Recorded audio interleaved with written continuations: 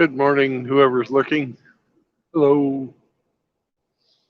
We're going to get our trailer washed out, and then we're driving to Iowa. Doesn't that sound exciting?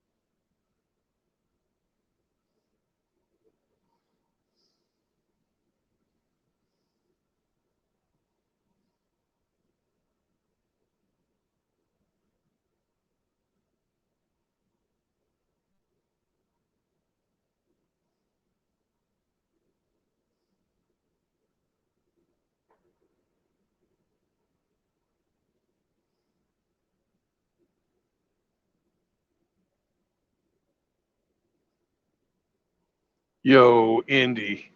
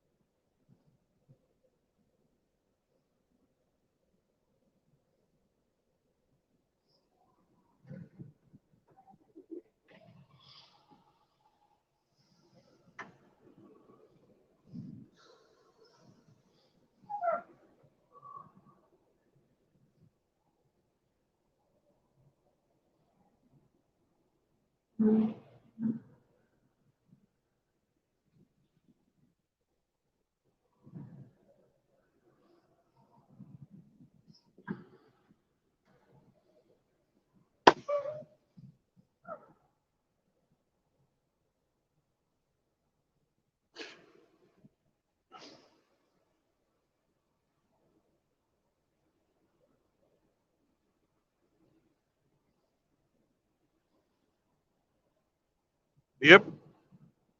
But we have the fine enjoyment of watching these rednecks wash a pickup truck. Got a couple of young men, an old alcoholic. Or I guess it's not a pickup truck, it's a semi truck. And that's the way it should be. Young men being led by an old alcoholic. And then there goes the boss man into the office. Because that's where boss men belong, is in the office.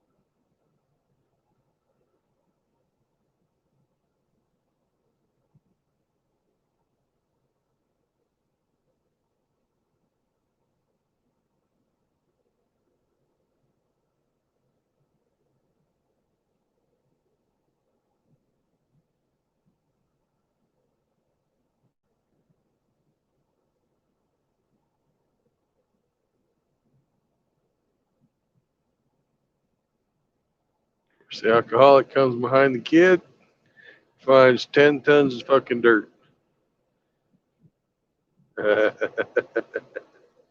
Might be an alcoholic, but man can wash a truck.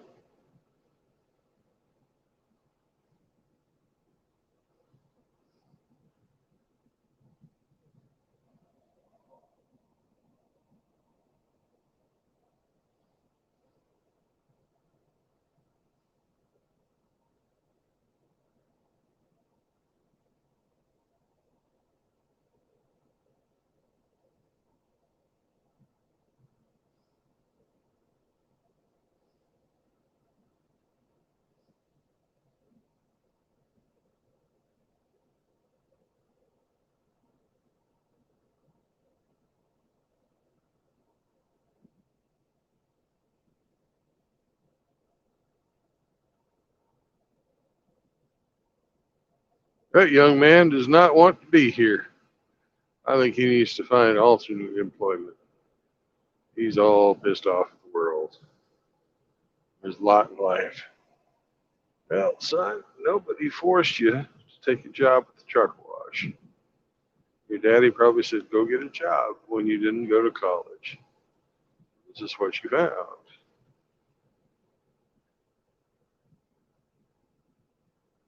You can't be happy in your work. You shouldn't be to do it. No matter what the fuck a job is.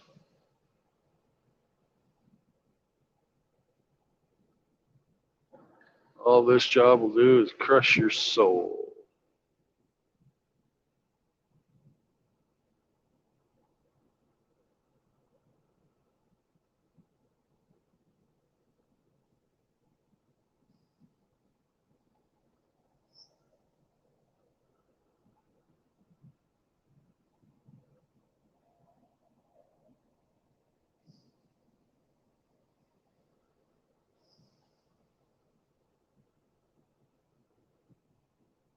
Ah, we got a guest. And I've been sitting here running my mouth.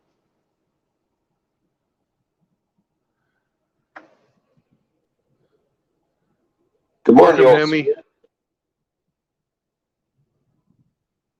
Welcome, welcome, welcome. Good morning. Happy Halloween. Happy Halloween. Most of although you probably got your trick or treaters last night. No, we do it tonight. Oh, good. Too many places are doing the supervised freaking trick or treating these days. I hate that shit. They wanted to do that with my kids, and I was like, no. We're not just going to go and have one little fucking Halloween party in a safe environment. No, we're going to go walk the neighborhood, get to know the neighbors. Because in the town I lived in when my kids were little, the children all got candy, and if your beer was empty, you got a replacement beer.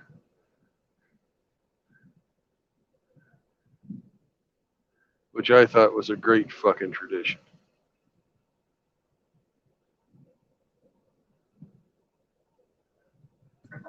My neighbors don't do anything cool like that.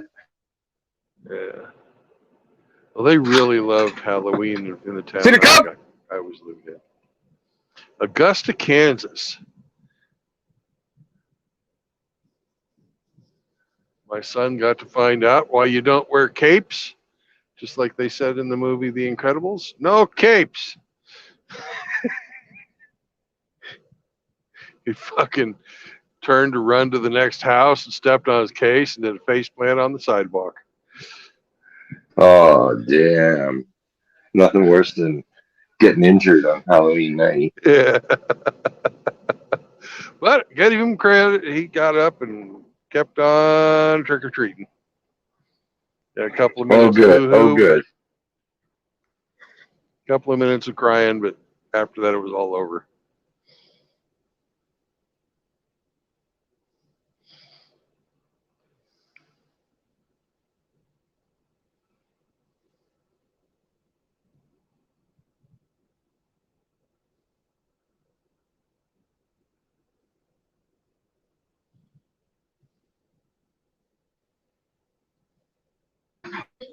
Tonight's the night I get to teach them about taxation.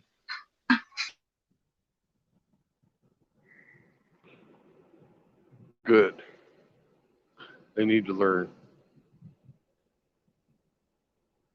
A percentage of their efforts will be taken from them.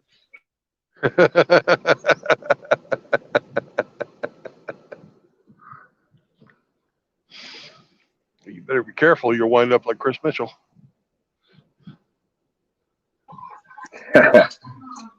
I have a self-admitted sweet tooth.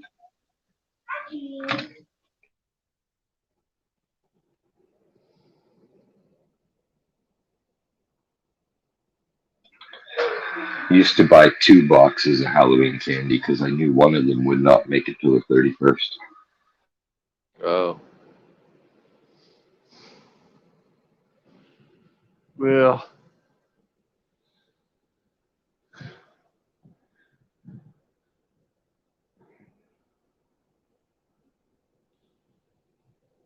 I never dealt with the logistics of the Halloween part. I was the money maker, and the ex-wife was the stay-at-home mom, and I let her handle all that.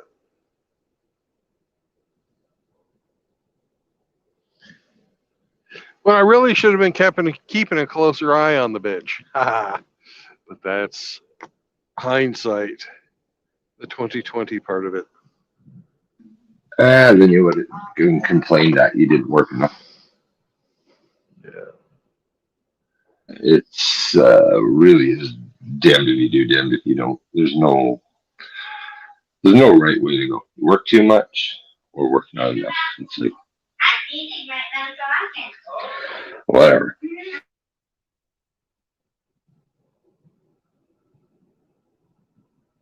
I like this machine this guy's got here, the portable roller.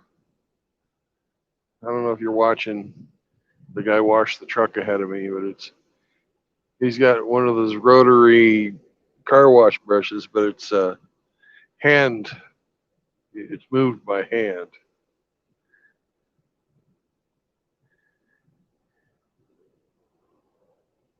It's not like a robot arm like most of them are. And whenever he finds something he doesn't like, he gets out there and gets after it.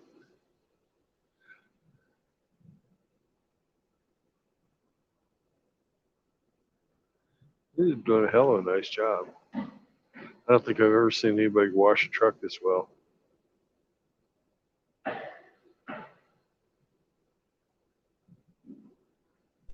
Did you sort out the reason for your clutch overheating? Well, I made my delivery, and I didn't put it on because I showed up this morning to deliver it too. They told me that my company had not scheduled the load, so the fuck ups from Friday continued.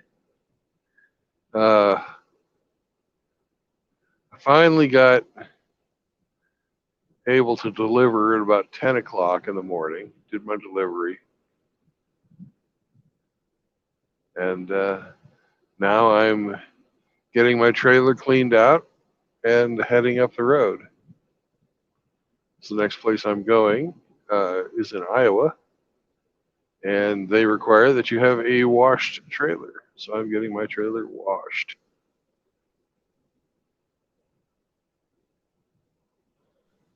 Is that like a state law to stop spread of pathogens or something like that?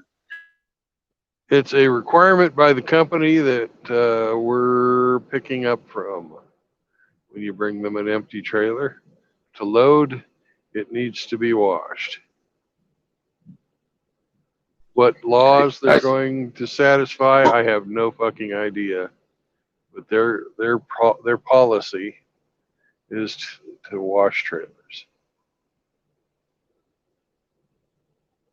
Since they're paying for it, I'll fucking do it.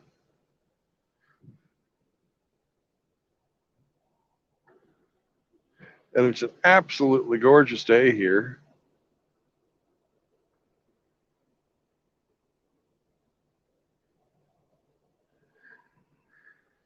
Gray and rainy here. The gray and rainy was yesterday.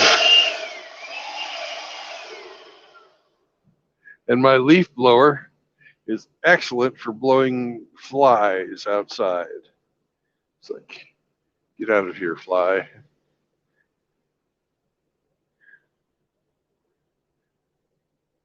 Because I'm sitting here with the windows open because it's such a nice day and I'm not in a city. So there's fresh air.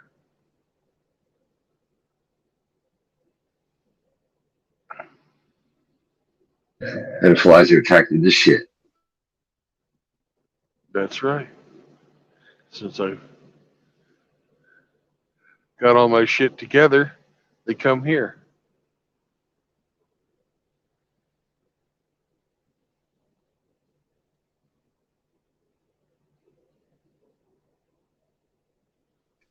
Are you wearing your minion costume today? No, I should, but I'm not.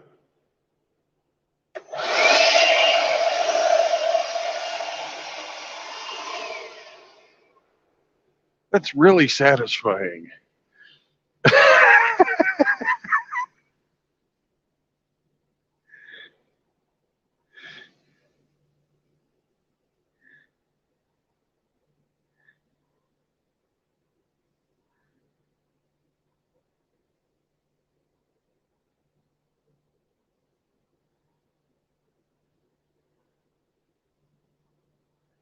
You can see the flies coming in the window, and you just hit them in the face with a big blast of air. I like it. It's a great thing. Super.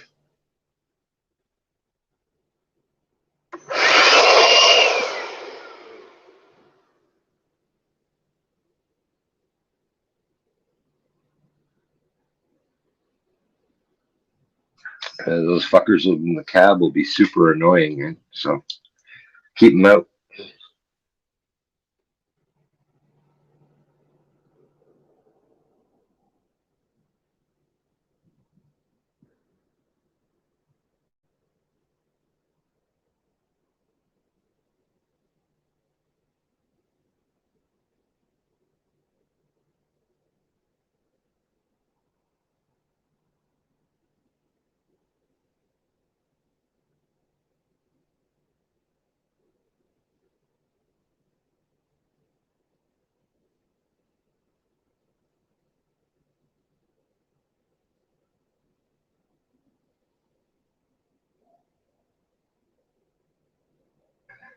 Indy said you were having truck problems yesterday. I had an intermittent ABS fail. It would work and then it wouldn't work, but it was always on the trailer. Now I've dropped that trailer and I have a new trailer, so no worries. I also had, I was overheating my clutch when I was backing up. So those are the two problems I had.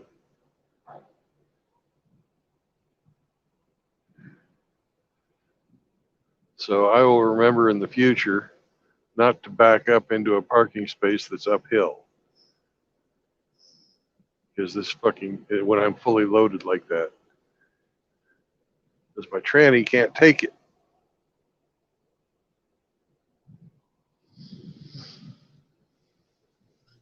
I see. This is a new truck? How many miles on it? 160 some ish.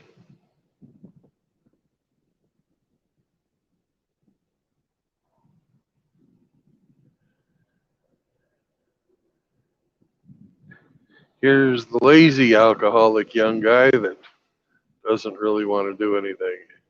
Has been hiding out the whole time they've been washing. We're walking around with his hands in his pocket. The guy who's either going to get bitched about or who's going to get the shit beat out of him.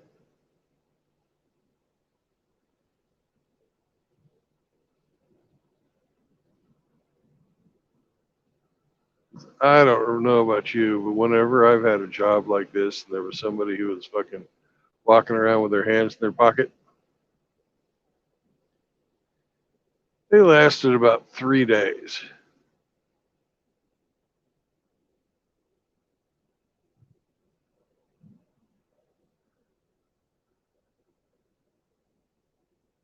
First day, they got a talking to from us. Second day, we wouldn't talk to them. Third day, if they did it some more, they got crap beat out of them. They left.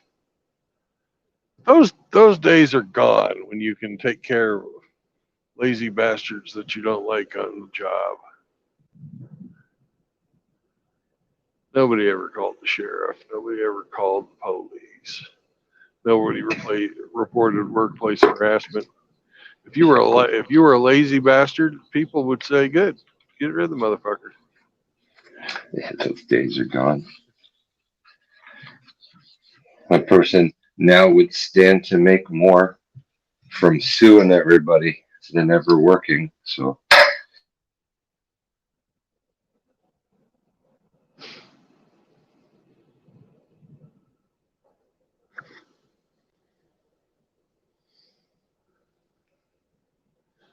Guy puts about fucking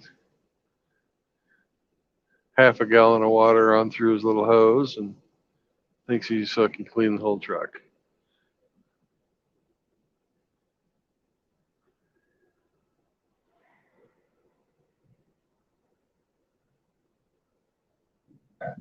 probably related to somebody that owns the truck wash. Yeah,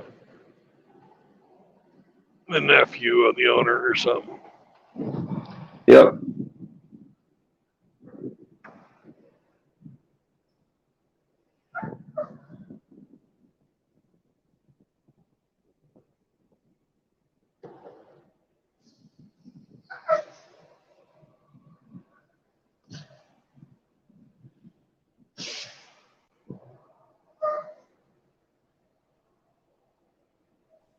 You're up.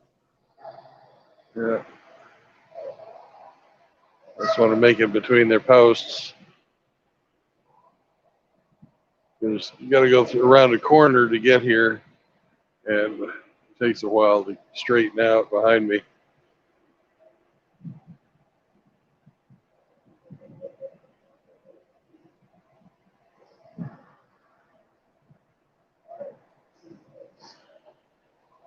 What's up? It's the trailer. Yeah.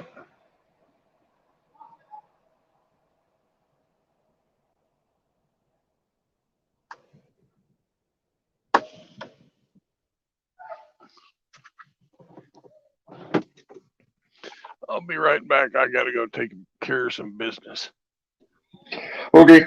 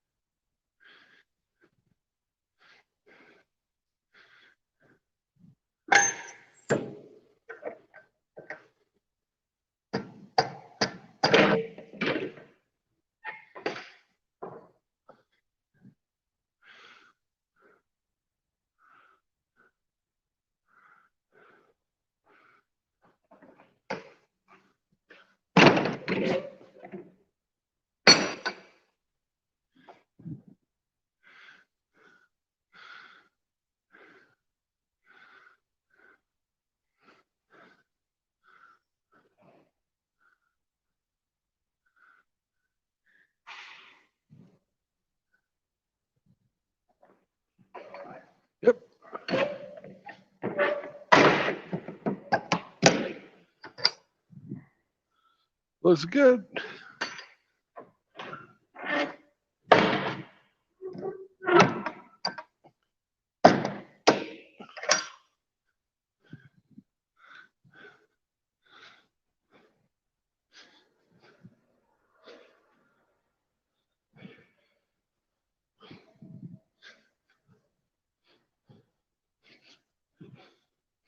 Emmy, can you hear me?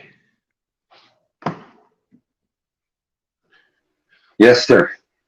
Oh, good. I can hear you too.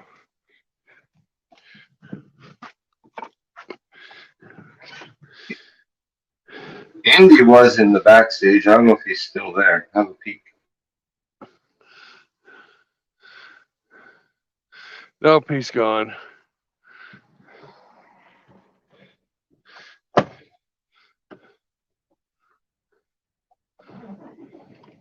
Their comm data machine wasn't working.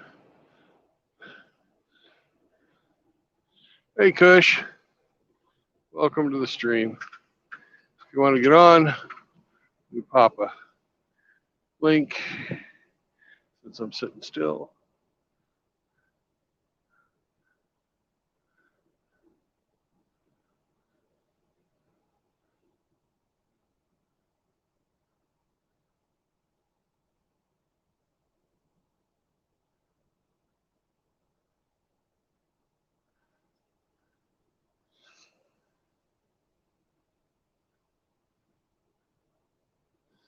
We have a clean trailer.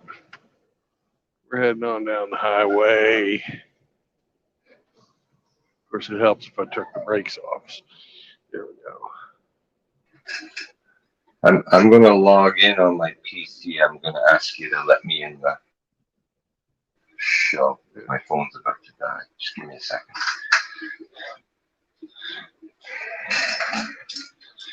So, what's on the lesson plan today for the homeschooling crowd?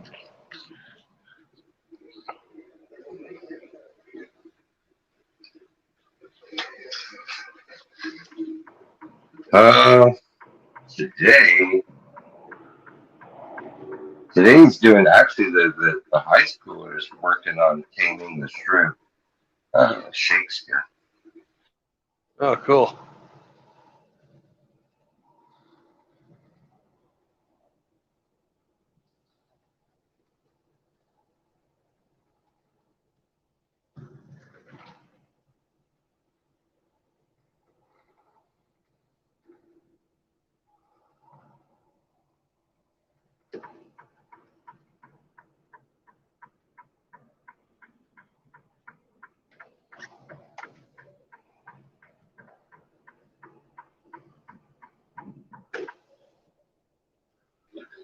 Okay, I just jumped in on my PC.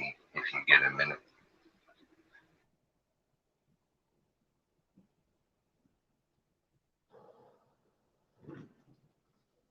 What do we have stopped up here?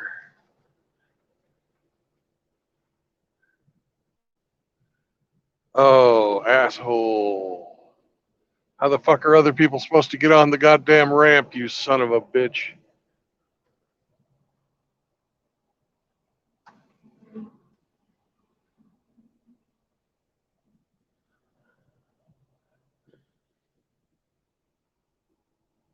Shit, fucking place to park, you douchebag motherfucker.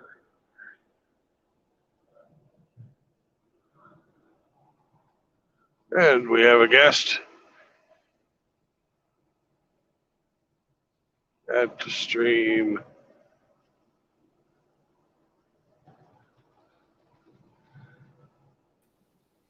Yeah, it's just me. Just you.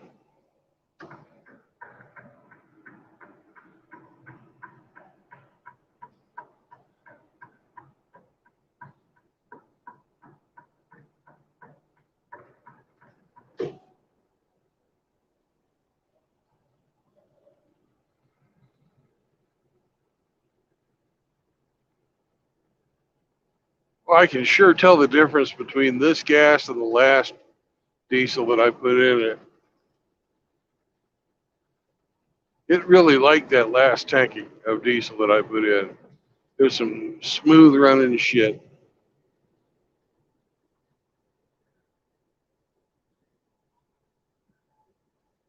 This stuff's not so much.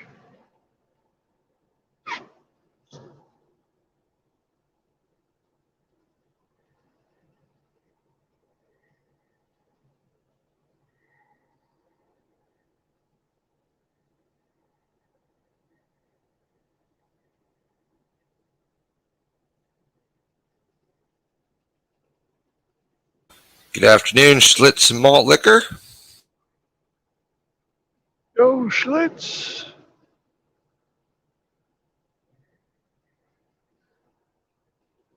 When I was a little kid, I went to the Schlitz factory in the Schlitz Brewery in Milwaukee. That's where I had my first taste of beer, and my first taste of beer was Schlitz. But I didn't have enough of it to drink to get the Schlitz shits. If you've ever drank a lot of Schlitz, you know what I'm talking about.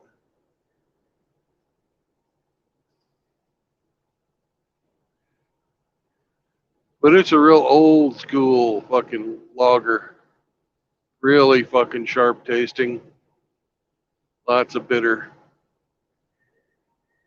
You know, like a beer should be. Even, you know, it doesn't even get like a stomach flavor to it when you burp. Your burps taste exactly the same as the beer. It's a beautiful thing.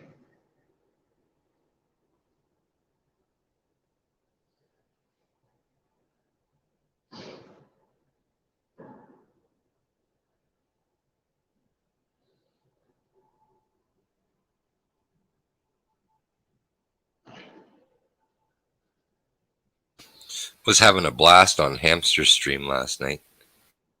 Yeah. That was good. Yeah. It was pretty fun. Until he let the young guy in. Eh. It was funny though. The fucking cowboy couldn't remember his name.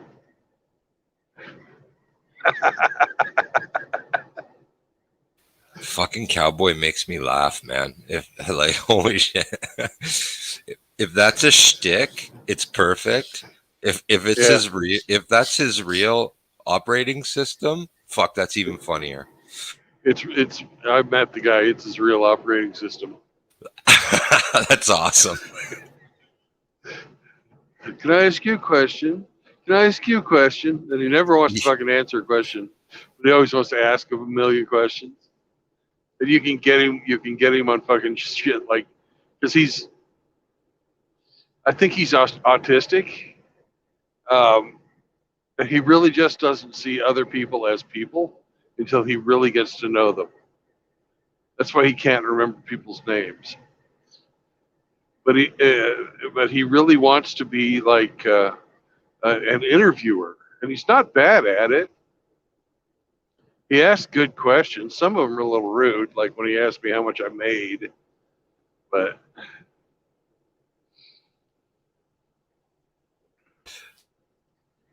I love his interviews. I'm like, he makes me howl. I just his like you say his whole operating system. It's like, man, this is one yeah, funny I, cat. I love. I like him a lot.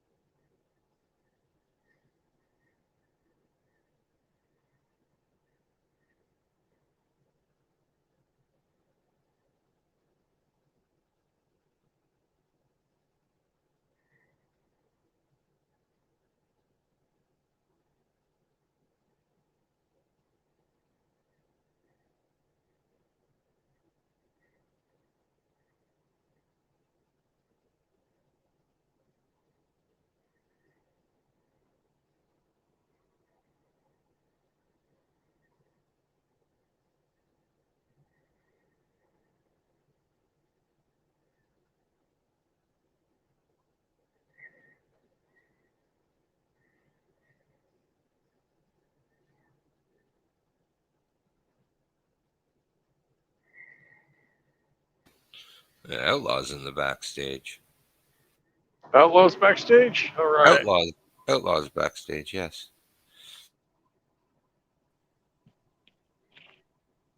Yo, What up, Outlaw? Welcome, Outlaw. what's up, guys? Oh, just on the way to Iowa.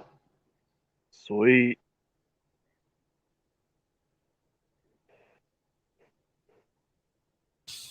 How's Pops, Outlaw? He is great.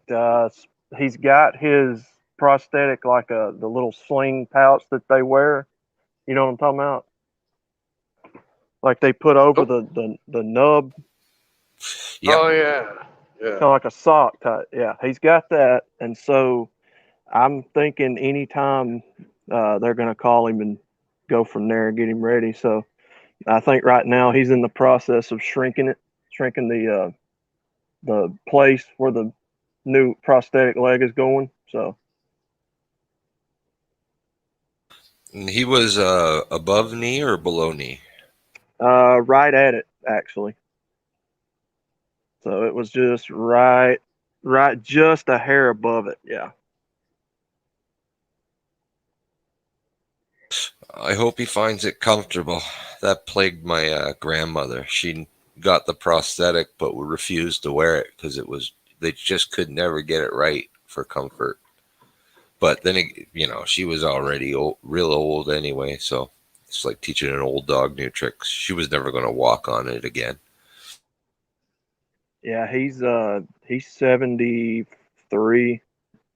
He turned 73 this year. And my grandma was like 12 years older than that.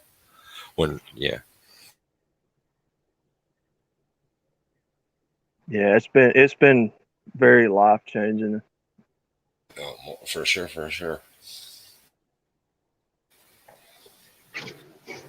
But yeah, I've been meaning to take pictures. We got a ramp and everything built. Did that actually the night before he came home. Spent all day building that. Been meaning to take pics for you guys. Did you I have to? bet you that made him really happy to come home and see that his family loved him that much. Yeah. Oh man. Oh man, it did. It touched him.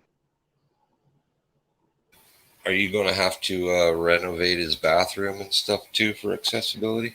That's what insurance is saying, because they've already been asking questions about what the house situation's like, and so the house that we live in now, yeah, it's going to need to have something done to it because it's so small and it was built like back in the 50s and 60s. So yeah, we're going to have to do something with it.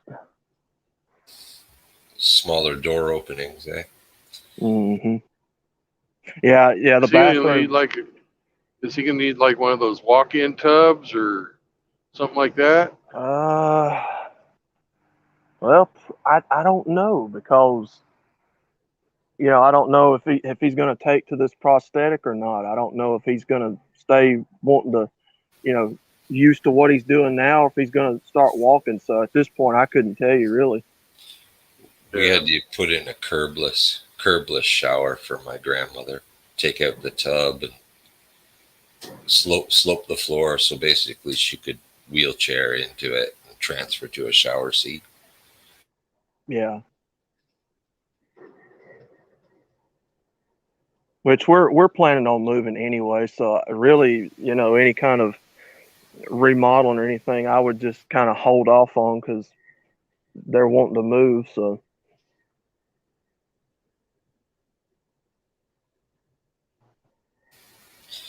There's big money in that accessibility with the population aging. hmm A lot of my remodels usually include handbars and stuff for even for people that don't quite need them yet. yeah. And it's been a pain trying to find handicap accessible vehicles, and I don't know, it's like they're almost non-existent here in Alabama.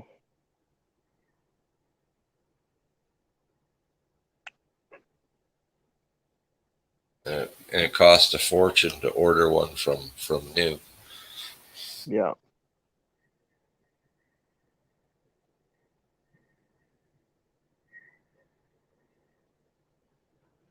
Yeah, life changing for sure.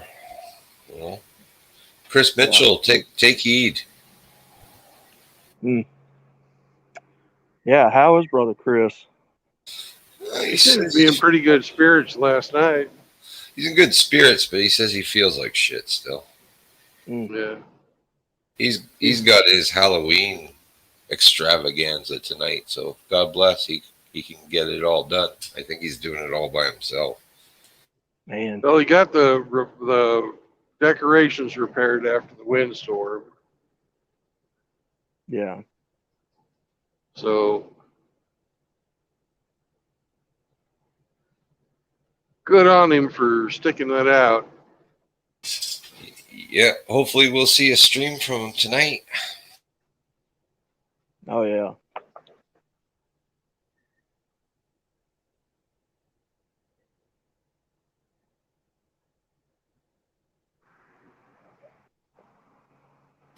How's mom been taking it, Outlaw? Mom is adjusting. You know, it's new to her, and you know, I mean, she's one of the bravest people I know, because you know I don't know anybody that would have taken to it like this. She's a trooper, man. What It's happened like to your she didn't mom? skip a beat. It's wearing her out.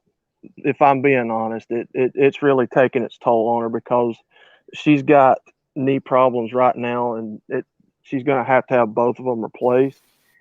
So it's pretty much been me basically doing all the heavy lifting, and you know, my brothers and all that. And you know, bless her heart, man. She's been right by his side every day since this happened. You know. Yeah, I imagine it's a large adjustment. You know, I'm sure Paul was the one that took care of her, and now it's kind of flipped around, right? Yeah. The whole time he was in the hospital, the whole time he was in the rehabilitation center, man, she just was right by his side the whole time and never left him.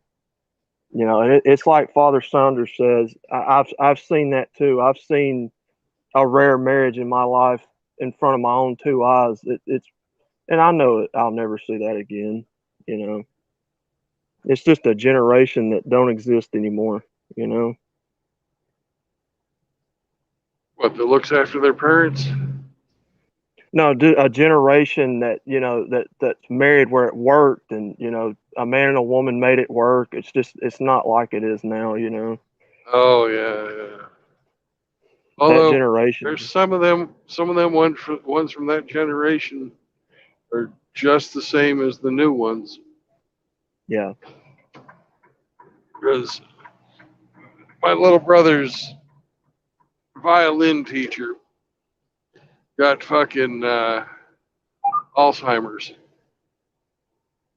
and his wife put him in a home, forgot about him. My one of my dad's cousins, uh, he fucked up his hip, and his wife put him in a home, forgot about him, hooked up with this guy, and fucking his, you know, they're blatantly just warehousing their husbands. They don't divorce them, but they warehouse them, and they go out and fuck somebody else. Yeah. It's really, really pathetic. And like with my little brother's violin teacher, uh, the guy had been from a wealthy family, and he really didn't spend a lot of his own money. He didn't really spend any of his inherited money. He only spent what he earned as a teacher. So he's fucking loaded. But since he's got Alzheimer's, he can't fucking change his will, and he knows what's going on because my little brother Oh, goes and visits him. He goes, "Where's his wife? Where is she? You know, where is she? She doesn't come anymore. Where's my wife? Where's my wife?" mm. And you know, it's so sad to see, but he can't change his will because he's got Alzheimer's. It's awful. So not all the older generation are fucking Yeah. good Yeah. people like your mama. Right. Oh yeah, I've seen a few bad ones.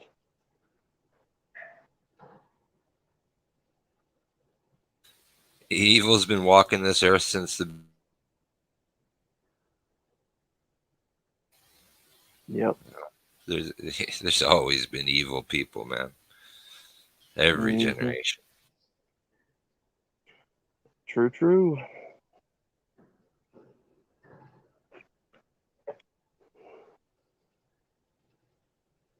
Yeah, they celebrated 50 years this year. Congratulations. And that's probably the only marriage I've ever seen in my lifetime that's lasted that long, if I'm being honest.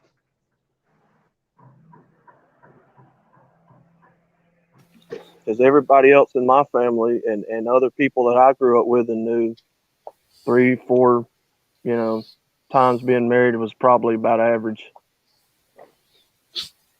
I was the first one to get a divorce in my family.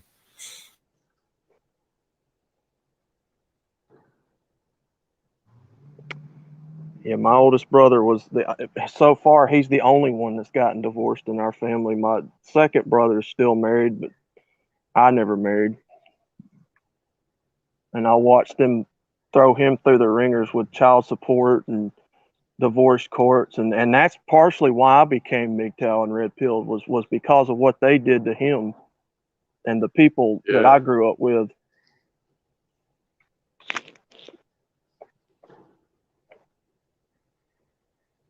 It's about 50-50 for the friends I grew up with, whether they're still married.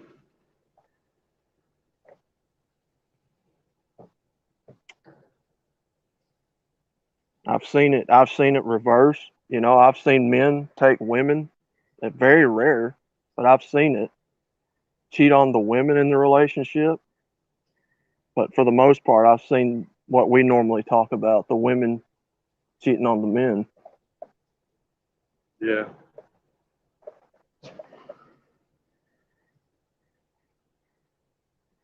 Well, there's 2 times in marriage where you gotta, you got the divorces coming down. The first time is after she feels like she's done having children and she just wants to go out and ride the CC. Hmm. And the second time that you see lots of divorces is at retirement, Yeah. where she was happy when she was staying home. She didn't have him to fucking deal with. But now he's home all the time. She don't want nothing to do with it. Mm. And she'll literally fucking ruin his life. That's the hardest ones to see, are the ones where they wait till retirement and then fucking divorce. Yeah. Because he can't, really, it's super hard to come back from that when you get everything taken from you at that age. COVID showed us that latter example. Yeah.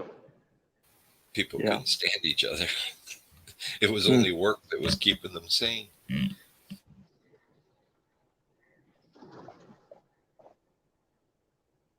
Yeah, I watched my brother's ex turn his 2 kids against him. I watched them grow up resenting him, not wanting anything to do with him. I've seen it. I've seen it firsthand, and I'm telling you, I don't know. I don't know what you. I don't know how you help somebody that's that far gone.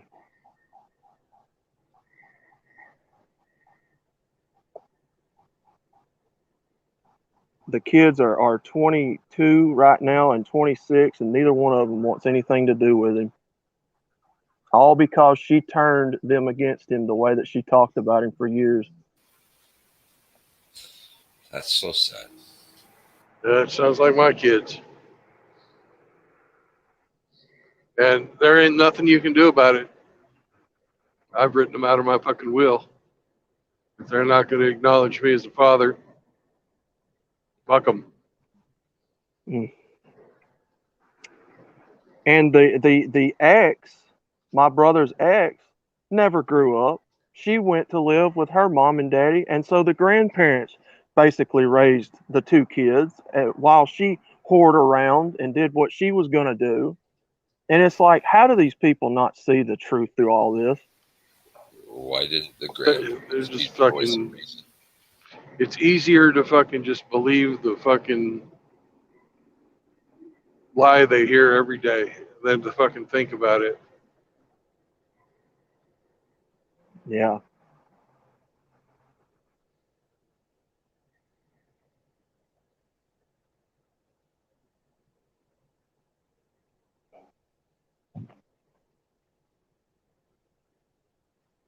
And they not only turned against my brother, their dad, they turned against the rest of the family too. They don't have anything to do with any of the rest of us with anymore either.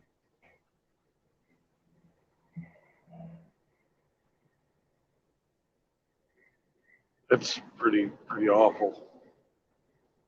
At least my ex didn't do that.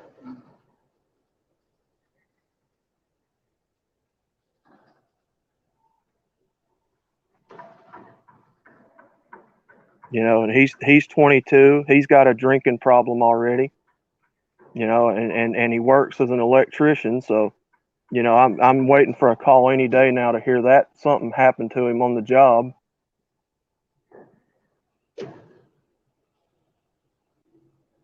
Then I got another 22-year-old nephew that's getting engaged that went and spent $3,000 on a ring, and I just shook my head Yeah. because I'm like, why are y'all throwing this kind of money away at this young stage in your life? Why are you doing it? But of course, old Unc don't know what he's talking about.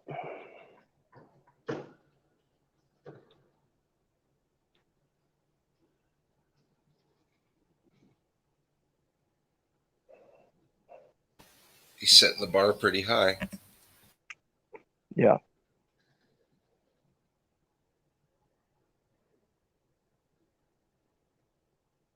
The worst part about his situation is he's already been burned a few times before.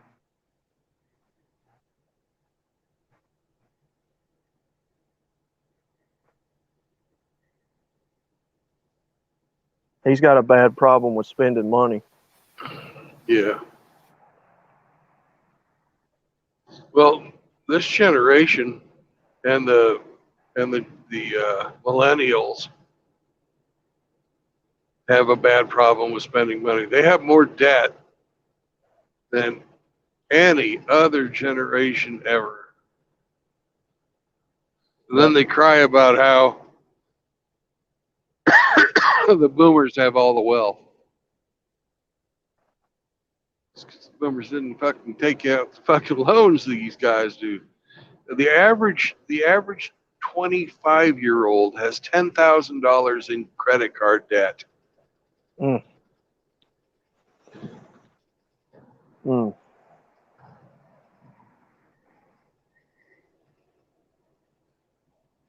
10 grand. That's a lot of money. Yeah, at 18% interest, it's a hell of a lot of money.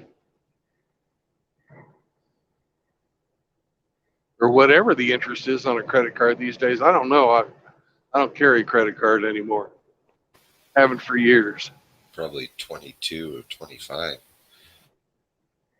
I live debt free, and my plastic is all debit.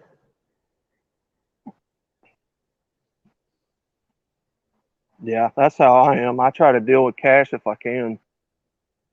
You know, it's getting to where you can't really do that anymore around here either.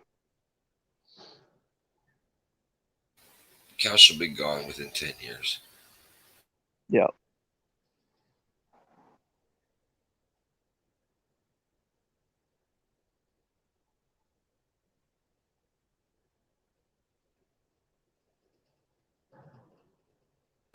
It'll all be digital. Yeah. I don't carry cash because I travel too much. Yeah.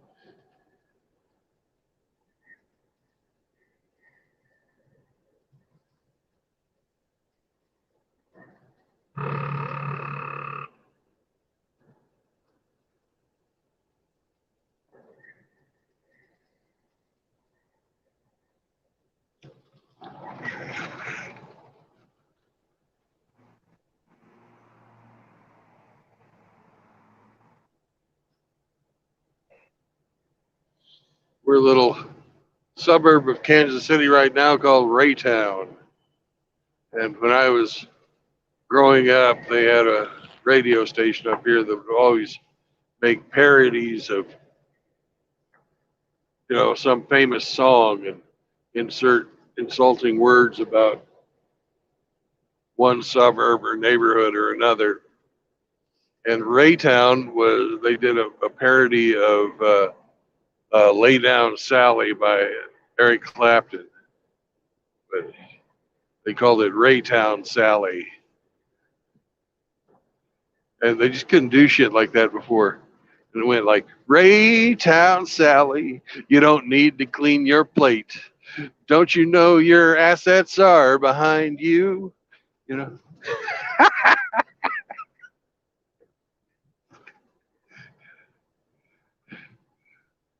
You know, just think of all the heads that would explode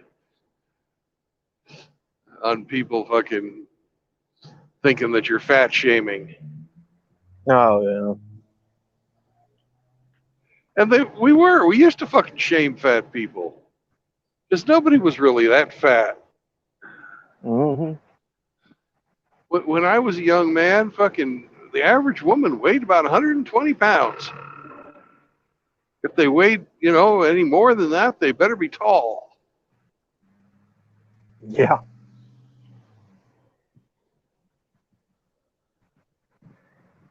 Oh, I still crack a joke. I still say what's on my mind about it. You know.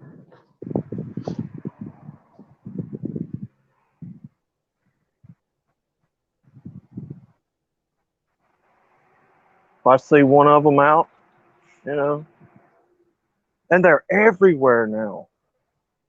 Oh yeah, fucking land whales all over the place. Fucking getting in fucking surgery to make their asses bigger because they think it's sexy to have a big ass. Fuck. What kind of lunatics? They can thank Lizzo. They can thank Lizzo for that. They can thank Kardashians too. Yeah.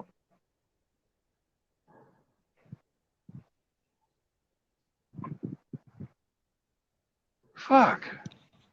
I hate fat butts. And I cannot lie.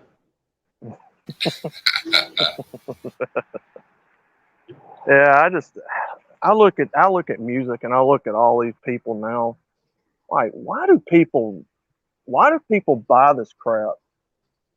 Who the hell buys a Cardi B CD and thinks that that's music, or Lizzo? Like, who are these people that thinks that this is actual music, and these people are role models? Young women and men listen to what young women like because they don't want to fucking piss them off so they can get their pants. Girls like to dance to this shit, then that's what you fucking dance to. It's not like back in the 80s when we listened to heavy metal because we liked it. And if our girlfriends didn't like heavy metal, then fuck them. Yeah. We didn't care. There were always the guys that would go to the clubs just because that's where the girls were. Of course. But I wasn't one of those guys, and the majority of guys weren't one of those guys. There has to be enough supply and demand. But the women didn't have the options like they have now, where they can just fucking pull out their phone and order some cock. Yeah. Because that's what Tinder is. It's like Pizza Hut online, an app. You order some pizza? Yeah, I'd like a pepperoni. You want some dick? Yeah, I'll take some dick. It's whatever. Yeah. Yeah.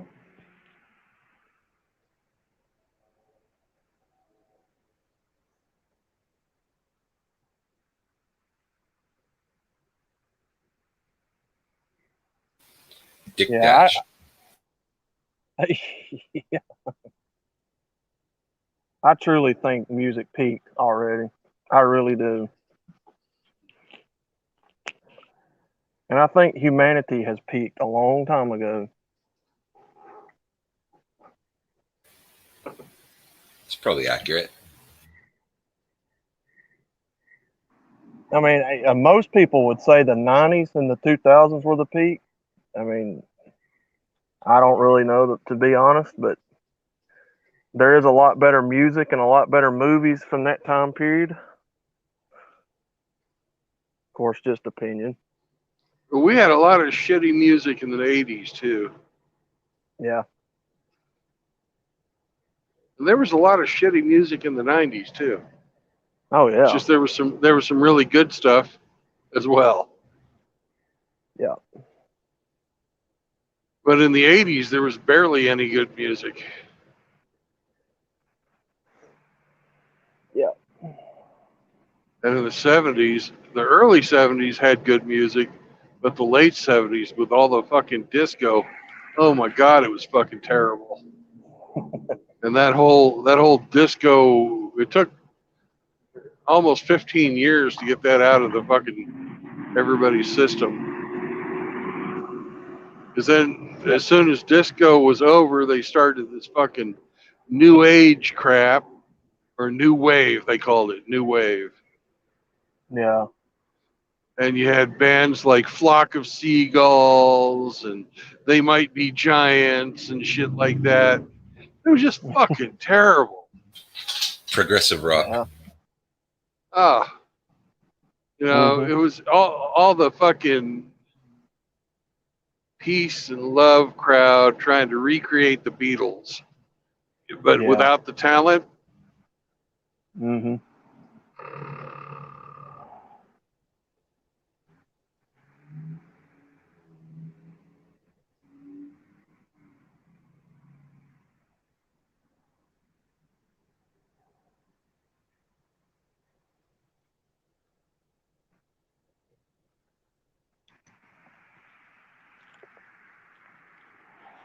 Yeah, I'm a thrash metal head. I stick to my Slayer and Pantera and Megadeth. Oh hell yeah!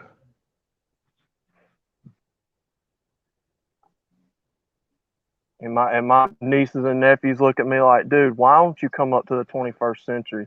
I'm like, call music today. It's like I tell them all the time because they love that country music, pop music, as I Oh, the like to call pop it. country music that's out these days is horrible. And I'm like, do y'all not listen to these people singing country, what they call country now? It all sounds the same. It's all the Yeah, same. Nashville is awful these days. I'm like, I'll, how do y'all get any amusement out of these songs? It's like, God, give me some Waylon or some Willie or Johnny Cash, somebody. well, you got to remember that Waylon and Willie, at the time they put out their music, were considered outlaw country. Hmm. Because Yeah. a lot of Nashville, those Nashville music execs fucked it up back in the 70s too. They wanted to have Hmm. fucking string quartets and shit. Yeah. Dolly Parton, love her to death, but my God, she's fucking plastic on the inside too. Oh my God. Oh yeah. And oh, I'm more of a Loretta Lynn fan if I listen to female country. yeah, I'm more of a Patsy Cline, Yeah, she's good too. George Jones. Oh yes, definitely. Alan Jackson. I like Alan Jackson. Yeah, early Alan Jackson. Yeah, Yeah. George Strait's good too. early George is good until he go with that album, The Thunder Roll. And after Yeah. that, fuck him, because he got oak on us. Hmm.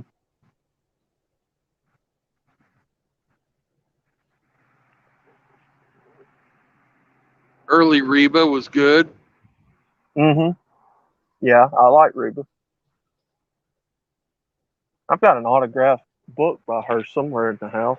I have to find it. Cool. But you got to say, so, if some of these stars out there, they're pieces of shit. But both Dolly and Reba actually help people. Yeah. Dolly's richer than hell. She's a great, great businesswoman. But remember when they had all those fires run through Tennessee? Yeah, Gatlinburg. Yeah. Well, she pretty much single-handedly rebuilt that fucking area Oh yeah, with her Dollywood. own money. I forgot about Dollywood. Yeah, yeah. Yeah. Well, not only does she own Dollywood, but she has, the Dixie Stampedes all over the fucking place, and then she's, just been a really wise businesswoman her whole career.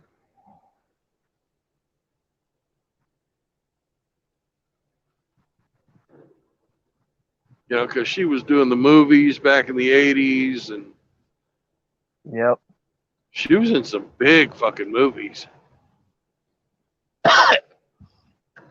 Best Little Whorehouse in Texas. Yeah, just fixing 9 to to say that. 5. I see roller coasters. Yeah, that's Worlds of Fun. Yeah, I need to Sweet. find that because I'm a Burt Reynolds fan at heart, so I need to find that Whorehouse movie.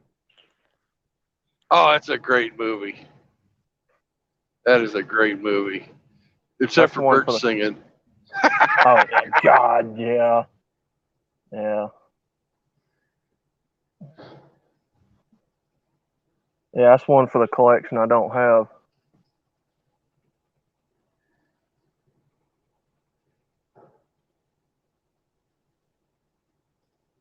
Yeah, I tell them guys all the time. I cut my entertainment and watching stuff probably about 2009, about the sweet Yeah. spot for me where they start going downhill.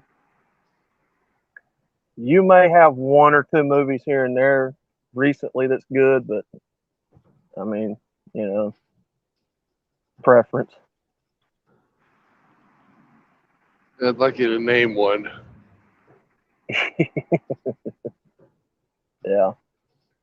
Maybe the new Dune, just because the old Dunes were so awful. The new Dune Mhm. isn't just horrible.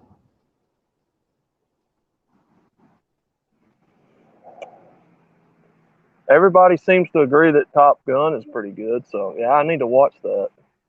I haven't seen it. I haven't seen it either. And I'm a Tom Cruise guy too. I like him in Days of Thunder. Yeah, Nice. back when Nicole Kidman was fucking hot. Oh Ooh, my yeah. God. In her prime, she was fucking fine. Yeah, I'm a NASCAR boy at heart, so I gotta support my NASCAR movies and stuff.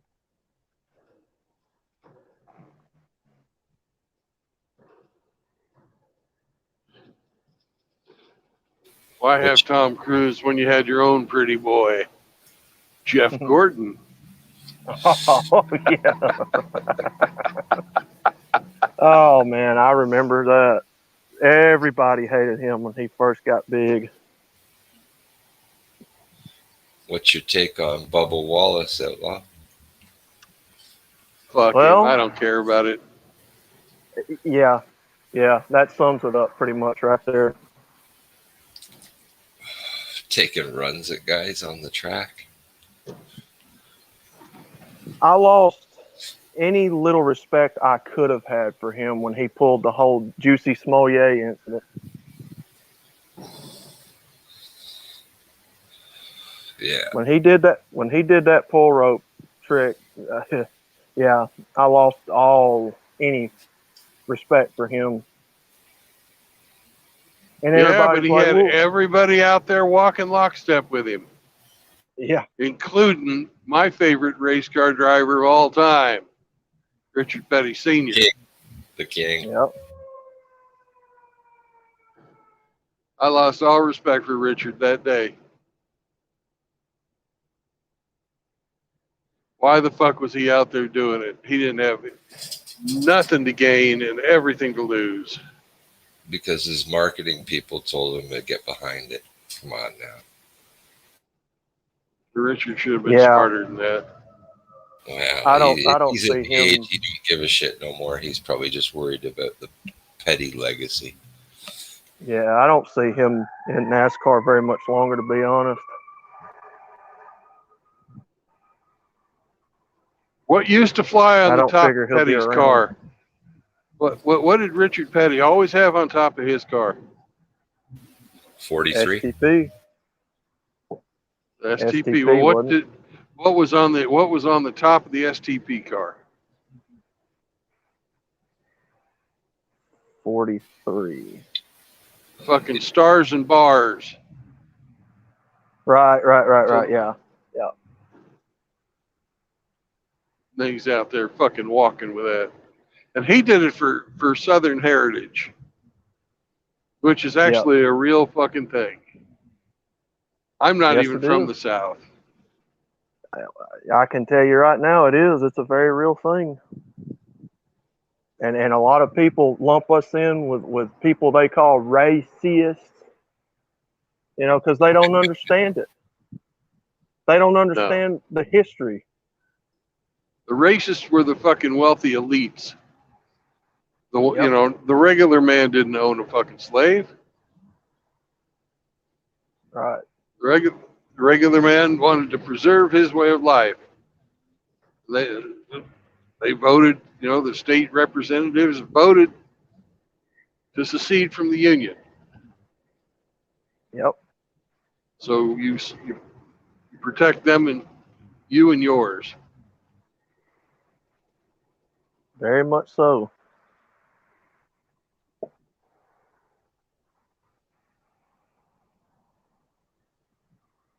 Well, yeah, that's like, with the Dukes of Hazzard. They've cut all sales.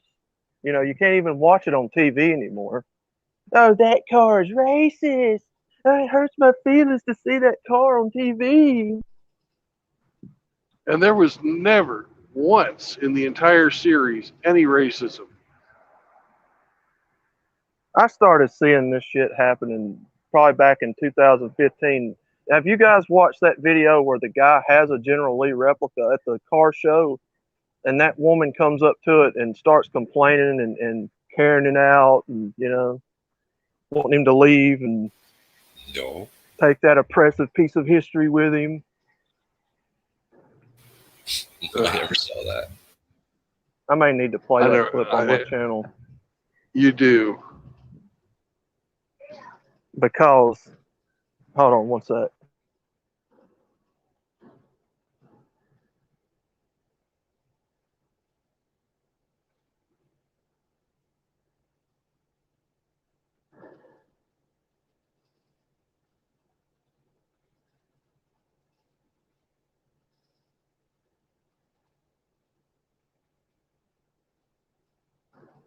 Sorry about that. Yeah, I had to run in for a second.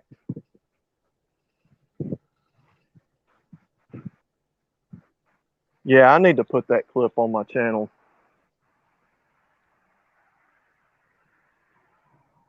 Yeah. It's insane.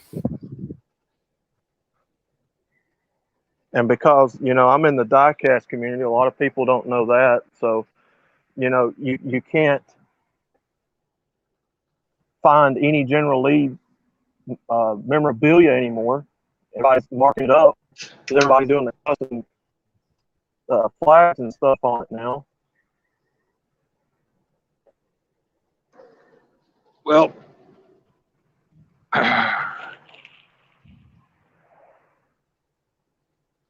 you're going to have to just, find a, Dodge Charger. That's what they drove, right? Mm-hmm. Yep. Yeah, 69. Fucking paint it yourself. Yep. I mean, and it's so pathetic, man. I mean, you go back and you watch that show, and they had people on the show that were black, and you didn't see anybody kicking up a fuss on the show. Yeah. I don't know. This generation just kills me, man. And then you have shows like Andy Griffith, which were blatantly fucking racist, Yeah. and it's celebrated. Mm. You know, Andy Griffith himself wasn't racist, but a lot of the fucking caricatures that they had on there were. Right.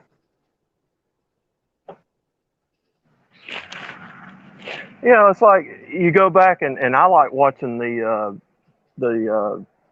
what's his name? Dean Martin roasts. You guys like watching that? Yeah, sometimes. I got to go back and watch Sammy Davis or Don Rickles give them hell. Yeah.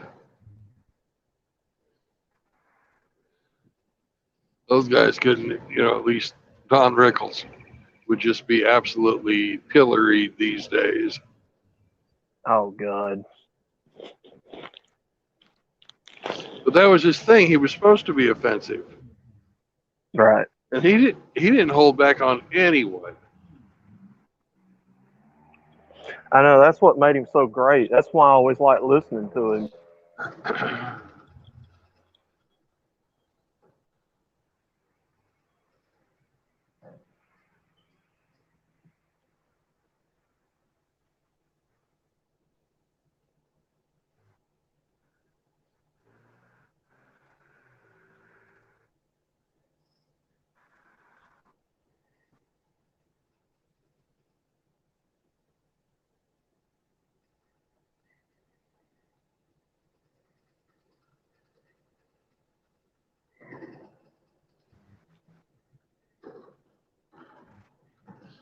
I got to thinking about it. In the last 20 years, I can only think of one TV dad that wasn't a complete buffoon. Al Bundy. Nope. Al Bundy was a buffoon. I'm thinking of Red on that 70s show. Oh yeah. Yeah. Oh yeah, I like that show.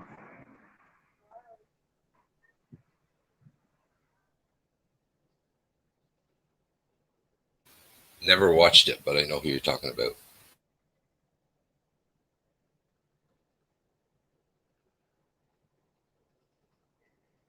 Well, he didn't take any shit. Red didn't. And his answer for almost every problem was, my boot in your ass.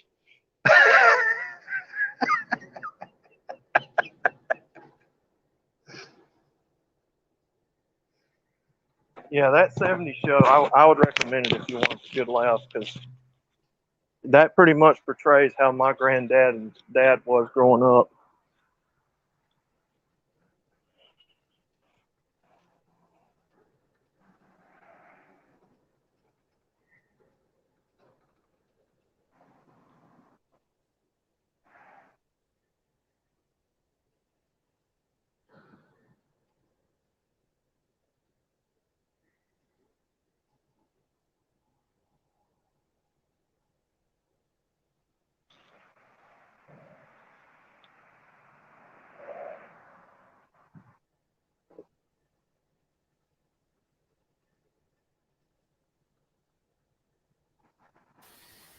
How far are you from your destination? Are we there yet? Are we there yet? Are we there yet? We're 239 miles, man.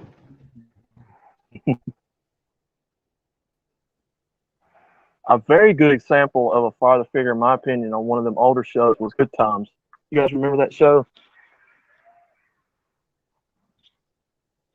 with JJ?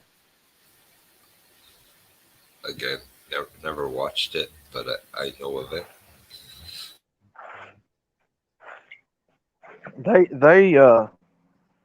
The dad on that show would threaten them to whoop their ass all the time. You know, if the kid misbehaved on the show, you know, script wise, you know, the dad would threaten to whoop him and, you know, father will discipline.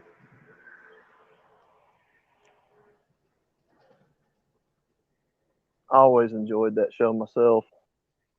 Yeah.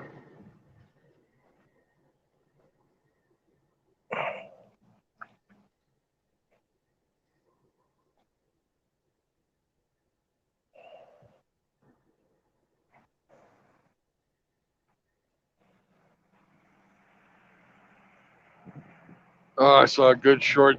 It's like yesterday or the day before. This little girl goes. There's a family sitting in the kitchen. And this little girl goes to her father, "Daddy, why does mommy always cook for us and you never do any of the cooking?" And he said, "By law, they must feed the prisoners."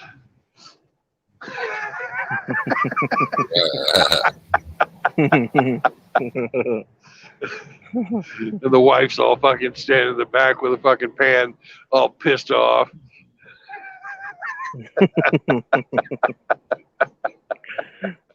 Oh man.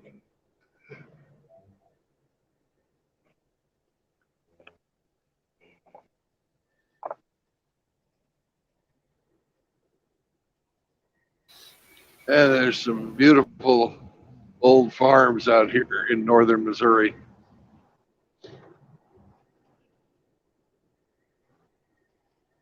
There's some McMansions too, but mostly it's old farms.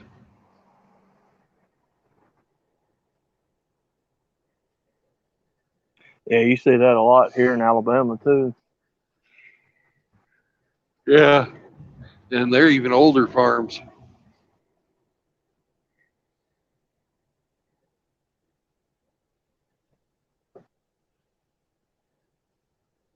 Yeah, that's what my granddad used to do years ago, and I wish I would have listened to a lot of his stories before he passed on how to do a lot of that farming.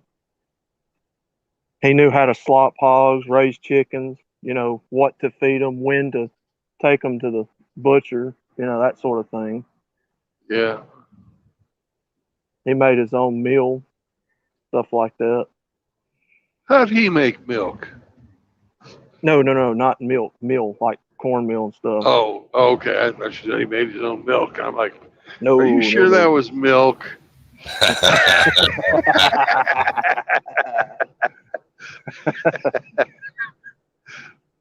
Oh man, yeah. I think he always wanted a dairy cow, but I don't think he ever had the money for it. Cows, milking animals are an investment in time. Yeah.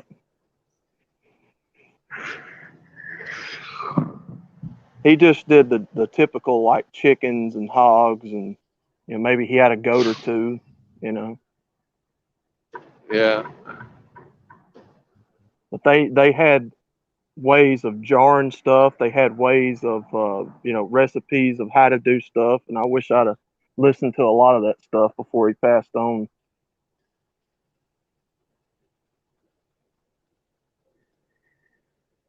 He was the grandfather I told you about that was in World War II that drove the trucks, Yeah.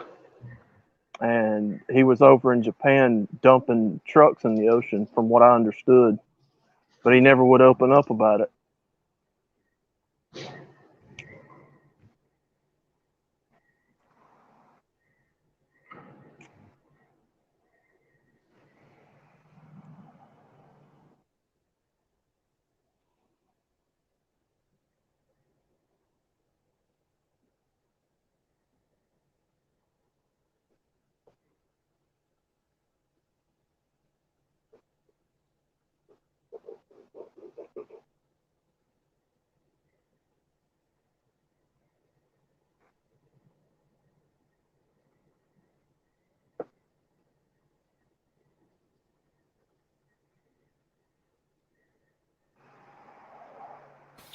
It only takes a generation or two for those things to get lost forever.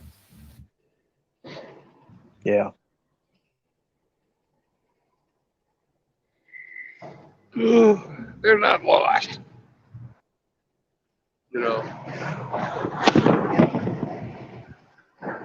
There's still people out there that live the old way. Some of them even make videos about it.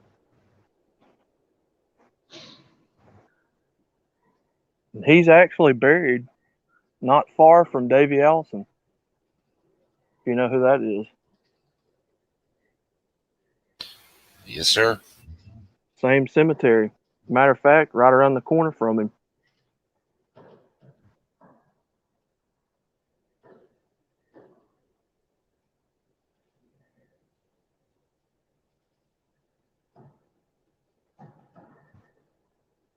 Oh yeah, guys, there's a lot of that NASCAR stuff I could delve into, but I'd probably dox myself if I did.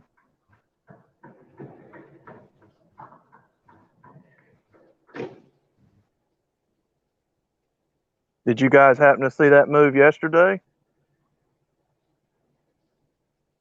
I didn't watch the race.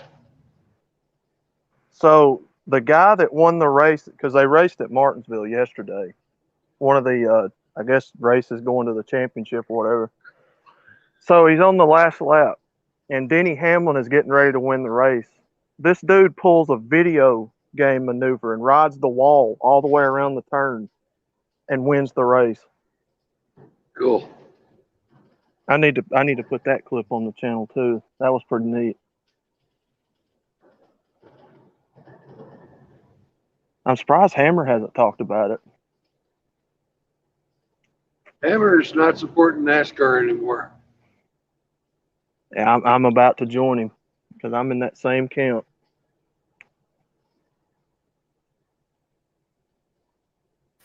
Well, Dodge isn't coming back next year, right? So I'm out. Yeah.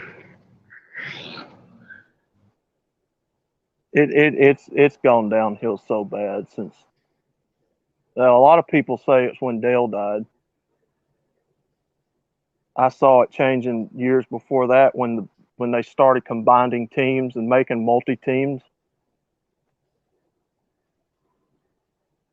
Well, the whole idea of having a team in racing is, to me,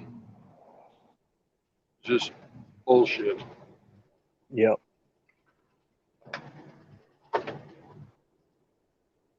Like I said yesterday, that's why I support local drag races and Dirt dirt cars. tracks. Yep. Anything that the independent level people can do.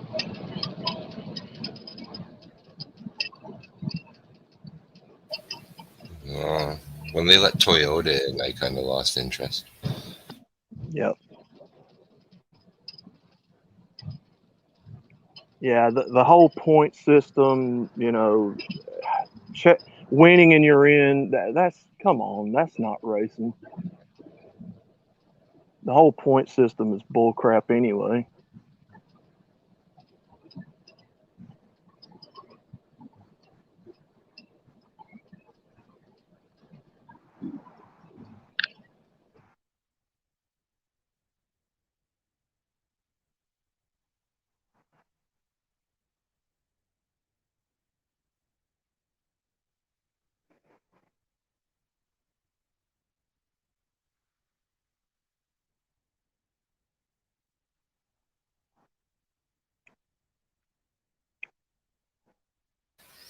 He must have hit a dead patch.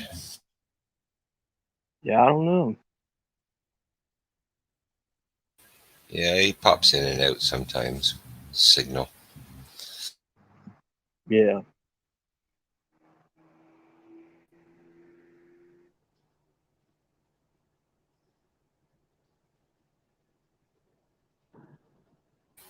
Or he gets a phone call. Can you Mm-hmm. hear us? Yep, I can hear you. I'm back. Fucking spam call killed my fucking audio again. Golly. Them jokers drive my phone up the wall. I'm telling you, it.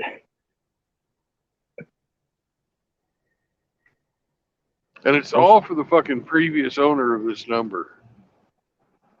God, what a fucking worthless bitch. Mm. She signed up for every fucking annoying little program, whatever, and gave them all this number and never canceled it when she fucking changed phone numbers. Have you tried switching your phone to do not disturb when you hit the road? Well, I wish I could set it to only people that are in my contacts list. I wish there Yeah. was that function. I don't have that function. I wish I had that function.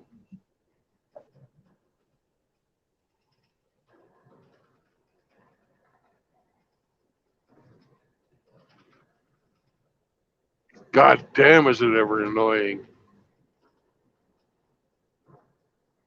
Yeah, and when you block one number, I found that they'll go around it and find you again under a different number. Yep, they have the robocalling system where they can buy these numbers for a minute or two, which I think should be illegal. Oh yeah, I do too. You either took down your sweatpants or this is a really bumpy road today. Yeah, it is. But it's littler bumps. It's not like the other day where fucking I was thinking I'd have to go see the chiropractor. Such big fucking bumps over the place. Now it's just sort of like blah blah blah blah blah blah.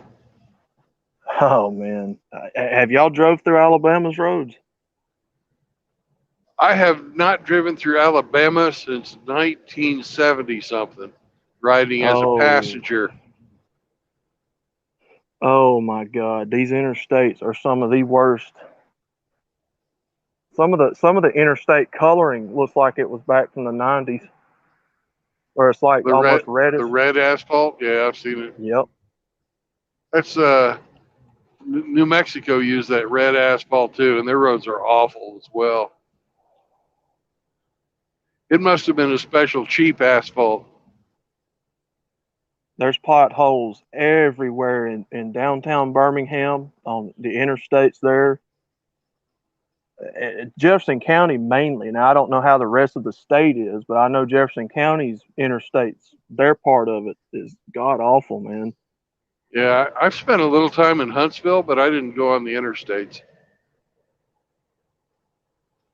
Let's see, we got I-65. I think we have I-59, 280, which goes. Let's see, 280 goes to Tennessee, I believe, if I'm not wrong. I think I-65 goes to Georgia. Or is that 50? See, I get them mixed up.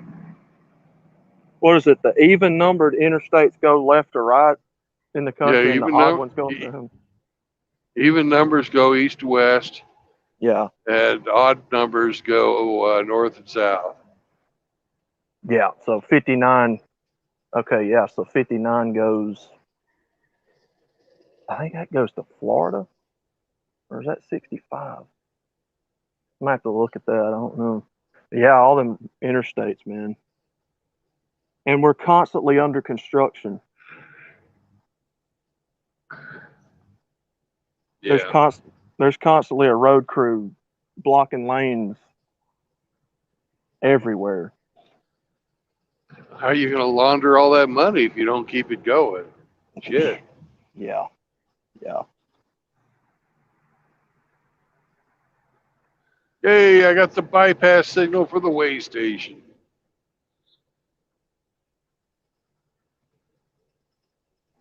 They didn't want you to break the scale. I might be a fat bastard, but I ain't that fat. Compared to some of the old boys I see running around, I'm practically fucking skinny. Yeah, I've got an uncle that does that. He owns his own truck. I don't know how much he spends though, because he's his own independent driver. He said it's expensive though when you got to have it put in the shop. I don't even know what kind of truck he drives either. A big one. Yeah, I want to say it might be. Oh God, Don't hold me to it. I'm just gonna say Kenworth because I don't remember what he said he drives.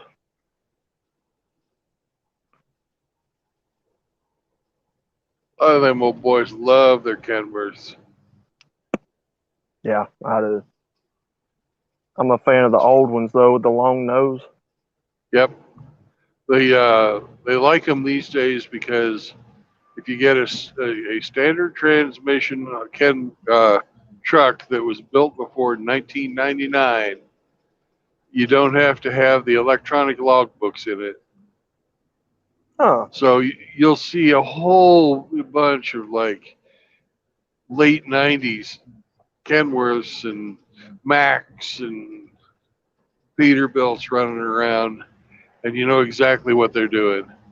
They're running two sets of logbooks like they always used to do, which I really wish I could do, but I can't. Not for who I'm driving for.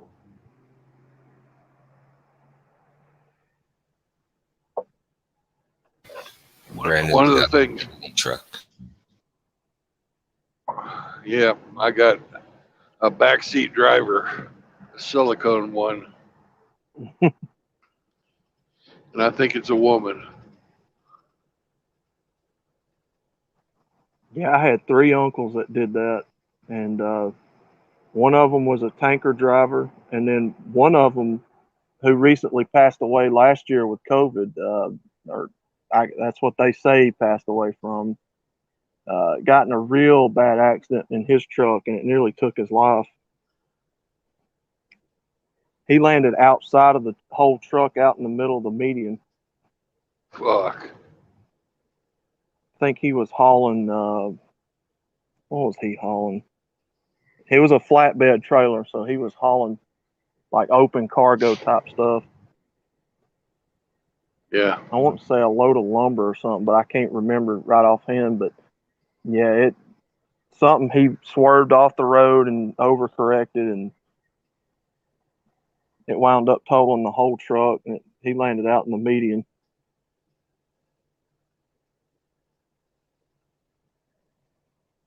Yeah, some of those wrecks are pretty nasty.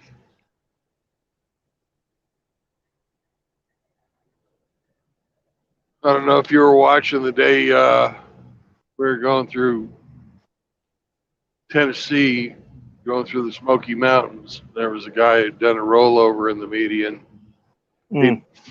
It was on a. You could tell he'd lost his brakes going on a downgrade as he bounced off the inner wall, which was a solid rock cliff face, and then did a rollover into the median. Oh man. There was absolutely nothing left of his trailer. Everything he was hauling was scattered almost for a quarter mile, Good God. and his, you know, his passenger side was smashed in, and the driver's side, you could tell he skidded along on the driver's side when he rolled over, Mm-hmm. and the guardrail went all up in through the windshield right where he was fucking sitting. Oh man. It was fucked up. Ugh.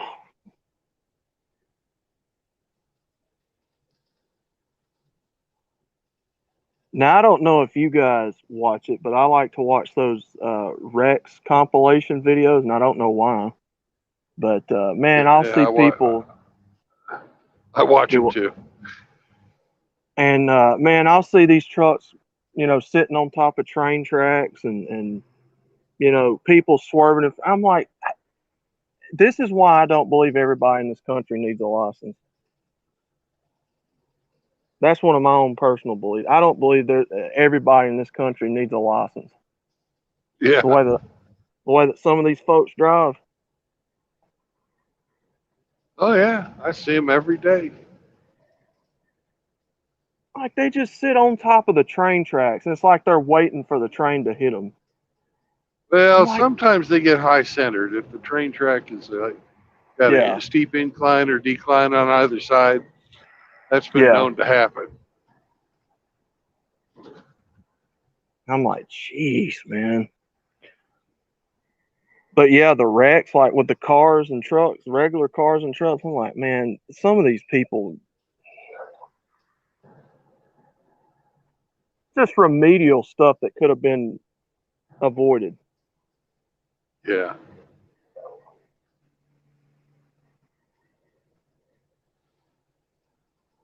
They do it here. I mean, Alabama has got some of the worst drivers.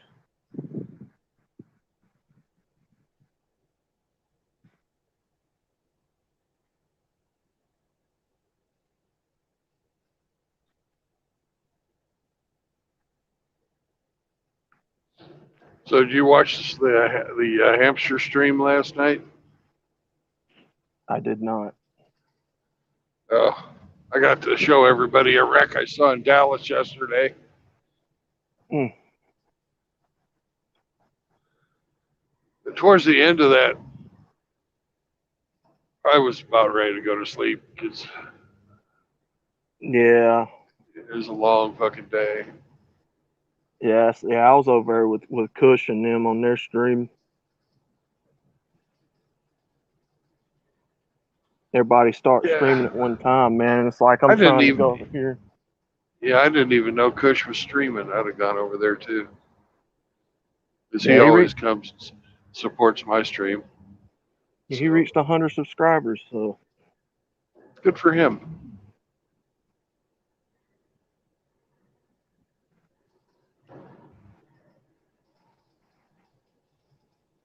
yeah, everybody starts streaming, man. And I'm trying to figure out where to go over here, and I don't know, man. I kind of just pick a stream and stay with it, really. Yeah, but it's really good though that we have so many people making so much content. Oh yeah. That's a good thing. Oh yes, yes. You know, the other night when I did my monk stream, there were 7 other people streaming. Oh yeah, that is a good thing. And I need to figure out how to. I'm still gonna get on that. You say it's on Streamlabs, right? Or StreamYard? Yeah. StreamYard. Yeah, I'll get on that. Try to figure that out. Of course, I'm Yeah, on a play with phone. the- So. Well, I'm on a phone too. I do everything from my phone. I would suggest you play with the free version until you get it figured out. And then if you need it, then you go on to the pay version. But you may not, you may be able to like limit your, stream lengths or just have like one stream a week. Mm-hmm. And then because you got a limited amount of stream hours with the free version. Yeah. And the only reason I got the pay version is so I could do these drive stream. Oh, we got somebody as a guest. Who is it? Whoever it is, they have gone away.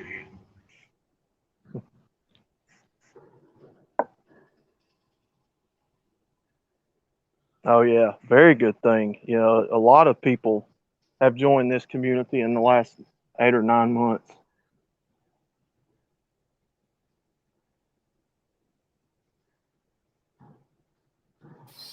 It might have been Indy. In your opinion, what?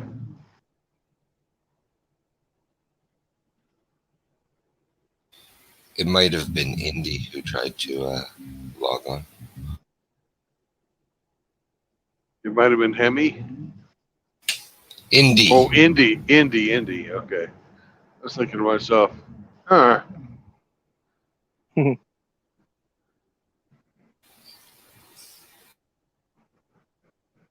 He says it wasn't him.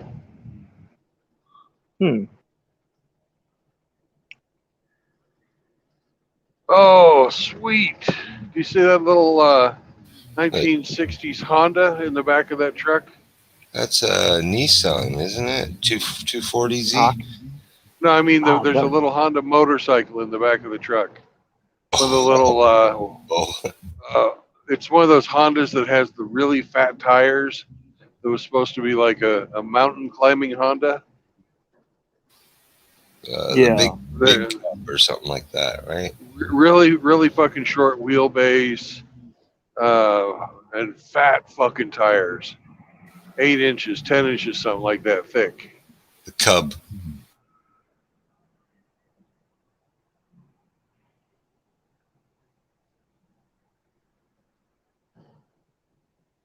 But somebody had restored one, and it was right in the back of that truck.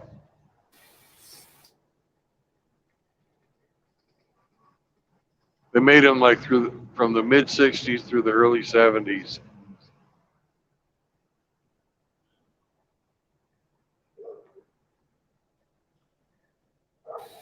They call them the monkey bikes, right? I don't know what they call them. Oh, the Honda Monkeys. Yeah. I don't know. Yeah, I just remember they were a lot of fun to ride. motorcycles ain't my expertise.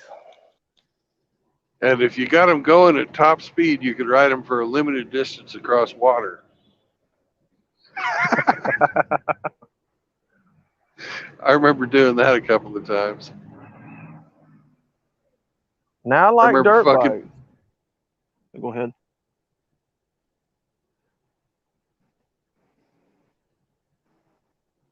No, I was just gonna say I like my dirt bikes, but I, trying to ride them. I'm a 4-wheeler guy, man. Just say I ain't got the balance I once had.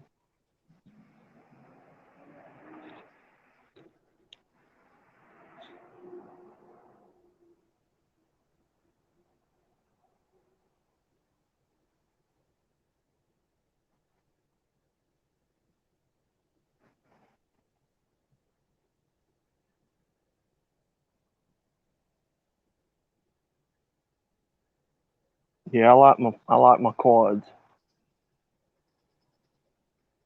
Well, you and Mitchell.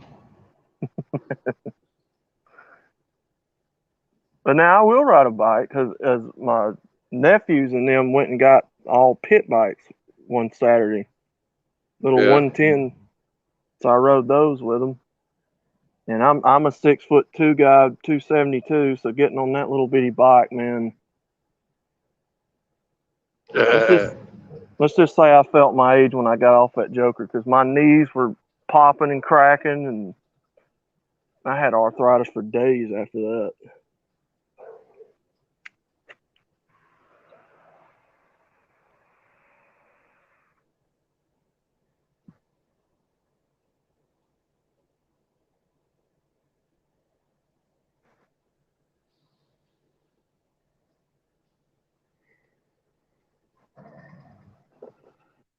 Yeah, they got the bright idea to go rent one of those little bitty Bobcats from Home Depot for like what, 200, 300 an hour or something like that, and go build them a racetrack in the backyard with it.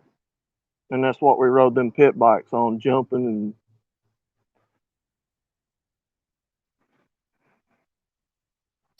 That's awesome.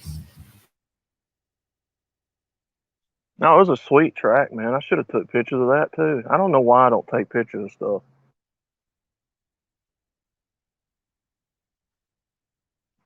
Must not be photographer inclined. You're too busy living in the moment. Yeah, they enjoyed it. They're young. They're in their late teens, early 20s, and they had all their buddies come up. And I'm an old fart out there trying to show off and falling off the Joker. And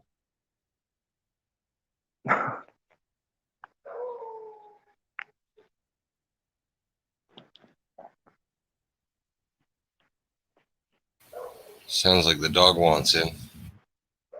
yeah, we got a neighbor's dog over here that gets excited when she hears me outside or something. So.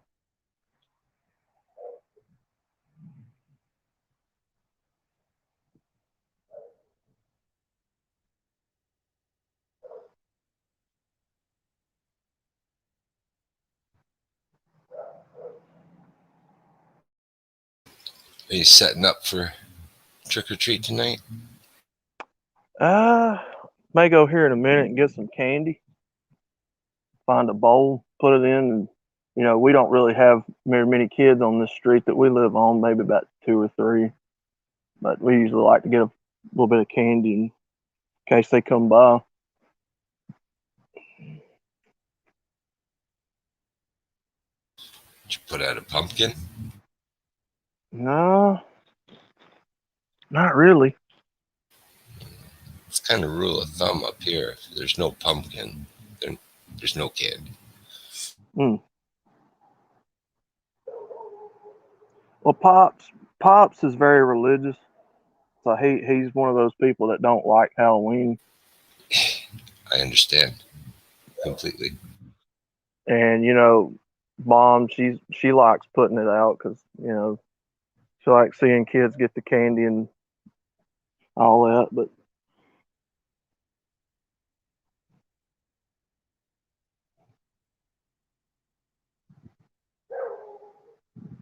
yeah, this dog, man. Can you hear that dog? Go give her a treat. That's my Make neighbor's her your dog. friend. Make her your friend. Oh, that dog hates me, man. When we first moved in, or no, when they first moved in, and they got that dog, man. She hated me from day one. I don't know. I don't know what happened. I try to get her to come to me and pet her and all that, but yeah, she won't have it.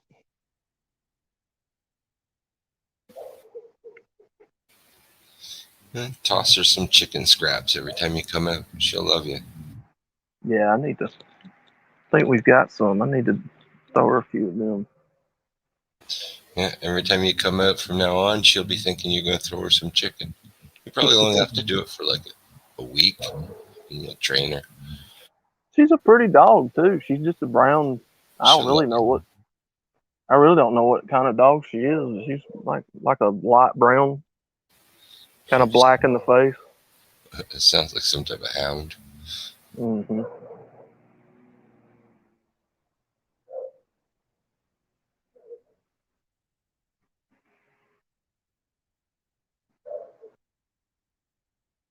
And then we got the typical, possum visitors, and we get a raccoon once in a blue moon. Got cats.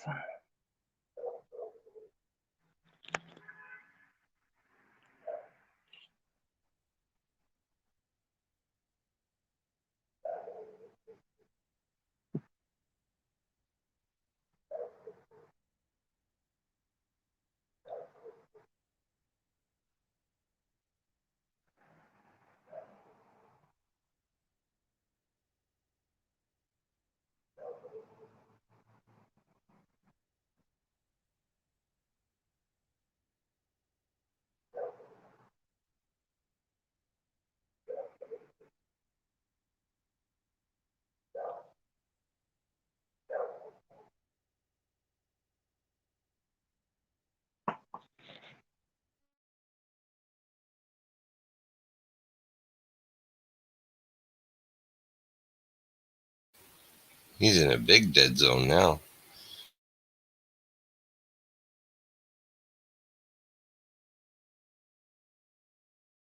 Yeah, I don't know. Or he got a real important phone call. This time it wasn't a telemarketer.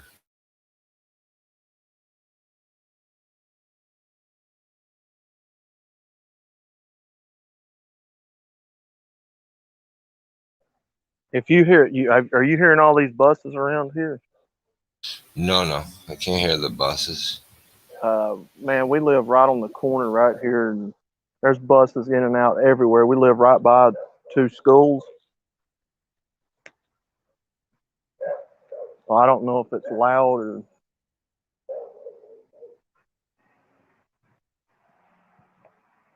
No, it's fine, man. Totally. Even the dog. The dog's not loud. You just hear her in the distance. Yeah. She sounds cranky. Oh yeah. She does this every day, and I don't know what she's barking at, honestly.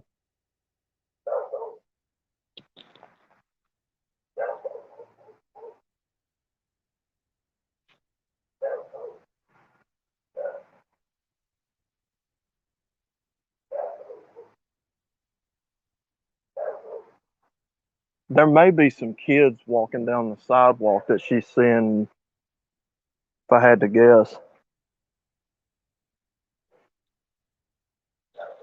I don't know.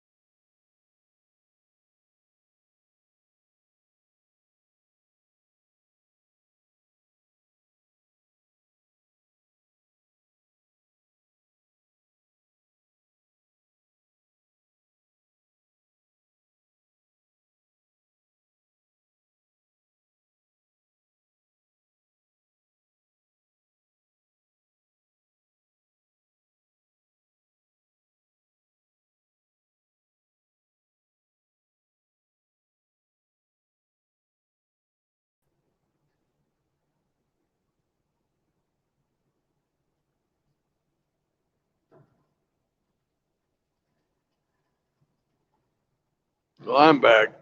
Sorry about that. You got a phone call. That's what we thought. Oh, it was safety again. Were you Trying to speeding? get me. It's that same one I've been playing with where they think that going zero miles an hour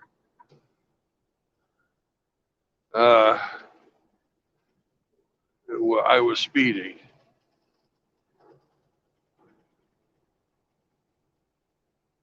That's still not resolved.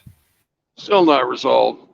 And everybody I talk to, it seems like they're surprised when I say, well, what they showed, the incident report that they sent me at the time it happened showed 0 miles an hour.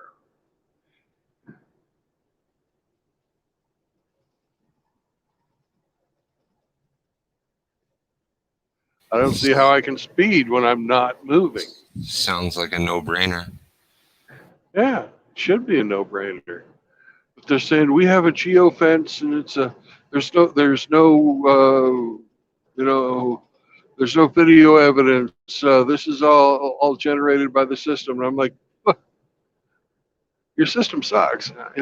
Every week this thing tells me I'm going to collide with a ghost.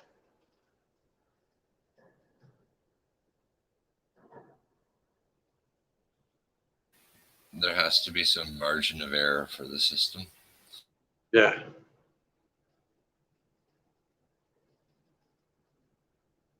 Because I'm not going to accept, because when you get these alerts, from safety, they're not like a speeding ticket, which would go on your record, but they use it to justify whether or not you get your safe driving bonus, which is an extra penny a mile, and that adds up over time. Yeah, they have to have a mechanism for dispute.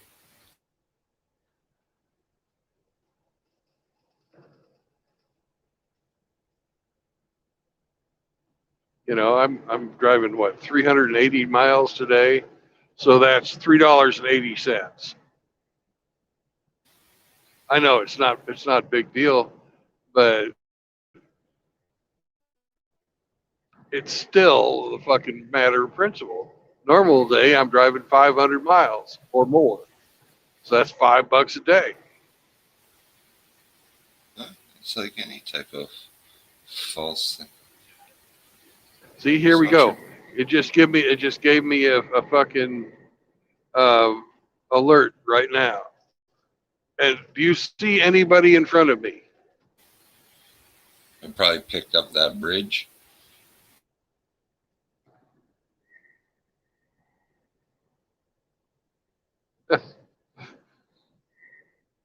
Just as we're talking about it, there it goes. Boom. What a fucking piece of shit.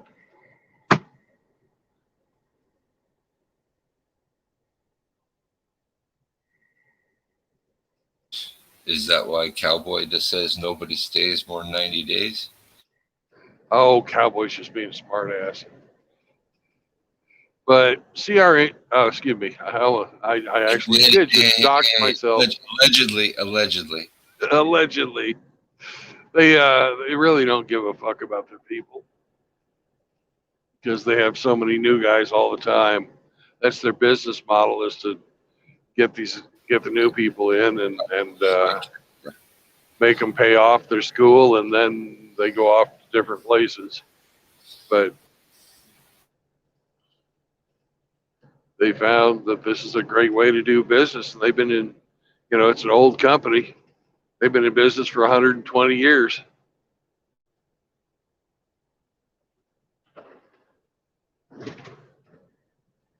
They know how to make money.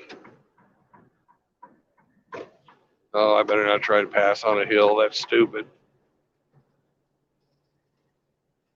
Even if this little white car is going slow. Steve, but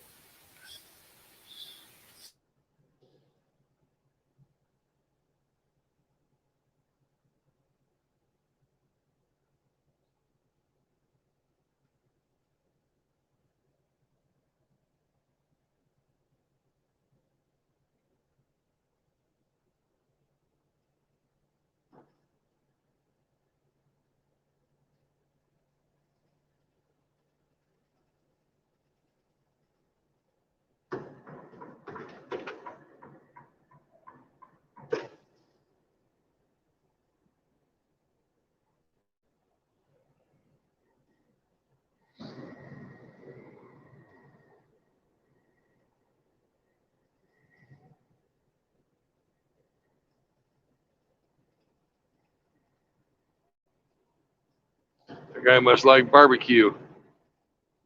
He's driving a PT Cruiser. Hardy har. It's Hyundais that catch on fire.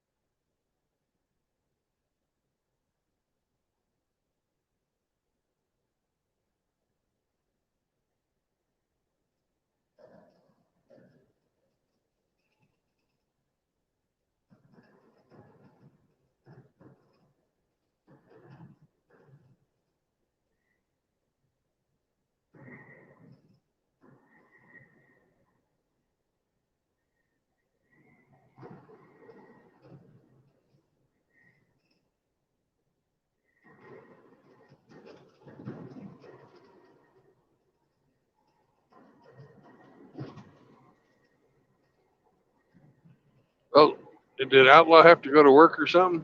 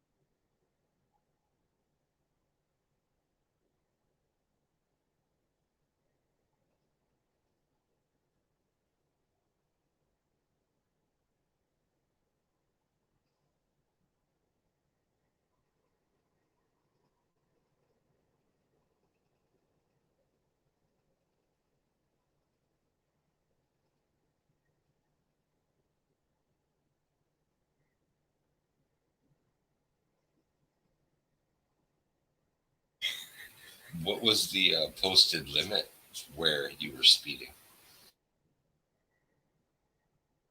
I don't know. It must have been negative. Yeah, it must have been. One would think that would be important information as to claim speeding. Its geographic location of this offense. Yeah. Well, I'm sure that they have that information if they're claiming this stuff. It's just they're not sending it to me, and the instant report that was generated shows 0 miles an hour.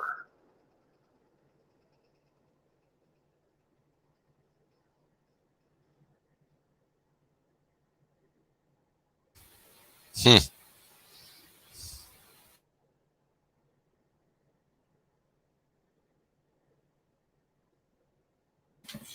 And do you ever like talk to a real person about it?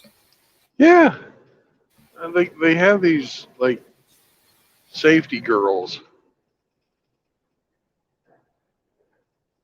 and they call me up, and each and every one of them talks to me. This is me. I'm calling you about this event, and blah blah blah. And you really have to do this, that, and the other thing to make sure that you're not speeding. And it's really against our policy. And continue doing speeding will get you fired. And I'm like, this result. I mean, this incident you're talking about. I got the safety report, the incident report, and it shows me going 0 miles an hour. That's the reason I'm contesting this, and you know, I haven't received information showing me anything.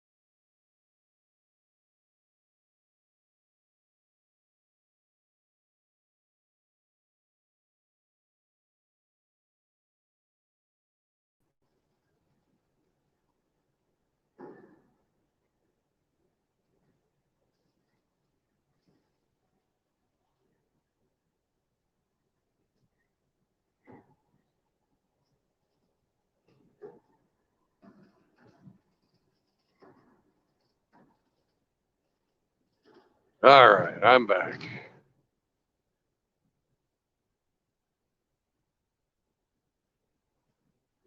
Welcome back. Outlaw kicked himself out by mistake, Ah, but I don't know if he's trying to get back in or not. Probably not. I don't know. nope, not that I see.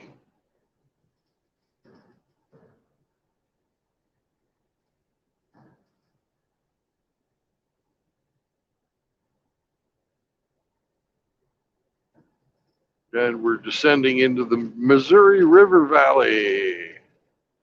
And right around this corner, it's going to get all flat on the left-hand side, I think. We may not be there yet. But anyways, when you get past St. Joseph, you get into the one of the richest parts of Iowa.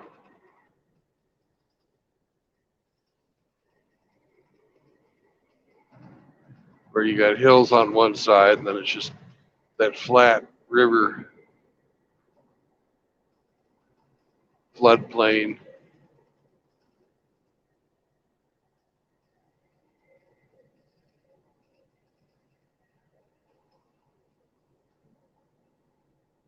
Sort of boring driving, but as a former farmer, I wish my land was as good as that. Because it's some absolutely great land.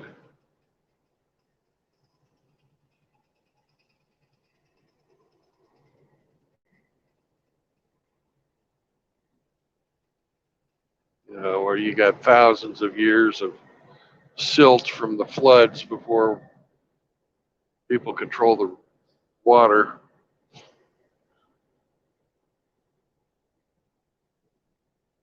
Right? Black gold. Yeah.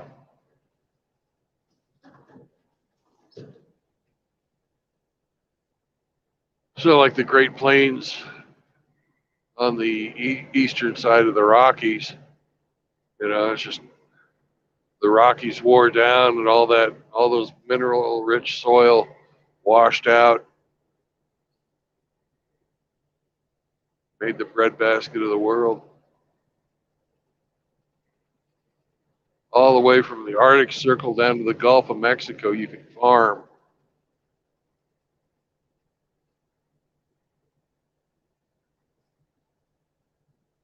There's nowhere else like it.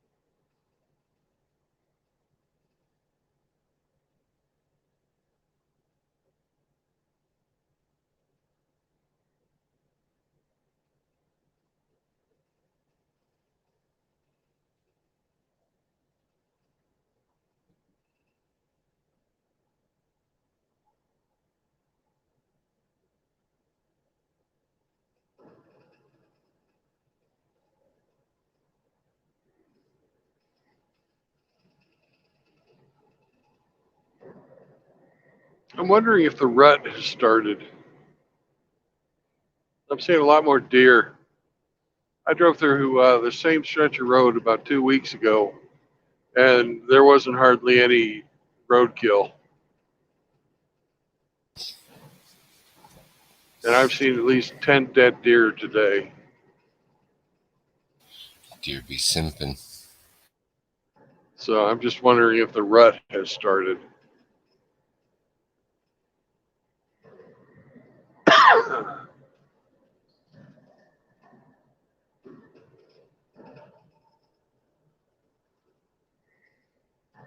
It's a little early for it,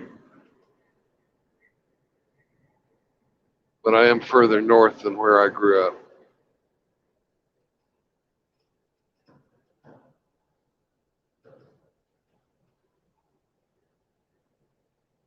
It'd be the spring fawns. Yeah, that's where they come from. A baby, a mama deer and a daddy deer who love each other very much.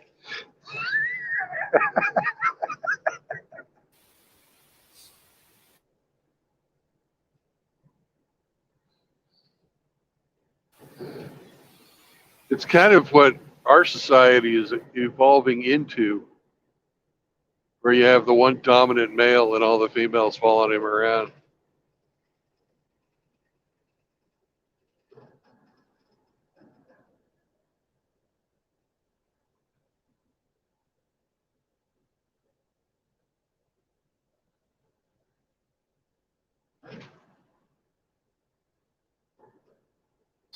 Maybe that's the natural order then. Maybe.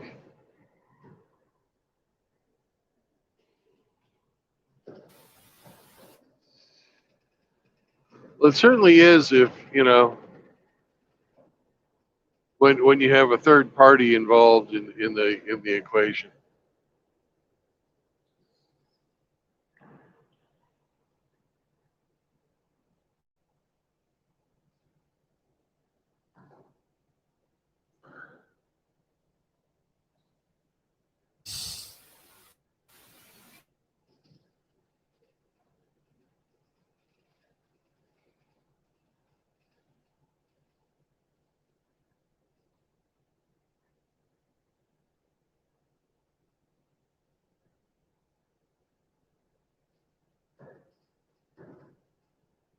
I'm envious of all that sunshine you got there. Yeah, the storm has moved away. It was raining here yesterday.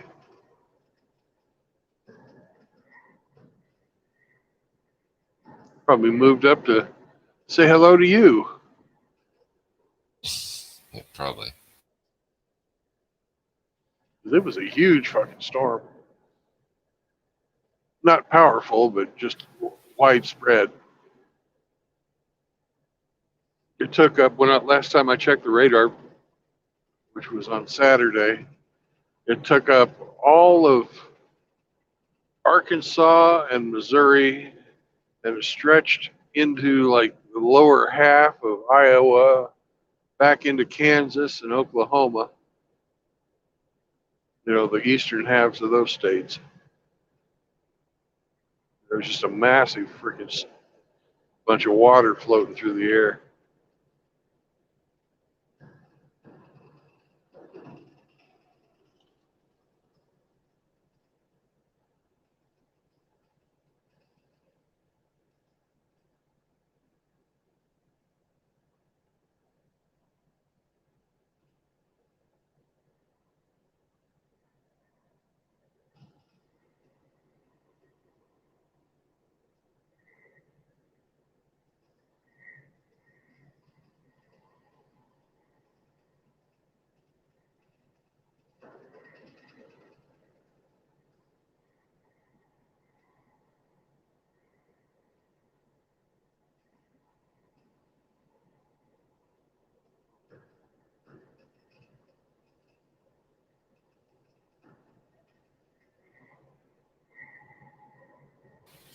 Did you win at your D&D this weekend?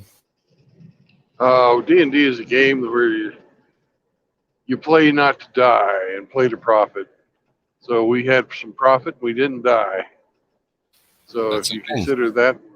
consider that winning, then that's a win.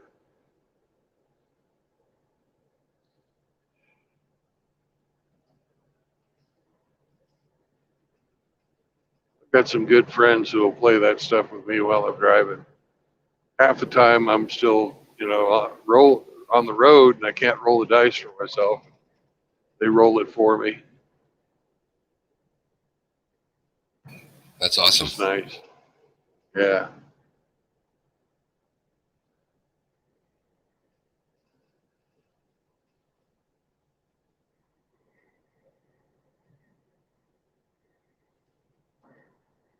But if you guys ever want to know what's going on in Ukraine, you can ask the Ukrainians on Saturday at 12:30 to 4.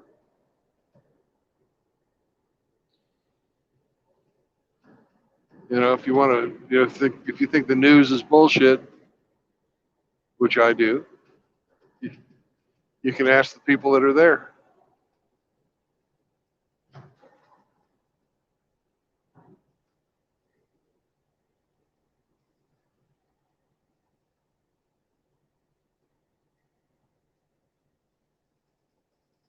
No, I don't think the news is bullshit. I know the news is bullshit.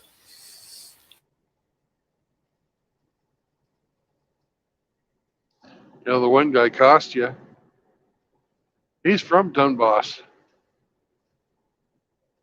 And, he knows all about how it all started in 2014. And he watched the Russian oligarchs come in, take over his company. They said, we're going to pay you this much for the company, which was like 10 cents on the dollar for what it was worth. And then they're like,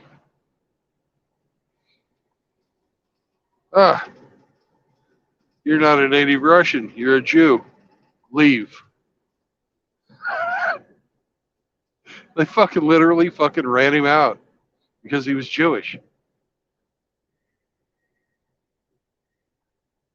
And these were not native Ukrainians. These were freaking Russians.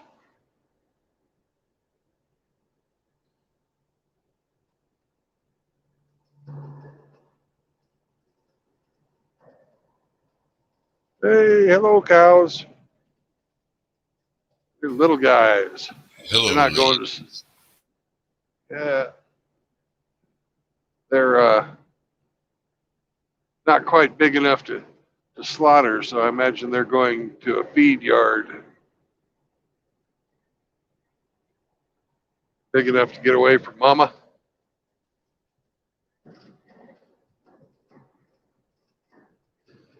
Take them off, fatten them up.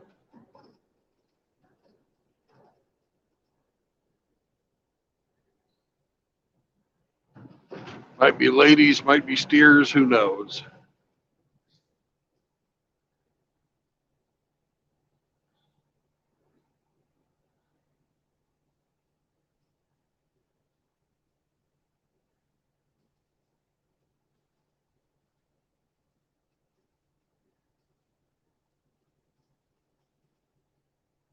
and now you're stuck behind it.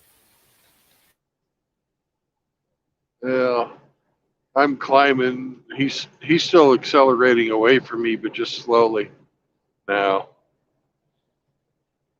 I have a very good air filter in this thing too, so I don't smell.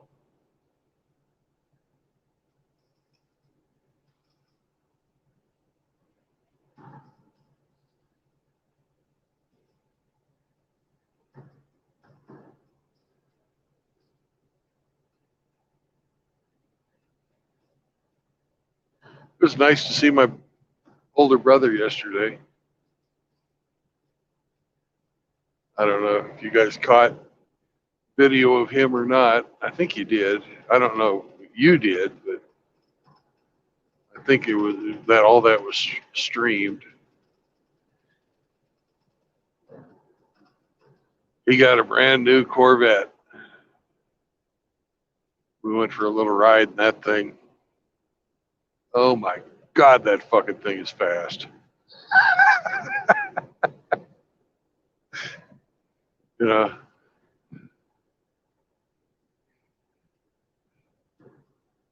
Yeah, they sure are. Supercar, man. Budget supercar. I But still wouldn't call it. I still wouldn't call it a supercar. you can hang with Ferraris, so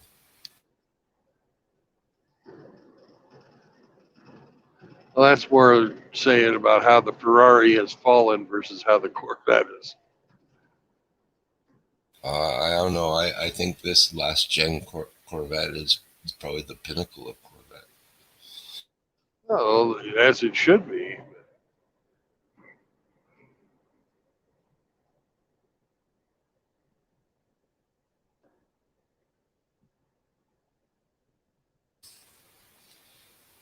You know, you can go hang with the guys that drop 300K on their car for a car that's, you know, maybe 100,000, 120,000.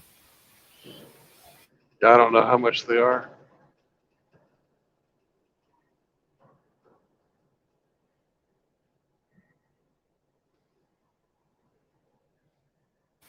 Uh, comparable Porsche would cost you 3 times. Yeah, but a lot of that you're just paying for the name, including the Corvette.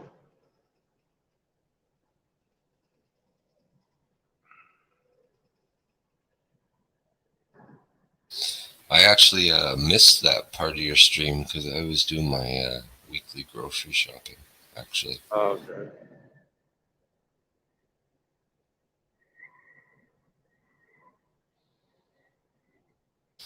Hitting the Costco.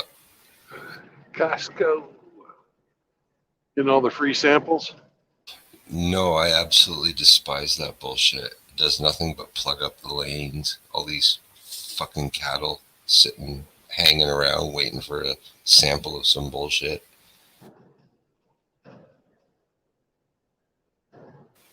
It really ruins the shopping experience, man. Because I don't know, Costco's got like no flow. People just kind of go any which way they want, right? Yeah. And then you get those people with a stupid sample of frozen pizza, and the horde just gathering around. You can't get down the aisle now. It's ridiculous.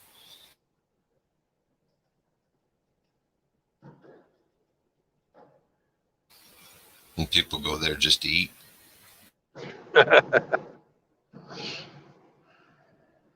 My little brother used to work at IKEA, and some people would go to IKEA to eat at the IKEA cafe. Yeah, those IKEA Swedish meatballs, buddy, they're off the hook.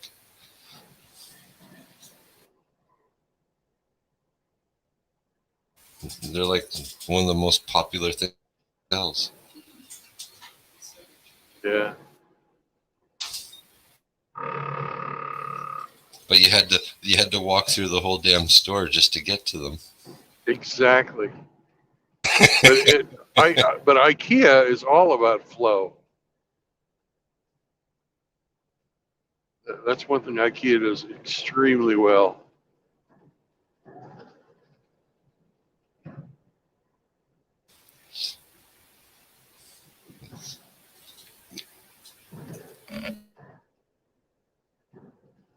My little brother was the guy that would build the displays, so he'd get a master plan in from IKEA Central, and then he would have to replicate it.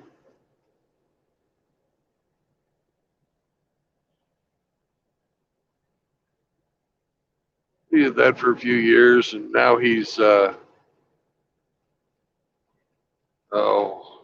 what do you call it? He's working for the water district in one of the suburbs of Kansas City. God, I hate assembling IKEA furniture.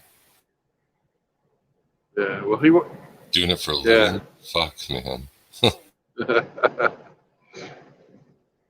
The fucking instructions are often written at lunch on a napkin.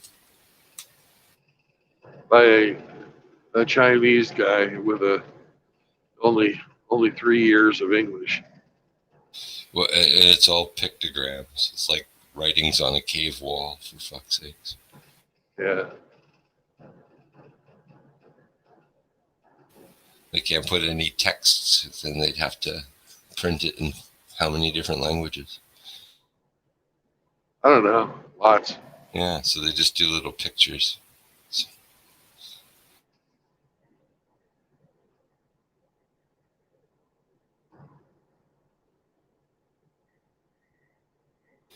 And excessive use of those fucking cam fasteners. My God.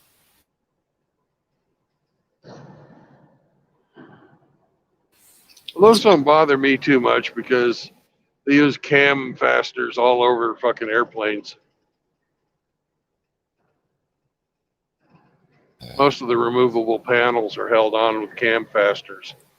They're not surrounded in shit grade particle board though. That's true.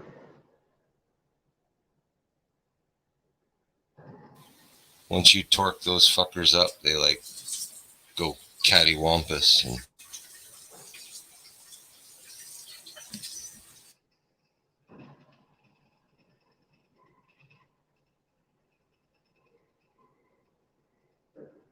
Yeah, once you disturb the original structural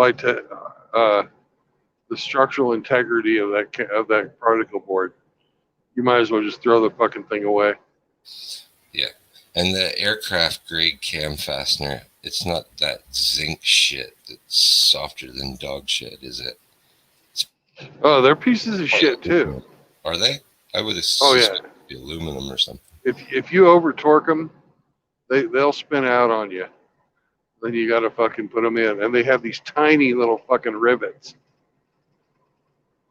You know, rivets about the same diameter as a pencil lead.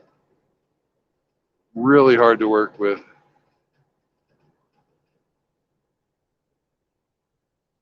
And they shear off easy. I know that IKEA furniture. It's good for the student. They move into the college dorm, but leave it there because it doesn't move well. Yeah. Comes in a box and leaves in a dumpster.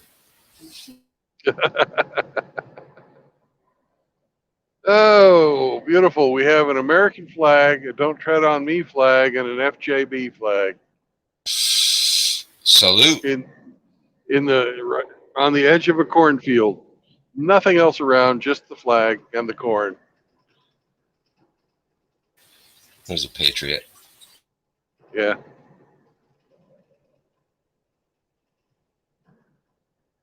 I guess you have the FJT.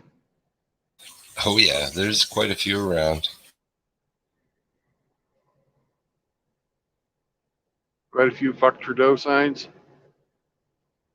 Yes, sir. Good.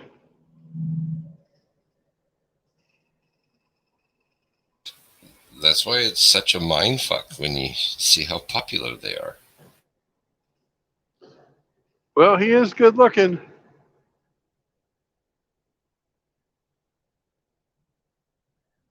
Rumor has it he looks like Outlaw. Like who? Outlaw. Oh.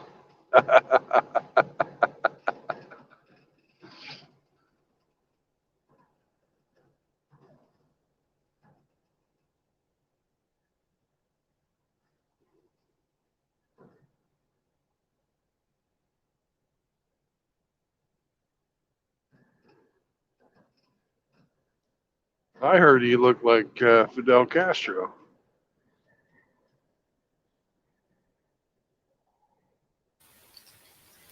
Maybe they both look like Fidel Castro.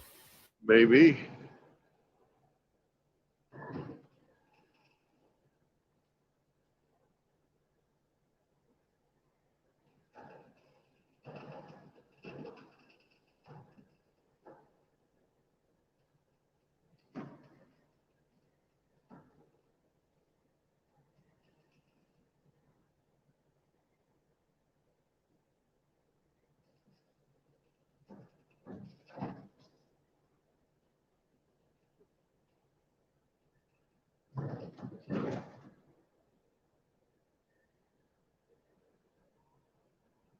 No, he's going to go down in history as the worst prime minister ever. I hope so. No question. Well, unless he continues to hold power and is able to manipulate the history book.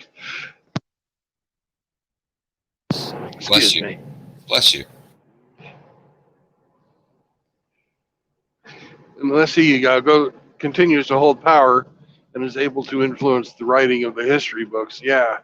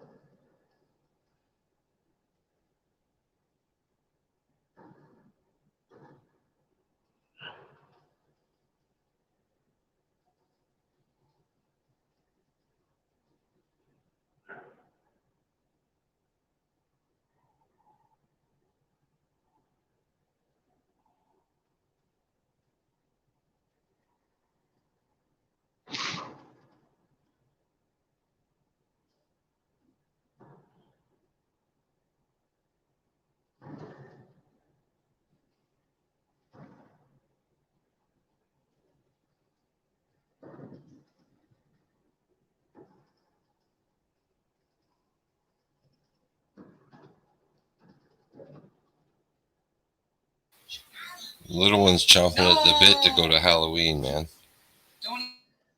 I bet they are. What costumes are we going to wear this year?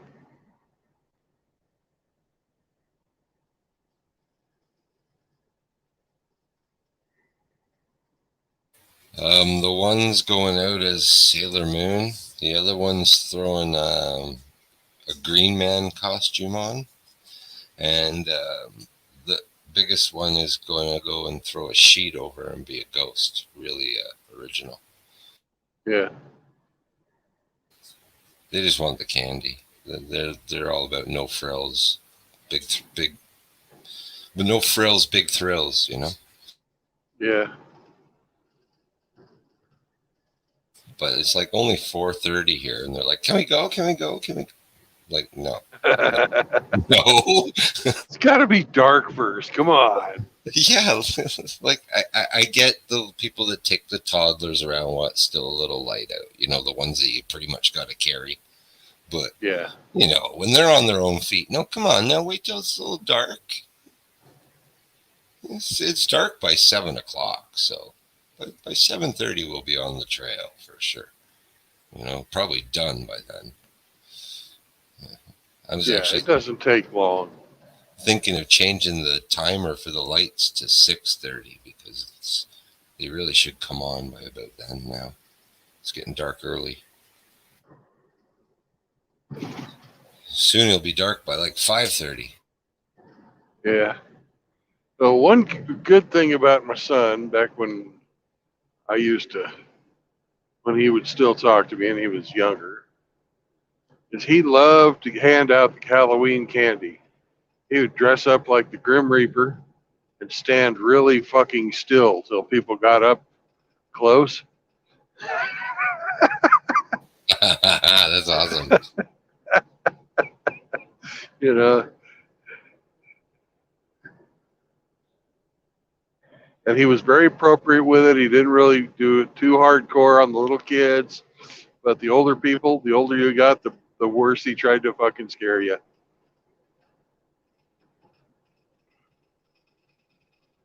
Yeah, that's cool. One guy in my old neighborhood, he went like all out. There was one year I remember he brought in this old fucking scrap RV, but it had a door at the back and a door at the front, so he made it like you had to go through this haunted RV.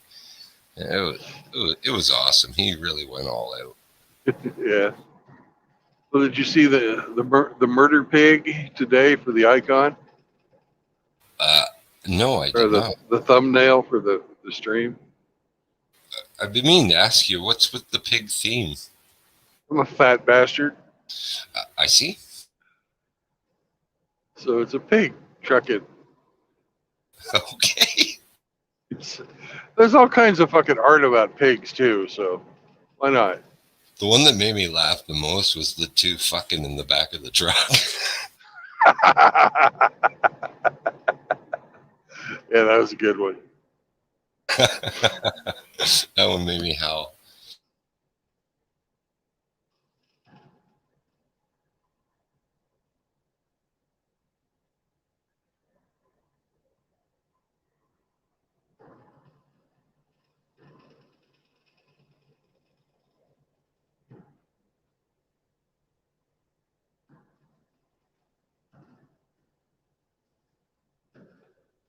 When you get to your destination, are you done for the day? Yes, I get to pick up a load tomorrow, but they want the trailer tonight.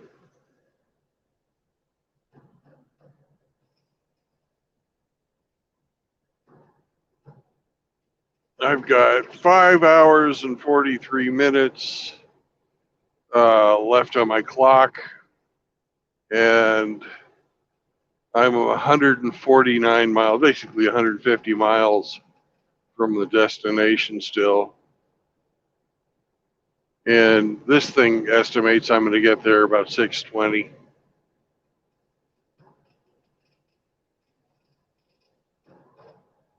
Lots of time. Yeah.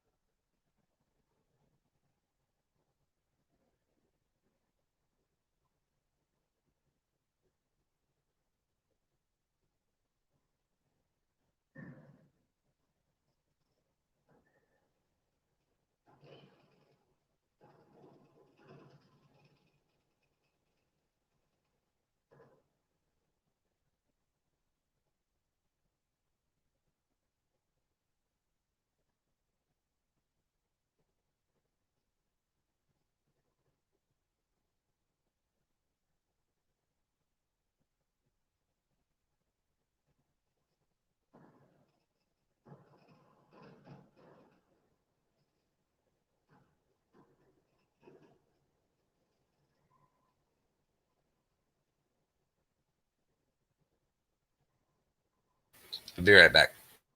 All right.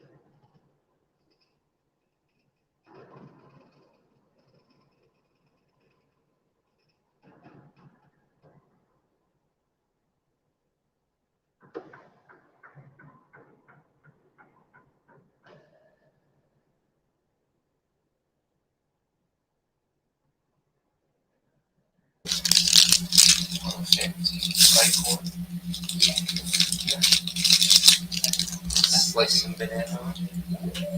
Oh, they're all green. Right. Too much goodness. Even your cookie back here.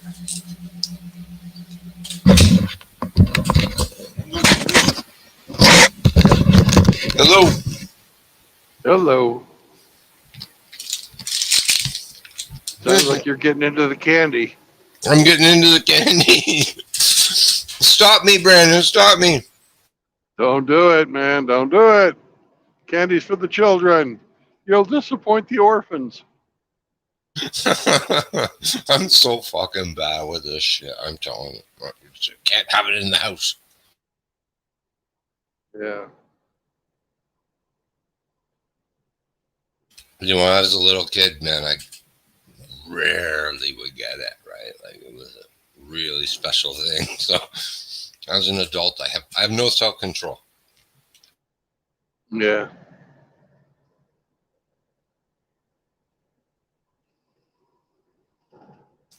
And the first step to admit you have a problem? That's right. Well, I admit I have a problem. Yeah.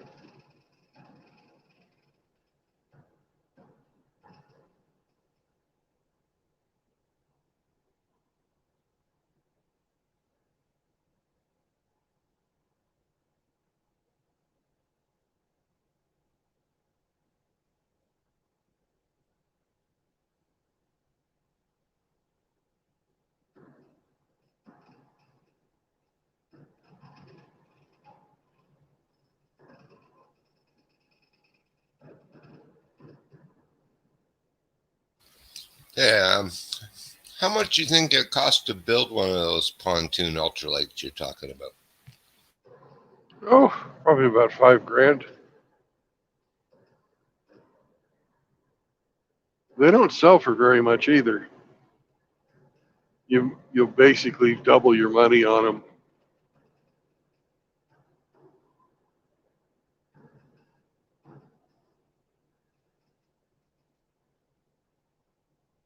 Because if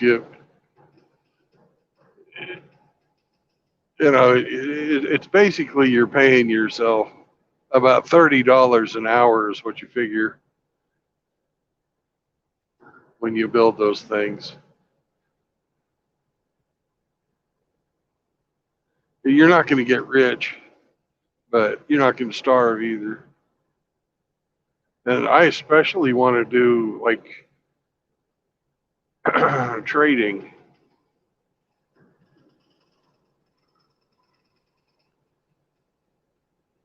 Like if I find some guy that wants one, I'm going to say, hey, I'll trade you for that tractor or something like that. Or if there's a guy that's got, like my neighbor who's got the cows and he wants one, I'll like, okay, trade you for like, what, 3 years of beef. Yeah. That's the way I want to do that. That's the way things are kind of supposed to be done. It eliminates that middleman. That way they don't pay any taxes and I don't pay any taxes. Exactly.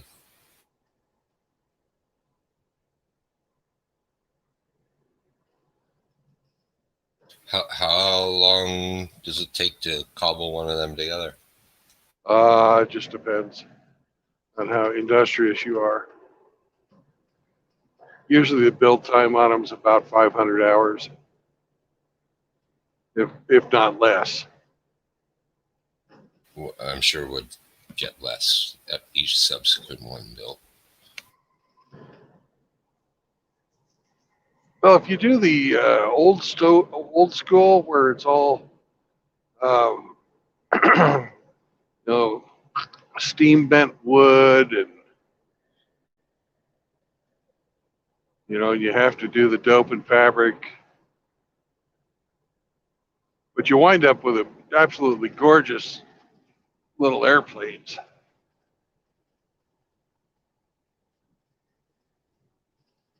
that are on par with like a World War I airplane.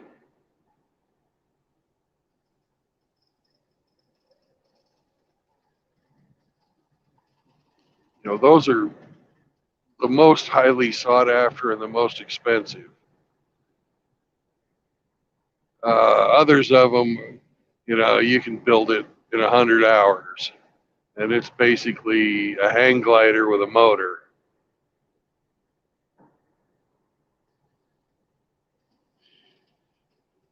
And I hate to say it, but those are the most reliable ones.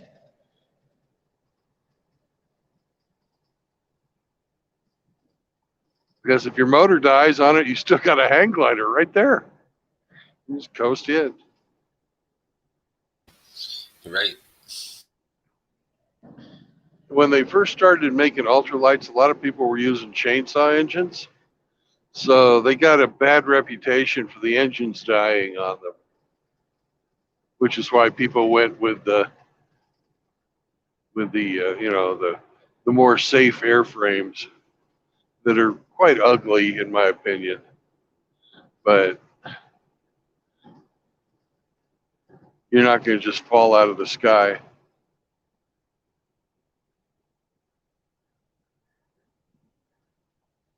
But these days, the engines have gotten so much better, even the two strokes. The four strokes are still more reliable and get better gas mileage. But the thrust to weight ratio for the two strokes is so much higher than the four strokes that if you want something with a little pep to it, you got to go with a two stroke. Even though your flight times are going to be limited, you have that extra acceleration there that makes it so much more fun.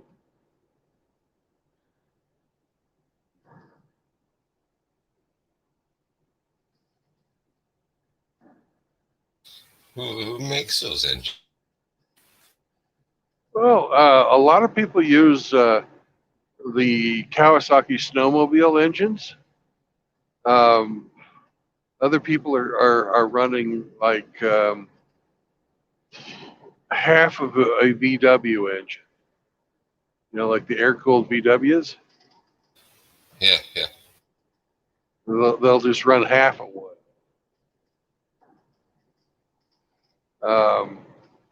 Then Rotax, which is an engine manufacturer, makes a lot of them. Those are pretty expensive engines. The Rotax engine itself is usually the most expensive part on the airplane. They run you about $5,000 for the engine.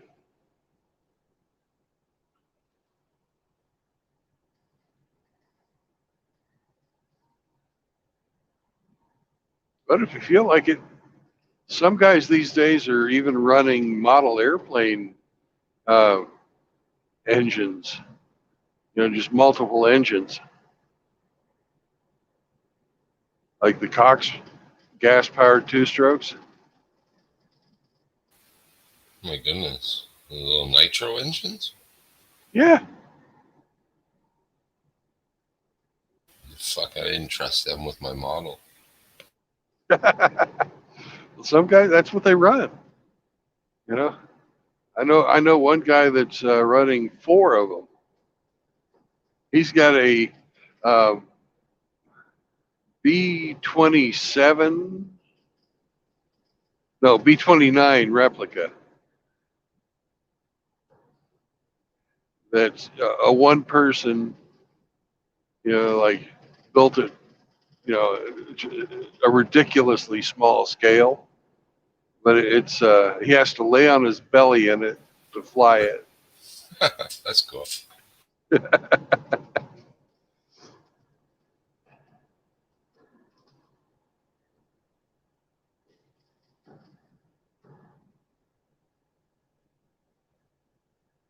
But it looks so fucking cool.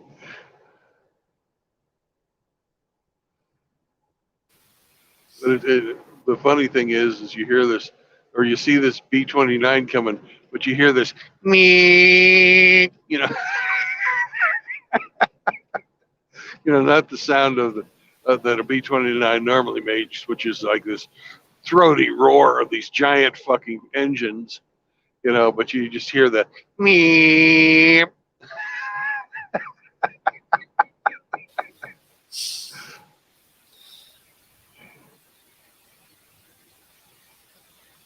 Remember the story of that guy who flew the ultralight with the geese? Yeah, that's a true story. Yeah, his property is just about 2 miles away from me. Yeah, they did the hang glider version of the ultralights. Yeah, he's I believe he's long gone now. His daughter still runs his farm. A bit of an artist, a lot of metal sculptures and stuff all over it. Cool. Yeah, one would call an eccentric dude, but you know, definitely different. But why not? If you can develop a connection with an animal like that, why not? That man was like one with the earth and the sky. Yeah. I look at people like that and I'm amazed.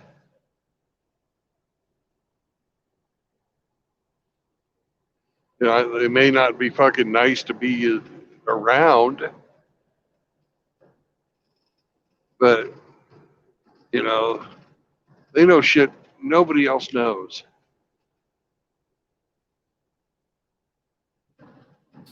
Sure.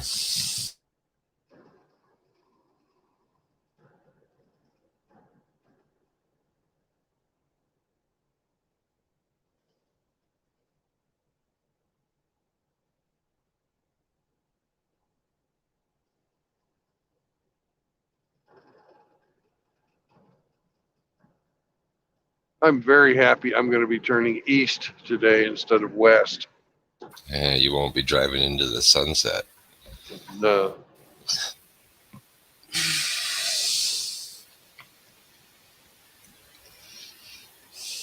Get yourself a nice pair. Oh, you've got those auto darkening glasses. That's right.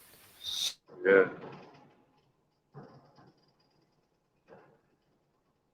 When I get my new glasses, I'm going to get a pair for driving that has the polarized lenses, the yellow lenses. Yeah, nice. They look stupid, but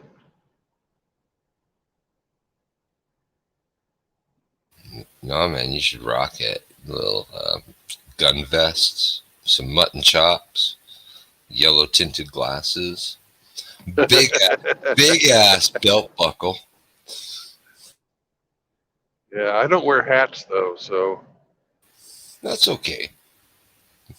The belt buckle will make up for it. yeah.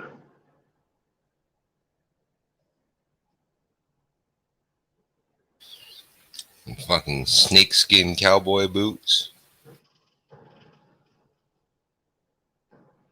Them, I think I'll get once I get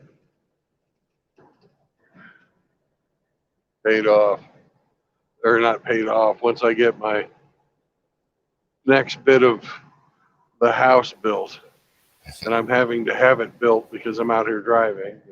That's okay.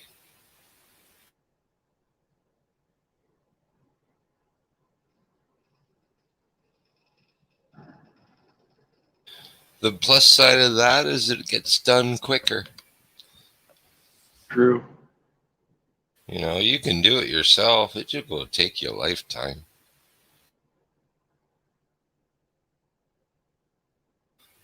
I've seen many a men, they go build their own house, and every one of them is all unfinished.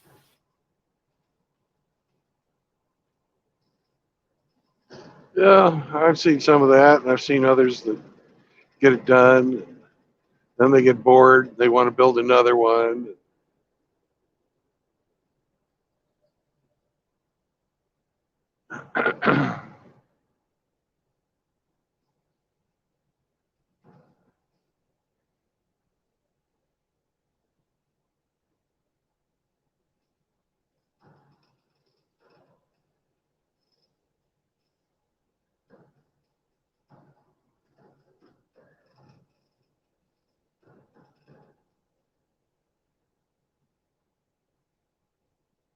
Way station 2 miles.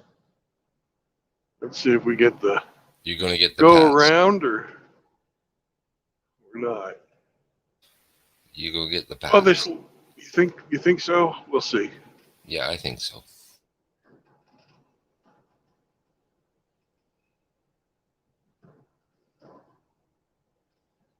I like black jelly beans. You got any black jelly beans? I don't think so. They're the worst. Them and the black jujubes. Oh gosh. Everybody hates the black jelly beans, but I love them. Ugh. What flavor is that?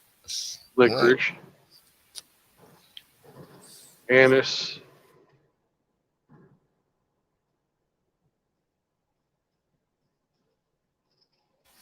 They taste like ouzo. Ouzo. Yeah. Yeah. Well, if you don't like black jelly beans, you're not going to like ouzo. Follow road signs. What does it say?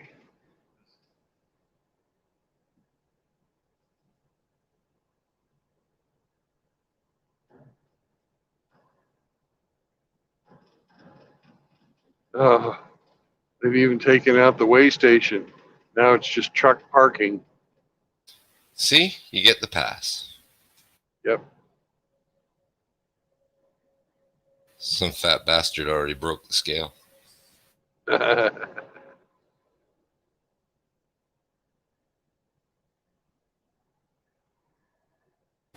Due to budget cutbacks, they've had to close some way stations. Well, what they've done in a lot of cases for these like out of the way stations like this is they've um, got portable scales and they go from one place to the next to the next. Left lane closed ahead. Merge right. I'm already in the right lane. Do we have any speed reductions? Yes, we do.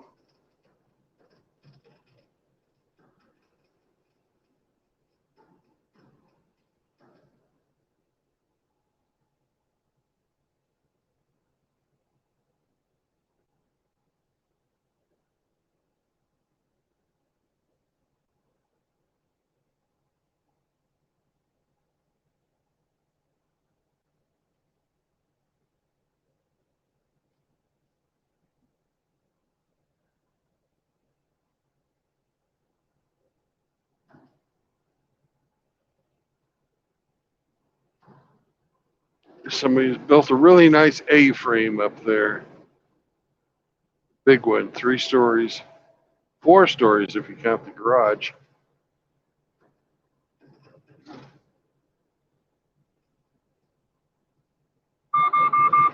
See, there's my collision warning again. Watch out!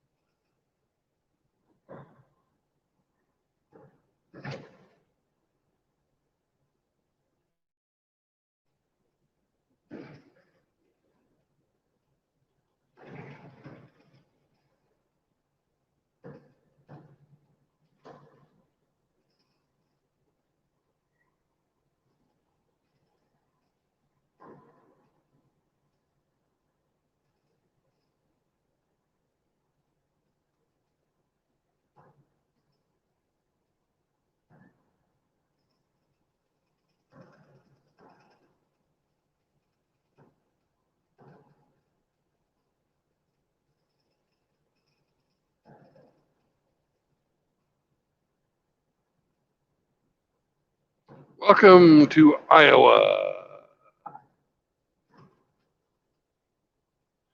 Its state motto is a field of opportunities.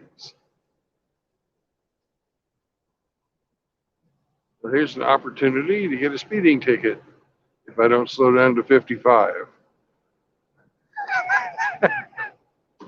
And we're going to merge to the left now.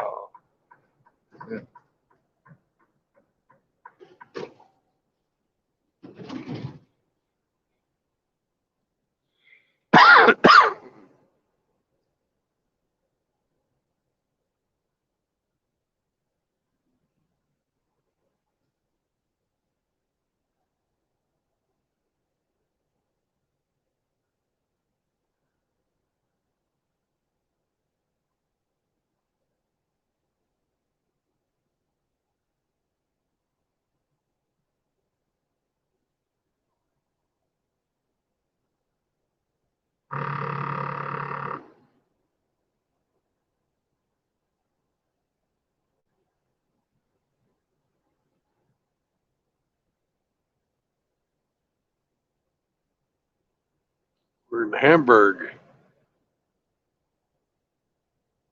I guess you didn't know this thing could go across the ocean.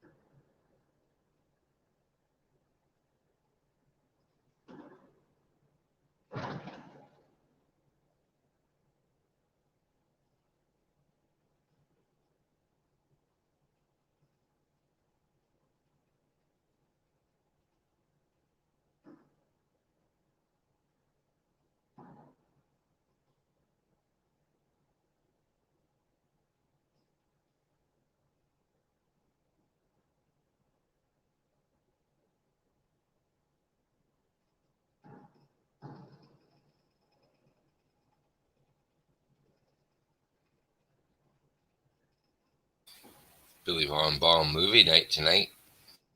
Go. What's he playing? The Shining. Good movie.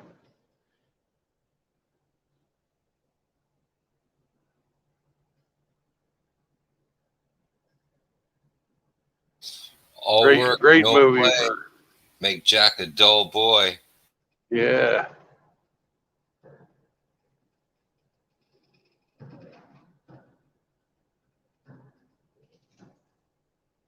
Did you ever hear that? Hey, I got the bypass for the way station in Iowa.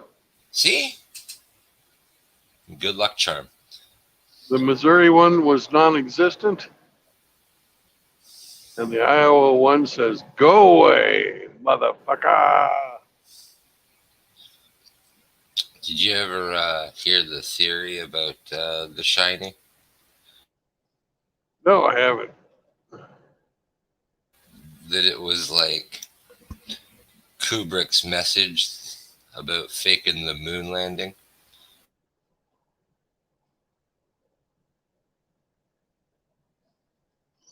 Yeah.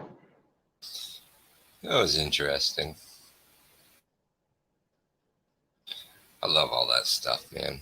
You know, that's what you believe in, but like, it was good fucking entertainment at the time. It was still one of the best acted and written movies ever. But God, how many times it was like that one? Shelley Long holds the record for having the most number of takes to get one scene right.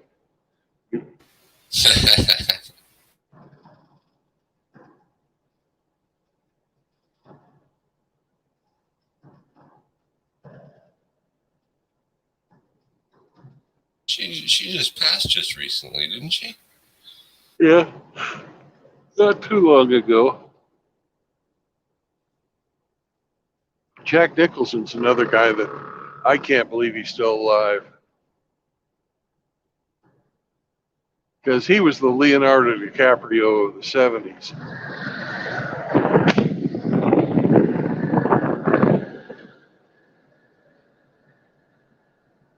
And he kept dating younger women all the way up into his 60s before he stopped being notorious. Him and Warren Beatty.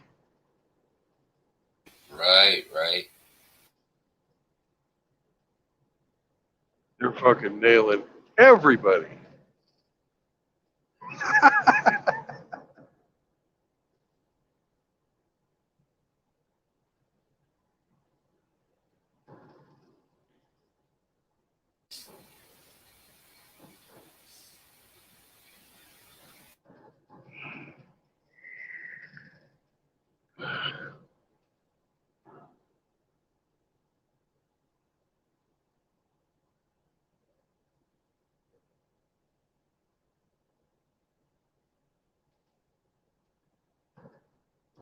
Remember Little Big Man? Dustin, No. What's that from? Dustin Hoffman movie. No, I never seen it. Great movie. You gotta watch that. It's a Western. Okay.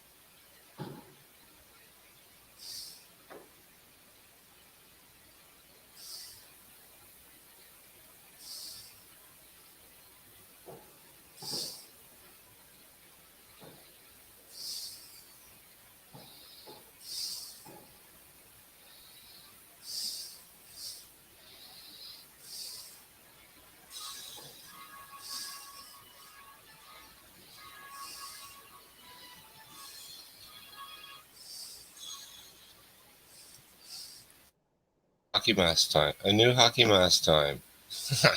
Did you listen to that today? No.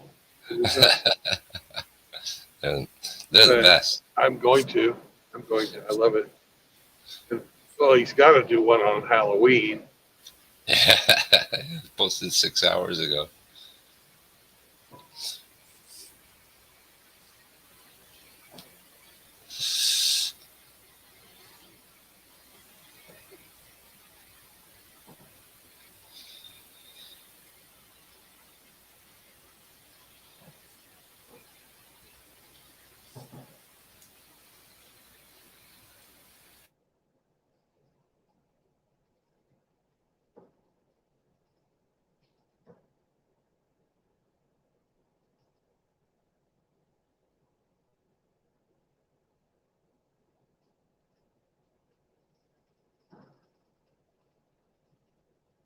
$8:30 tonight your time. Billy Von Baum playing The Shining. That's a little late for me to start a movie. Probably. I like to start my day about 6.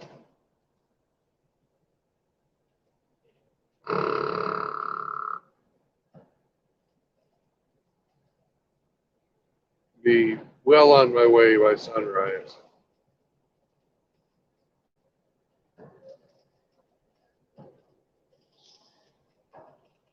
I don't even know where I'm going. I could be going anywhere. Oh, it's all miles. It don't matter. Yep. That's the way I look at it.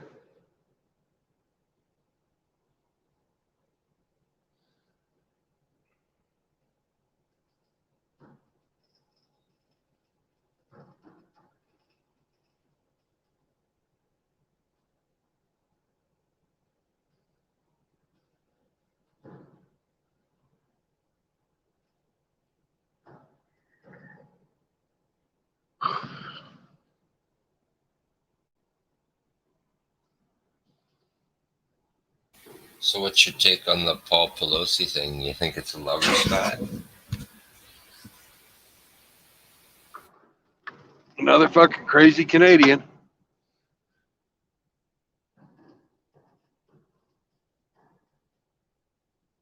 Was he Canadian? Yeah. And he's Canadian and an illegal immigrant. Oh, you're fucking kidding me. Okay, I didn't know No. that. I'm even more leaning he was some faggot. I mean, so a lover of Paul's. Yeah.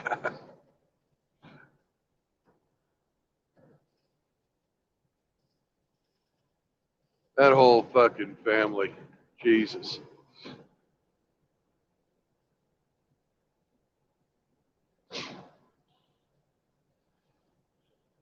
The guy was known as a radical nudist.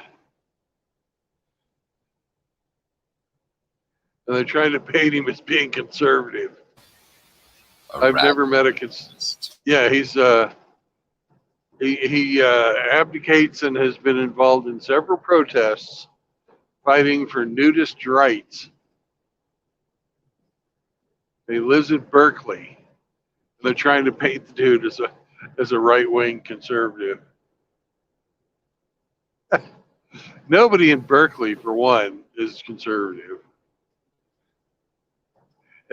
And I've never met any conservative that would ever admit to being a nudist. I know some nudists. In fact, one of my good friends from Ukraine is a nudist. Not the guys that I play D&D with, but the guy that I went skydiving with. Did he skydive nude? No, he did not. Okay. Did you have to do the old tandem where he was strapped to your back? Well, he wasn't strapped to my back. He had another guy strapped to his back. but he was one of my English students, and we went skydiving. It was great. It was cheap over there.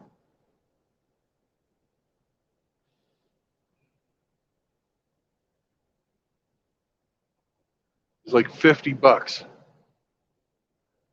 which for them is expensive, but for me, it's like It's crazy. And the act of skydiving is crazy too, but you know. why? It's fun. Have you ever been? Fuck no. Why not? Fucking hurl myself out of a fucking airplane. You're mental. No, it's fun. There's lots of things that are fun that'll kill you.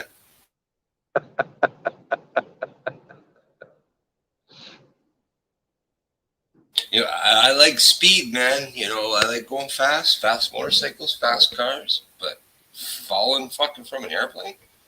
Nah, bro, no. The funny thing is my guy that was on my back, he was a lot smaller than me, shorter. So when I stood up and inside the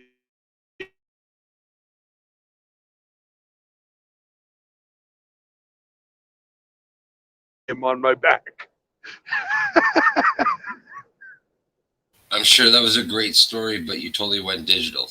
Come again. Oh, all right. The guy that was my tandem skydiving safety dude was much smaller than me. He probably weighed 150 pounds and 5'5". So did you carry him around like Master Blaster from Thunderdome? Pretty damn close, because I'm 6'2" and 6'3" with my boots on, right? And yeah. Poor little fucker couldn't touch the ground.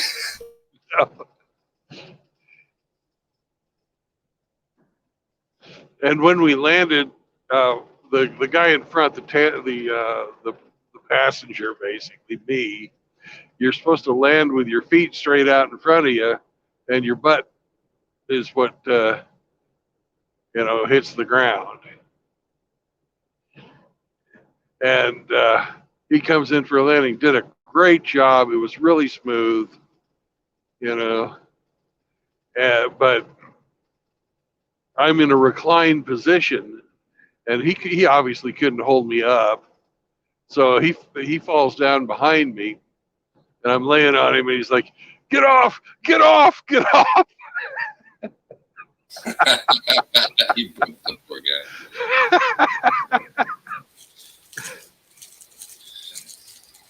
Because at the time I was probably at about my fattest. I was maybe 350, 360 pounds, something like that.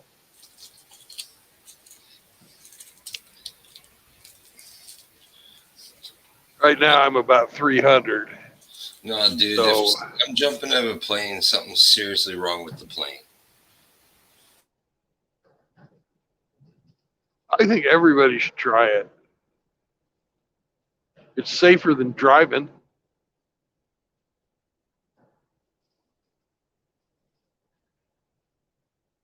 But it serves absolutely no purpose other than it's the ultimate ride. You a thrill seeker.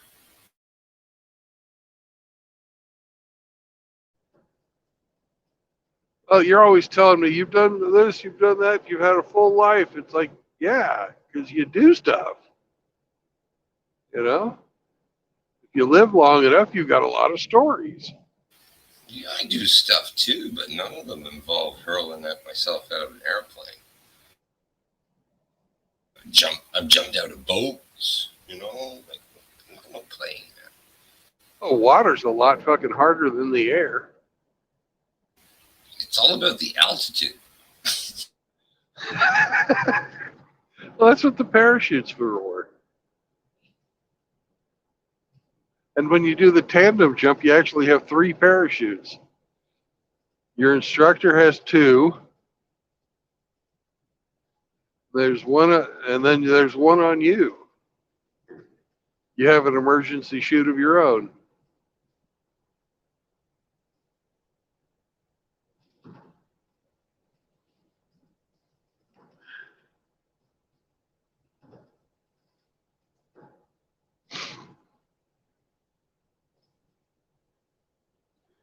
So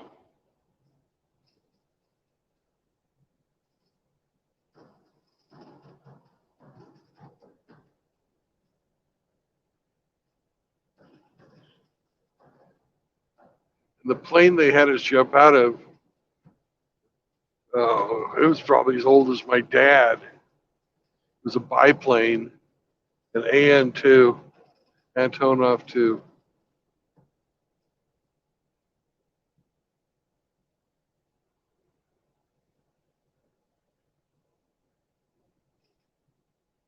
Yeah, man. No, not unless the plane was going down. If I had no choice, the plane's going down. Okay, yeah. It's time to skydive. But no, fuck that shit. That's ballsy.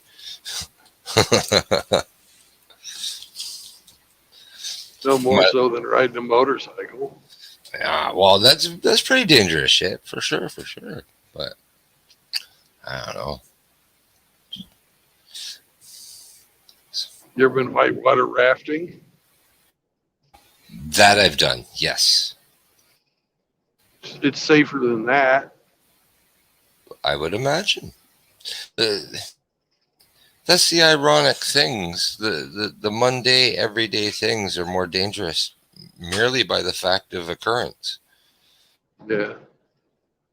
That's a disingenuous argument. Labs probably bite more than pit bulls, because there's more labs. But they just don't maul as much, right? But if we were to go just on the statistic of bite, oh, fuck. The little dogs probably bite more. Oh, yeah, they do. But they go unreported, and they really probably don't do a lot of damage. So, it's...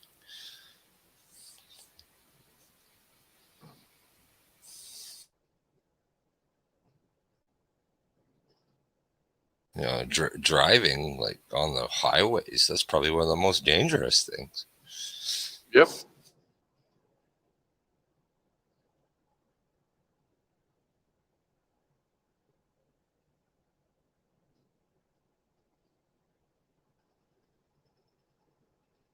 But I survived working on the flight deck of an aircraft carrier, which is, one of the most dangerous jobs of the world. It's a pretty high-risk position, yeah. Yeah. So. A lot of moving parts. Yeah. Everything can kill you. Right? I'll never forget that one video of that airman that got sucked up into that. What was it, a Corsair?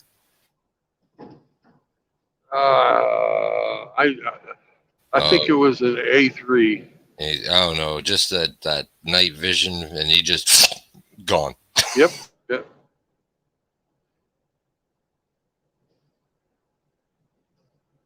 That fucking thing inhaled him. Yeah. And that's like, full grown man. Holy shit. That plane got known as the Airman Eater. No doubt. They all get nicknames. Like the F-14 was the lawn dart. He survived that, didn't he? Yes, he did. Oh, incredibly. Fucked him up, though. Yeah, didn't it like blow out his eardrums and... I don't know. Yeah, I'm sure But it couldn't have been good. Up. It couldn't have been good.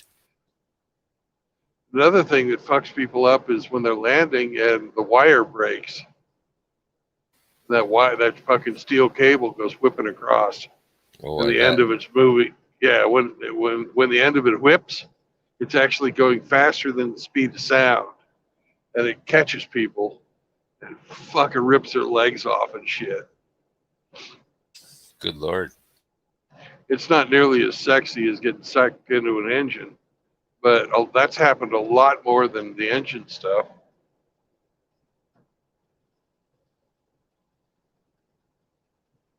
So Yeah, that's why a whip, when guys do the cowboy whips and stuff, that's why it makes that sound, is because the end of the whip actually goes faster than the speed of sound, and you're hearing the shock wave. all right. Now, would that Yeah, engine pulled him up at like idle, or was that spooling up? I don't know. Okay. It's been so long since I saw that video, I couldn't tell you. Yeah, I saw that back in 1990. Yeah, yeah. It's stuck with me since then.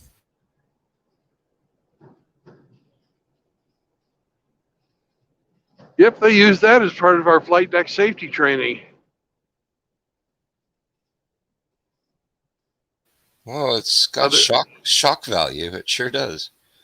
yeah, we had a guy get blown over the back end of the ship. Nobody saw it. Nobody noticed he was missing until the next morning when they did Oh roll no. call. Oh no. But he survived 5 days floating in the Indian Ocean using his clothing as makeshift flotation devices. And Wow, that's he took his pants off and like whipped him over his head really quick, and tied up the after legs. tied up the legs. Yeah, Yeah, it's brilliant, but holy shit. Is that what's was he blown off by jet wash yeah, or he what? was blown off by jet wash, Wow. Because and those he things went. don't turn around. Yeah, and they gave him they bumped him 2 pay grades and sent him to go teach the uh, the survival course in San Diego. And He I'm was, thinking, damn straight, that's exactly where you need to send that guy. He yeah, obviously listened to his lessons, he's and who wouldn't listen to him? he's genius. Yeah, lucky it wasn't shark food. Holy fuck. He got picked up by an Indian fishing boat.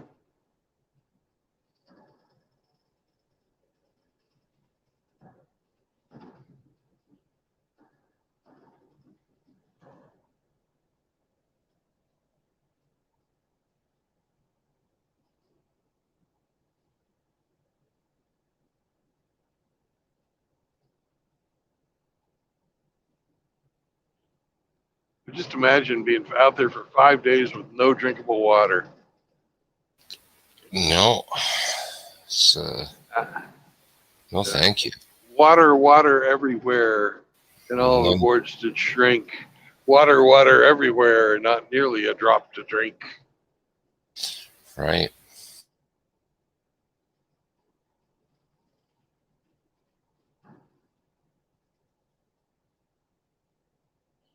As idle on a painted sea, as idle as a painted ship upon a painted ocean,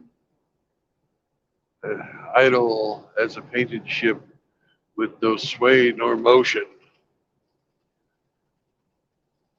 Like Lord Byron was.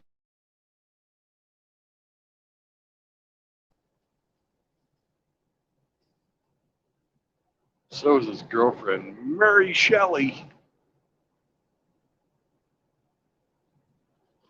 who wrote Frankenstein. Ah,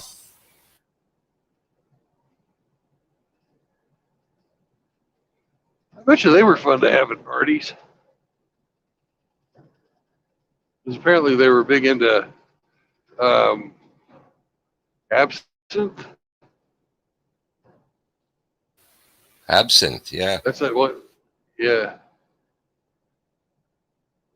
So much so that freaking Byron walks into Lake Geneva thinking he can walk on water. Fucking drowns.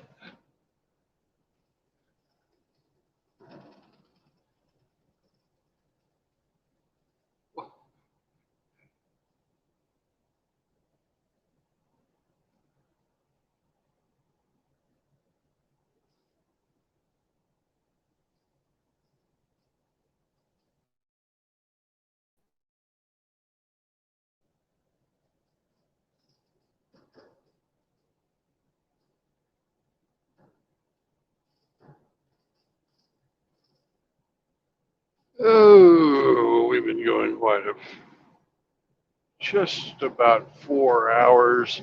No wonder my bladder is saying, "Hey, Brandon." Where's your Gatorade bottle?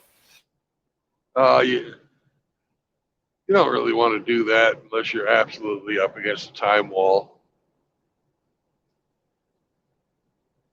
I would much rather piss in a rest area, stretch my legs out. One coming up, maybe? Yep. Oh, perfect.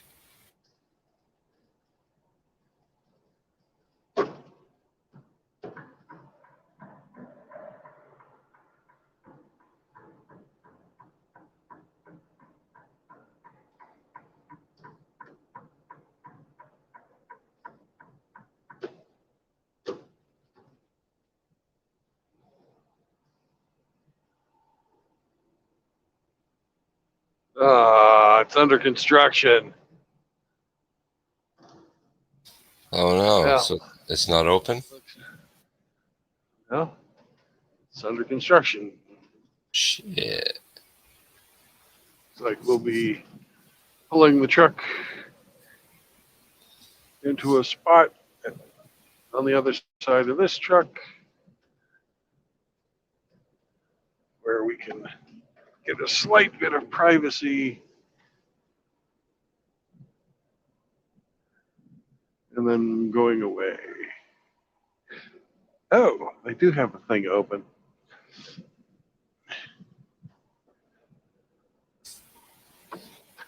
I will go avail myself of their facilities. Be Wait. right back.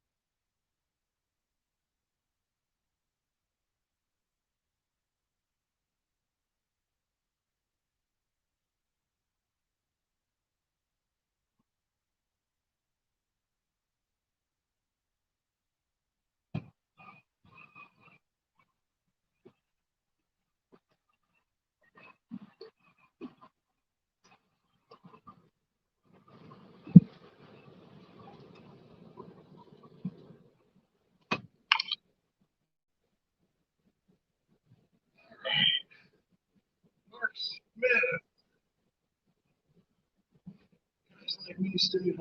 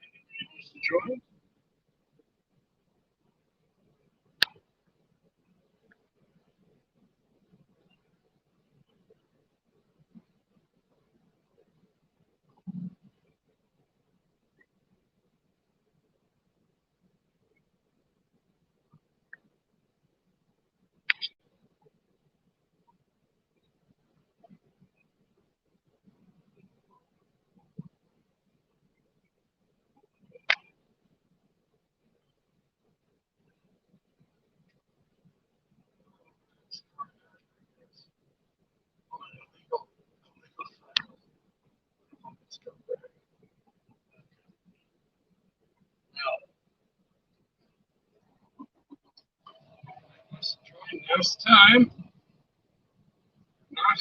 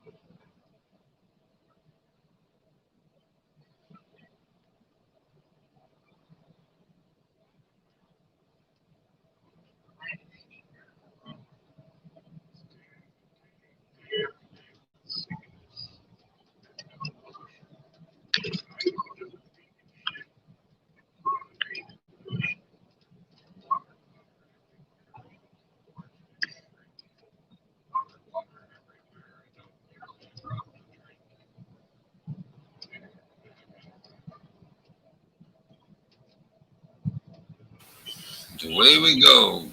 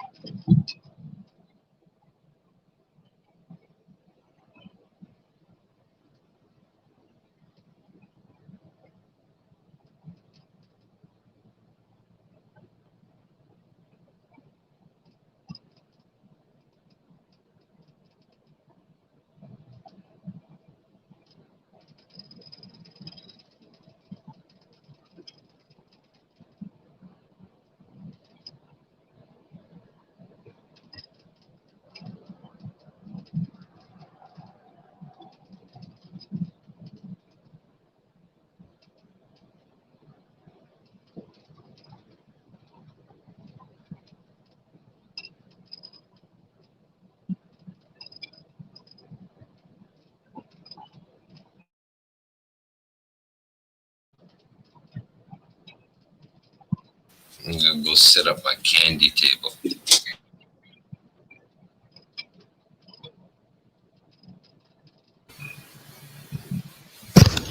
You hear me?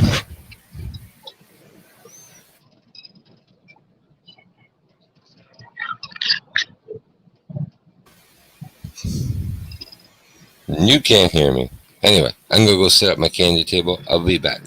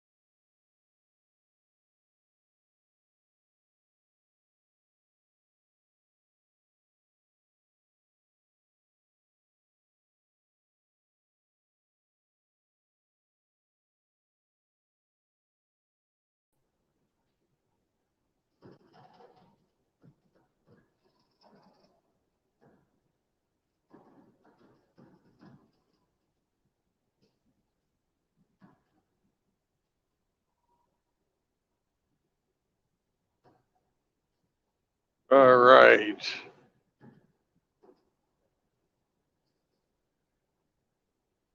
Are you there, Hemi?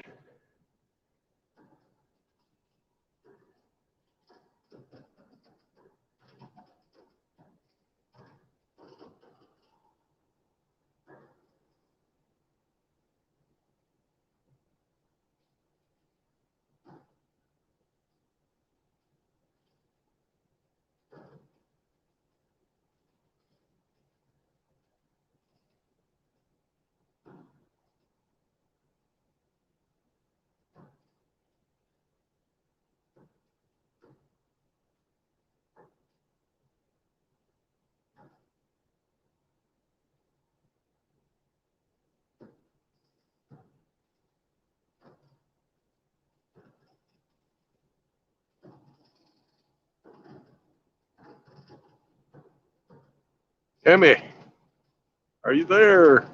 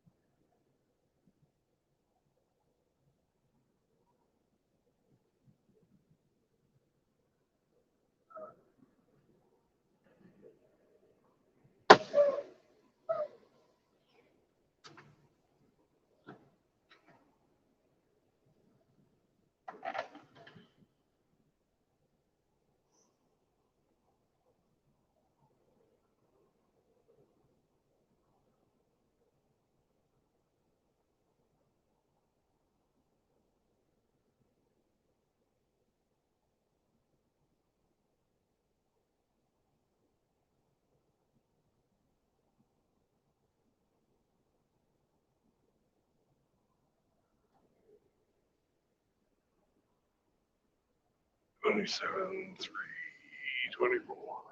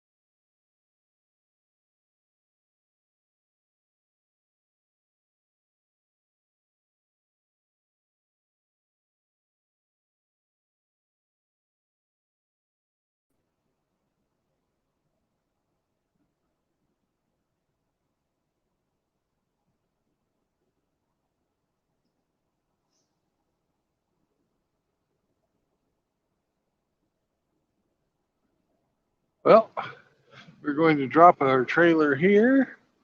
Then we're going to go to the Tyson factory and pick up a trailer. So let's go see if I can park this bitch.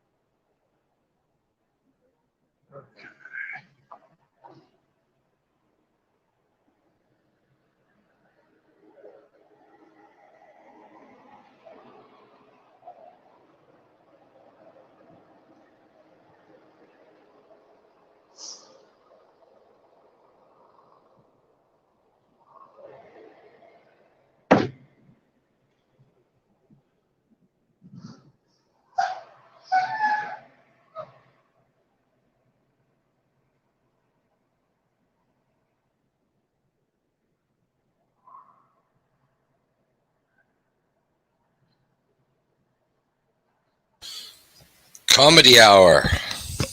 Oh, shut up. I've got a fucking audience here. I got back just in time. Woohoo! Yeah. How was the trick or treating?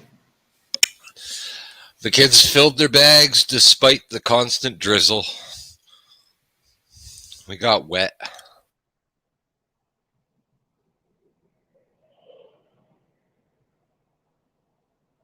But it's done for another year.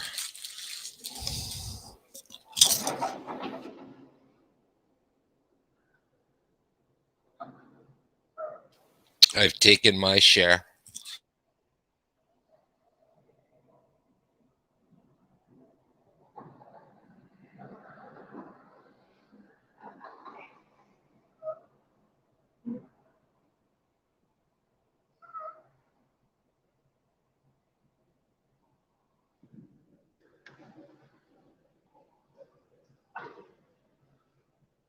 Okay.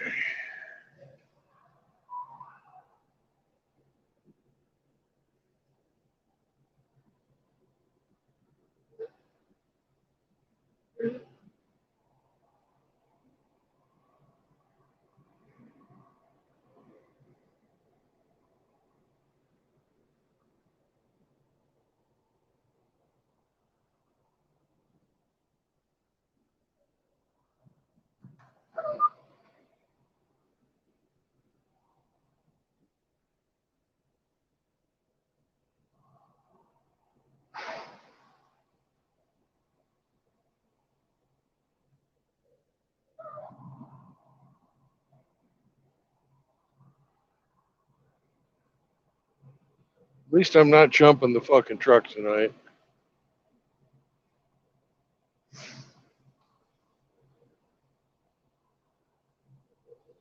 You're getting better every day. That's true, actually.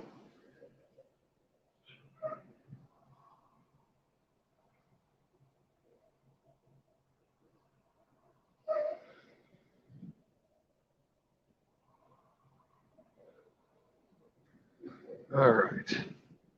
They don't like it. They can fucking kiss my ass.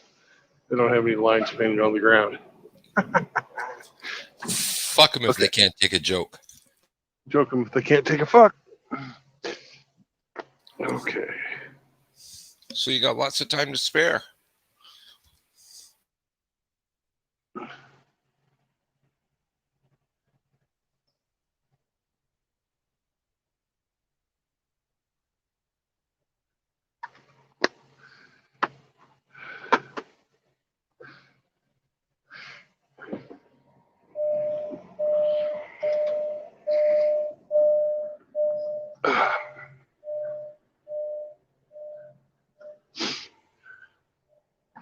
Time to unhook. First, the brakes.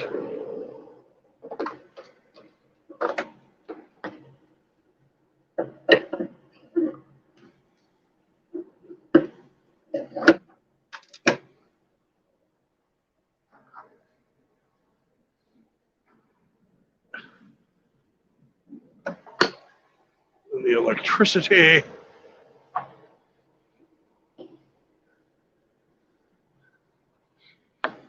And then the other brakes.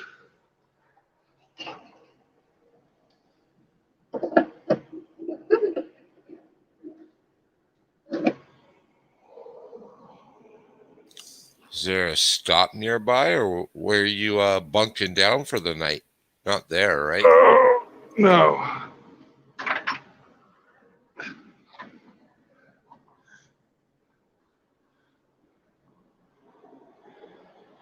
Now I've got to go to the Tyson Food Factory. Tyson. Yeah.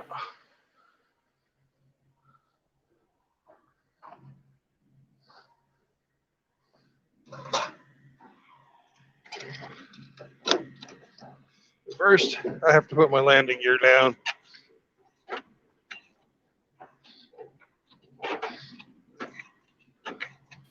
Right.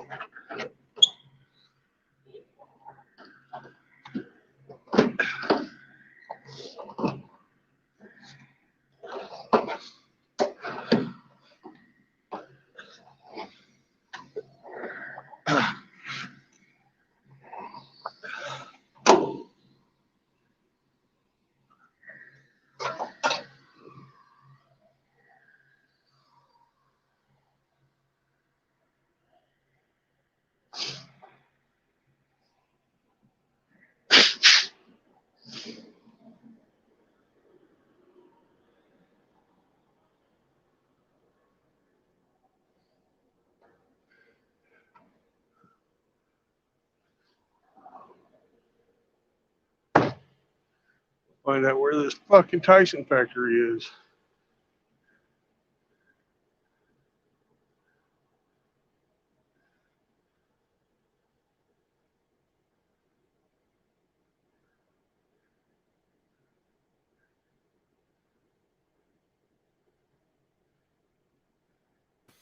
I guess you're bobtailing now, so you won't have a hard time finding a parking spot. No.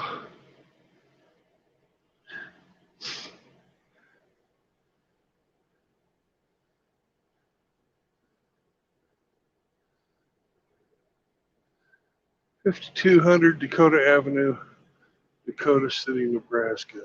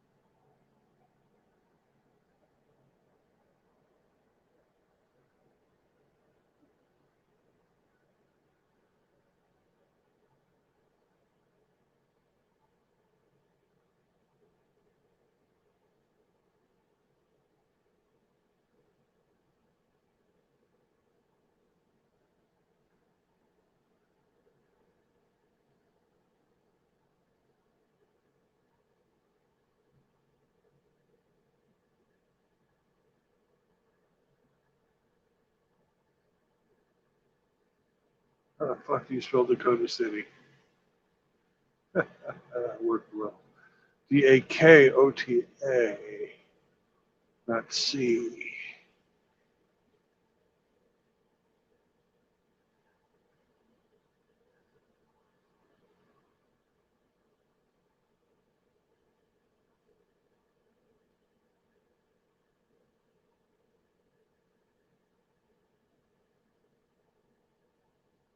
Oh, it's. Am I going to fucking Nebraska or am I going to Iowa? The fuck? I'm going to Nebraska. I'm gonna hunker down for the night.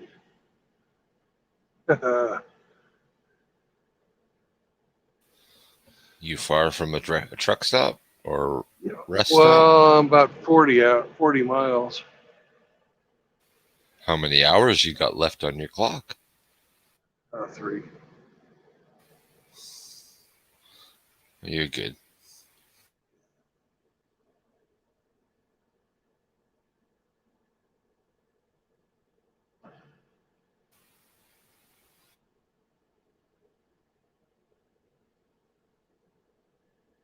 Two.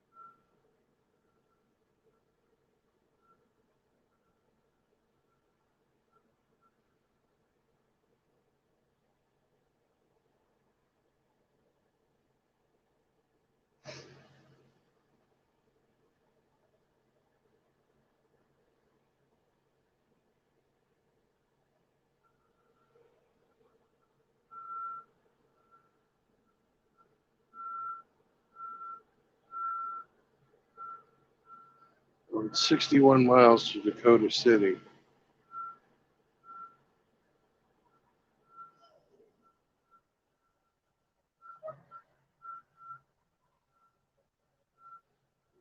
Oh hell, it's right near Sioux City.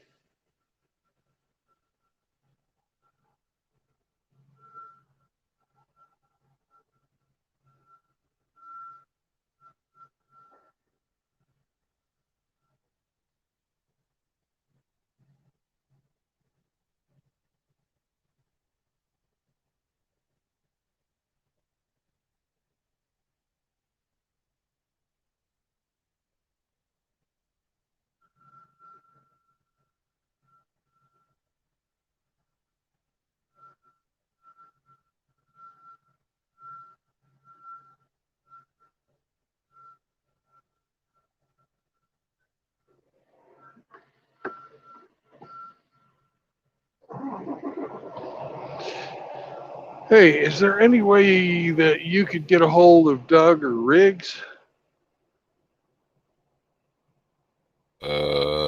Sure. I'm talking to Douglas right now. Tell them I'm coming to Dakota City, which looks like it's really fucking close to Sioux City, which is where they are.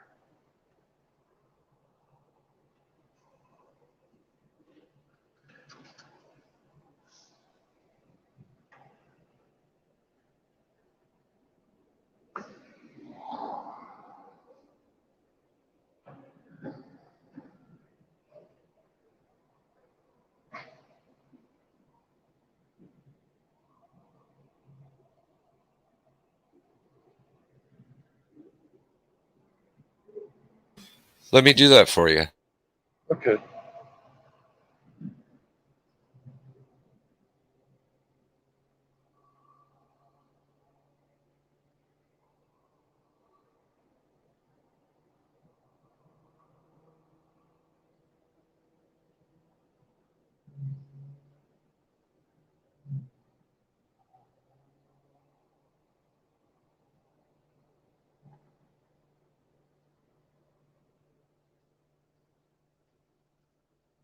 It's looking like I'm going to get to my destination about 9 o'clock.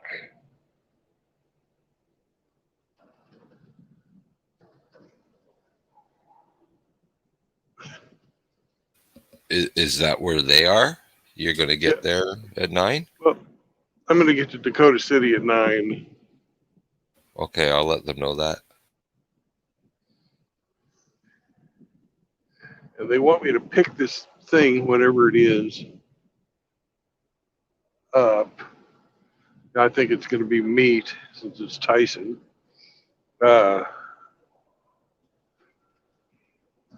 Before midnight. So I'll probably wind up picking up the meat and then going to a truck stop in Sioux City.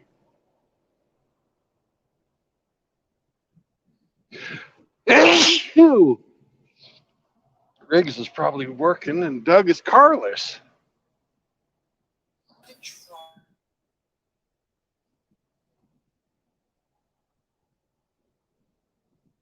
If I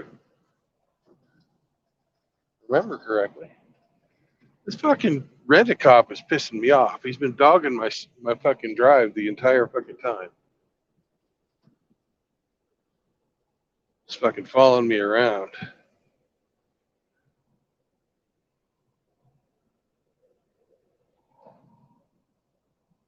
You don't like the cut of your jib? I don't give a fuck.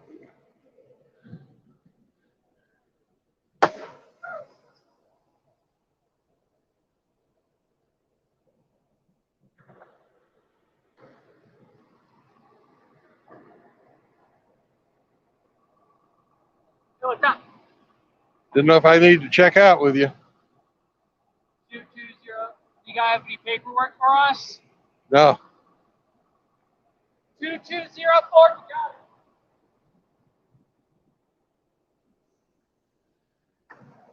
You got it. Fucking waste of space. My God. Douglas says he'd love to, but he was trying to get down early tonight. Okay. Rick hasn't said Riggs what is working. Riggs is working. He Uh, works swing shift.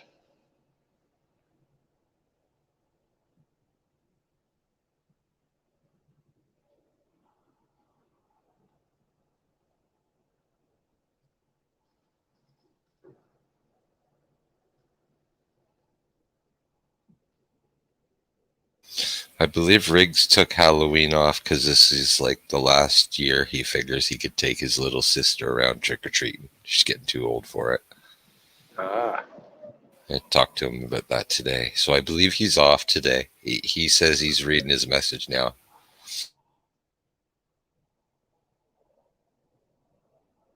You might be able to meet up with Riggs. That'd be cool.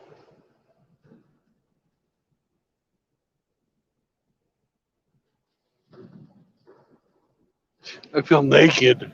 But yeah, Don't have a trailer. you feel light. But Douglas, he bought a car with an illegal title or something like that. Yeah. No, he's got no car. Poor guy. Yeah. And he said he got most of his money back. I'd be willing to pay a little visit to whoever owes him the rest.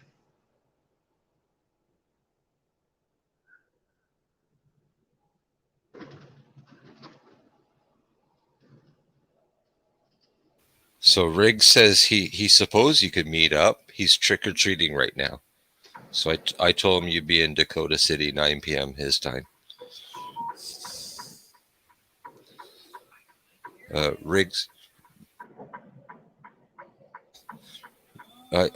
Riggs says he could meet up. He's trick-or-treating right now.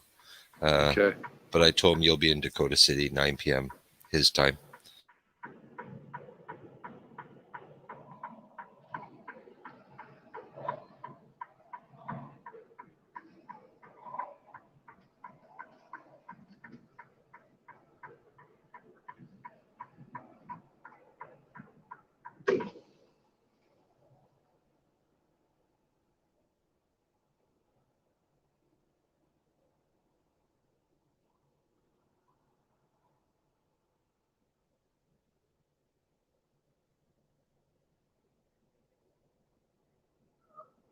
Well, that's great news. I never thought I'd be up there today.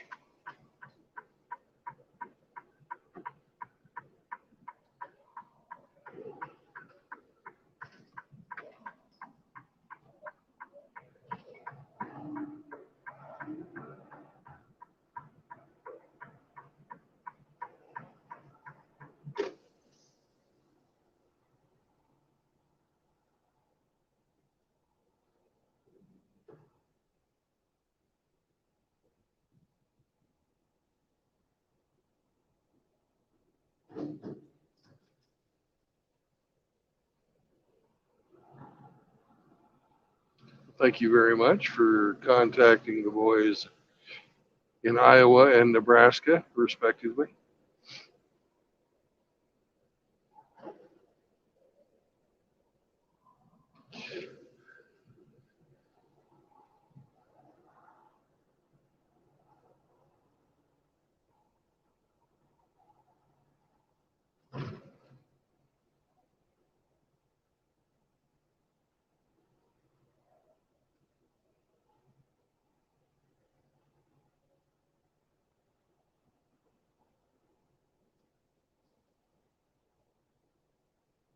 What's the best way for Riggs to get a hold of you on the Discord?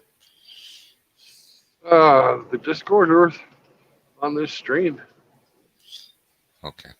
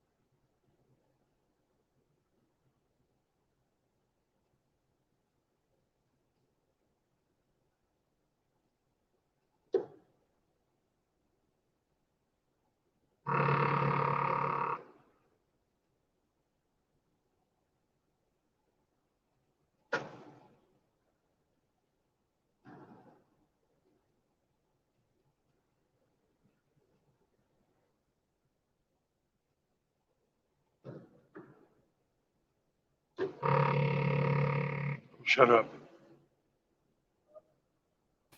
So I just told them to connect with you on the Discord or your stream, and you're looking forward to hooking up with him, and you promised you'd be gentle. No, I didn't. I'm not going to be gentle Oh, with Ridge. okay, I'll take that back.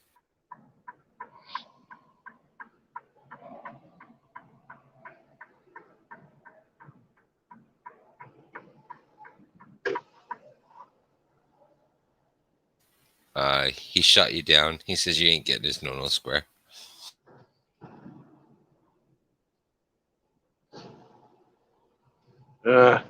He can say no all he wants, but I know he means yes. He says yes with his mouth, but no with his mouth, but yes with his eyes. Yes, that's about it.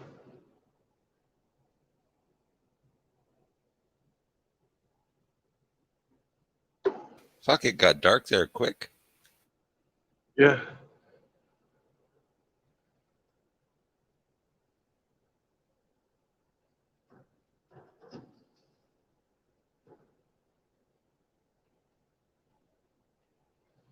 Oh, dears, please stay in your meadows. Yeah, right. Don't go onto the highway, dear. Watching Chris Mitchell shell out his candy. Cool.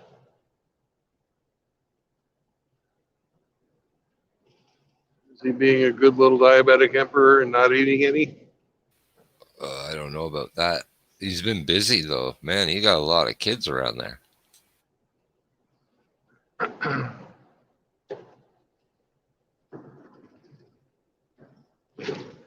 Surrounded by breeders.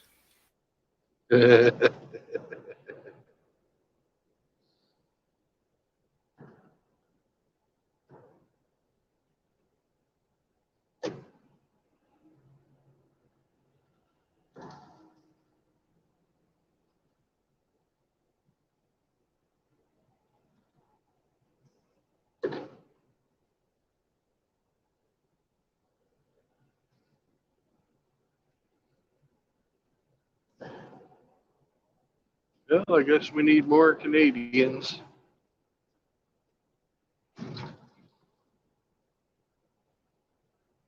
We just import them.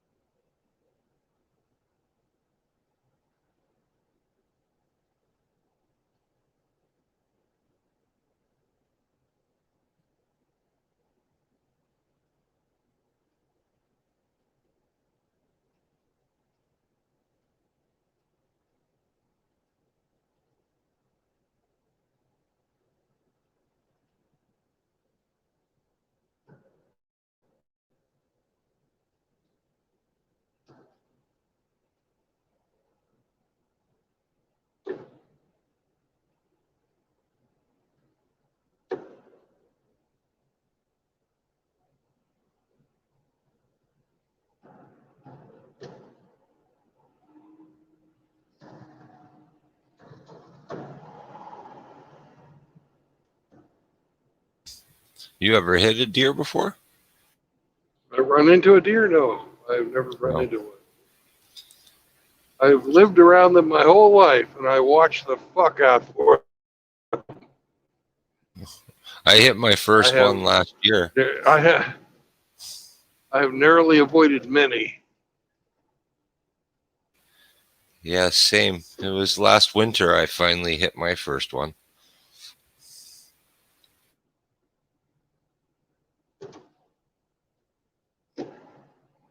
I was following behind a guy who just clipped one and put its fucking leg out of joint, and I put his leg back in joint.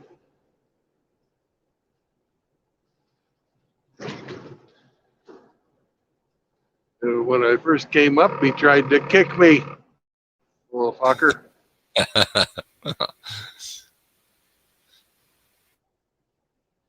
But he didn't know that I used to raise sheep, and I was wise to his little tricks.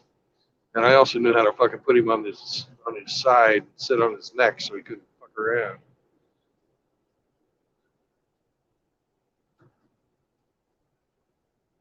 Then I put his fucking dislocated leg back in place. Then he fucked And I off got into off of the him. Then I got off him, and he fucking limps off. But he looks back at me. He's like, "What the fuck did you just do, man? What the fuck?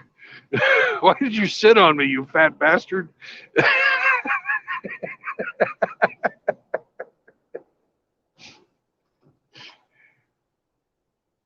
But at least he Yeah, was walking when he lived. I that's should say good. she, because it was a she. Anyway. Yeah, the one I clobbered, it I don't know, wiggled in the ditch for a minute or two, but it died.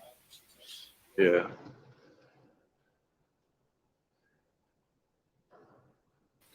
Then I put it in the freezer. Good place for it. Beats the side of the road. I won't eat them until after it's frozen. I mean, after it's freezing outside. We have a disease down here that affects their liver and is transmissible to humans. But as soon as it freezes outside, the disease goes away. Oh, I didn't know that. This Yep. one was middle of winter when I hit. So you were okay. Yeah, my trailer was full of snow. I threw it in the trailer on ice for the night and cleaned it in the morning.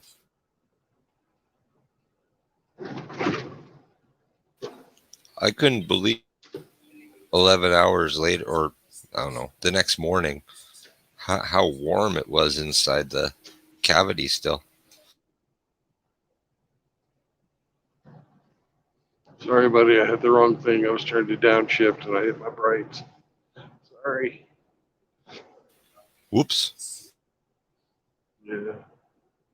I really wish I had a stick.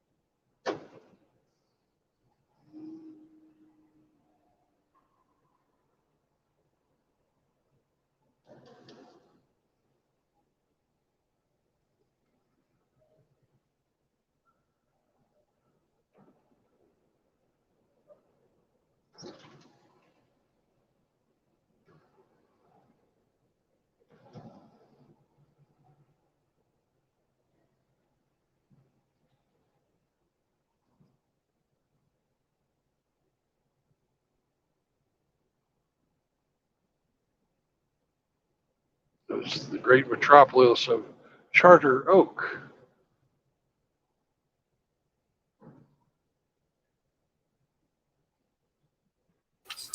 Unremarkable.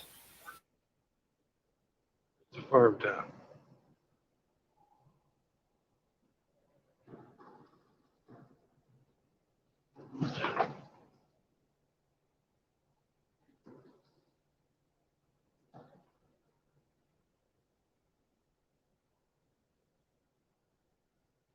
And we're through the great metropolis of Charter Oak.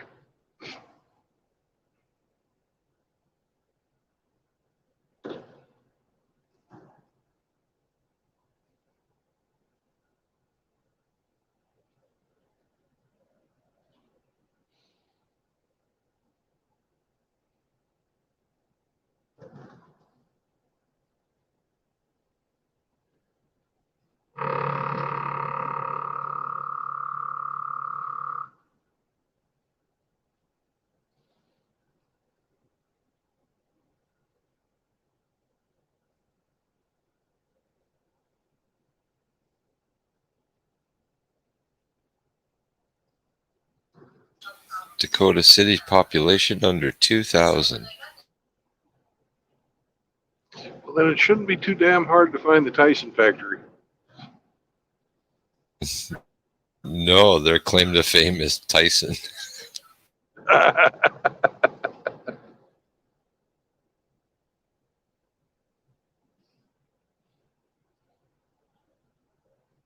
Look for the one big building that's not a school. Right. I look it up, and the Wikipedia, Dakota City is a city in Dakota County, Nebraska. Population was 1,919 in 2010. It's the county seat of Dakota County. Tyson Foods is the largest beef production plant is located there. I guess that's all they have to offer. Well, Probably. at least the biggest thing. Probably all 2,000 of those people work at Tyson.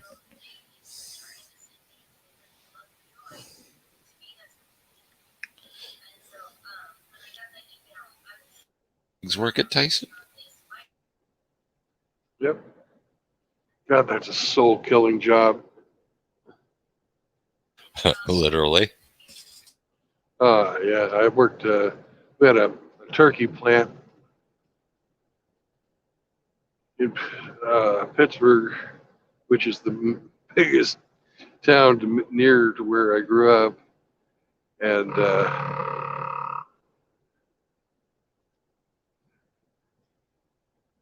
it's just so repetitive and dangerous. Were you on kill floor? No, I was the guy that dumped them into the boiling water.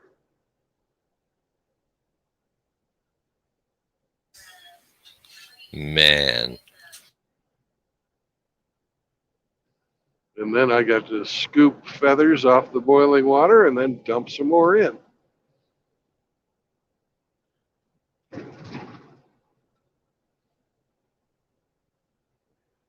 They didn't have, like, they were not manually killed. They would take them right off the truck in their cage, leave them in their cage, and put them on this conveyor belt that went through a tunnel, and they pumped nitrogen into the tunnel so that it displaced all the oxygen in there. And the turkeys just went to sleep.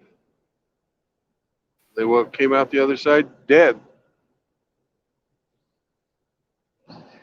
And somebody pick them up, put this freaking metal clamp on their feet, put them on the chain.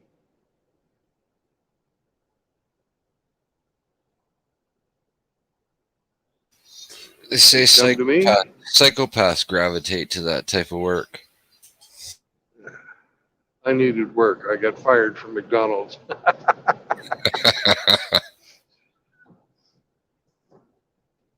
How How the hell did you get fired from McDonald's? They had me working split shift, and I told them I wasn't going to work split shift anymore. They said, "Okay, you can find someplace else to work." Okay.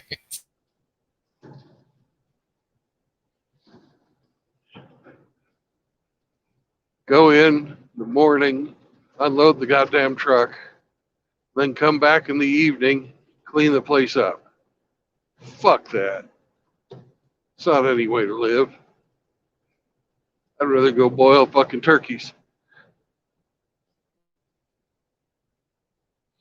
But then I went to college in the fall, so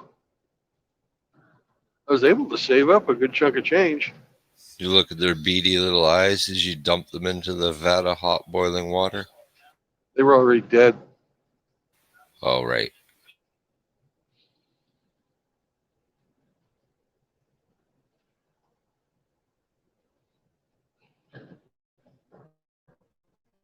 The water was not to kill them or to decontaminate them or anything like that. It was to loosen up the feathers. Yeah, just take the feathers off. Yeah. Because after they go through the boiling water, they go into the turkey tumbler.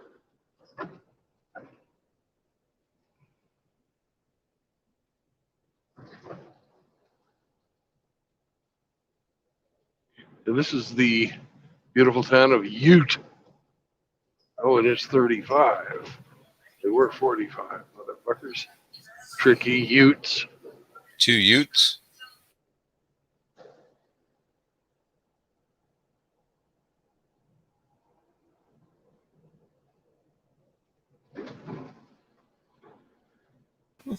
Little podunk town. It's bigger than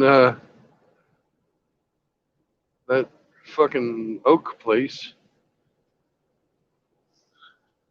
Charter Oak.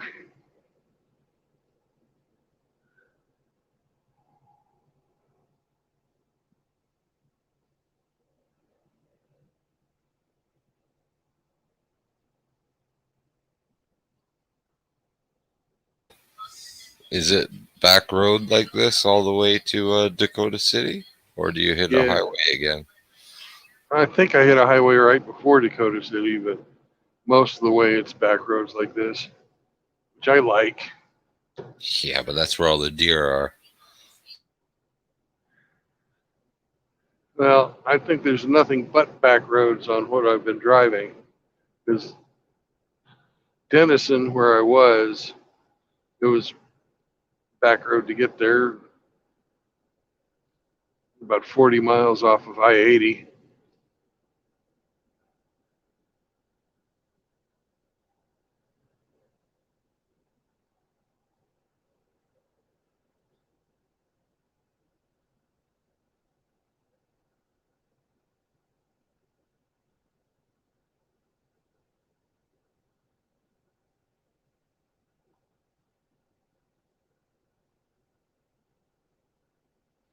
I can think of a lot worse things than living in a little podunk town like that.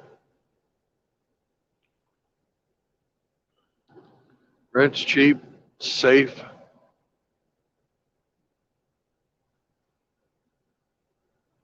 If you're not an asshole, you get along fine. Be a perfect place for a monk to hang out.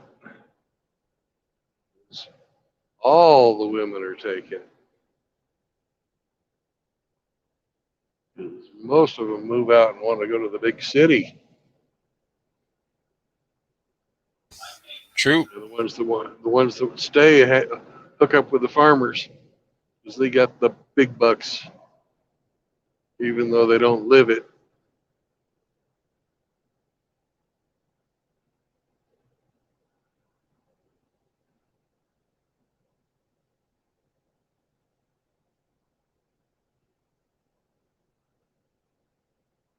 Price of land just keeps going up. Farmers get richer and richer. It's the one thing that they don't make any more of. Yep. Unless you're from Denmark. Or excuse me, Holland.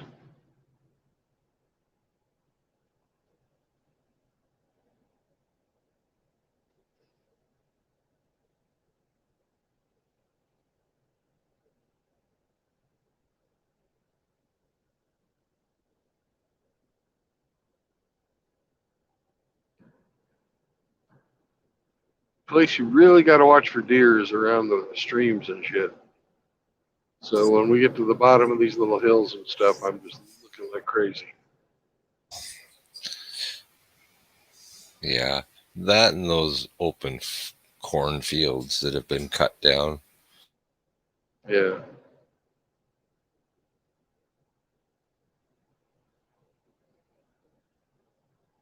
It's almost like they run alongside with the car, you know, and then dart out across it. That's how it seems sometimes. It wasn't mine did. It was like keeping pace with me for a second or two before it decided to go across the road.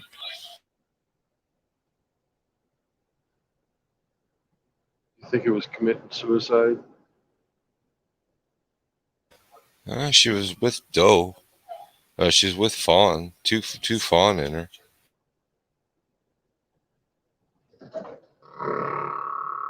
Shut up. She wanted to get out of the responsibility of being a mother. Yeah.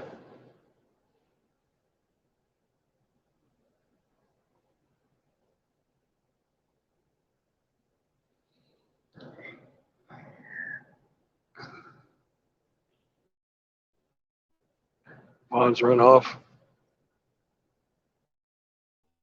When you hit her, did the fawns run off? No, the fawns were inside her, bud. She was Oh. she was pregnant. Okay. When I gutted her, I was like, oh, too little fawn.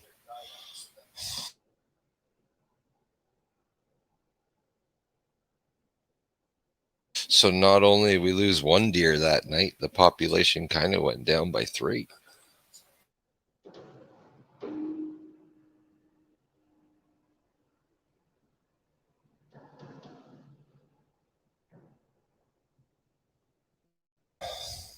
But she totaled my van. She fucked it up pretty good.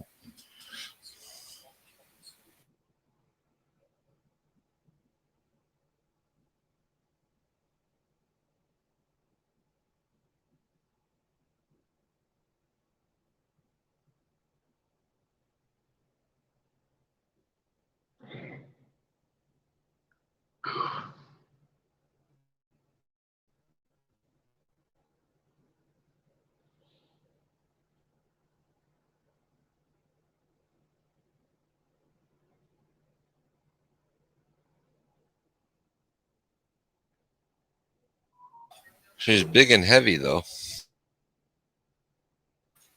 I had a hell of a time dragging her up onto the trailer.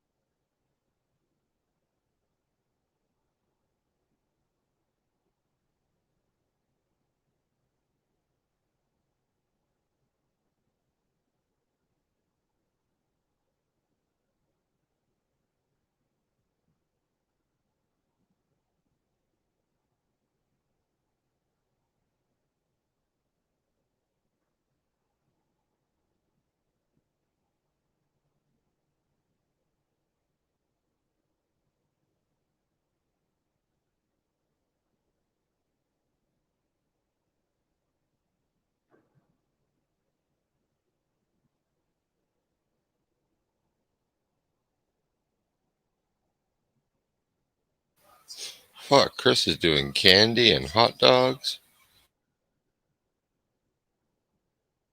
Cool. Yeah, I want him in my neighborhood. Yeah.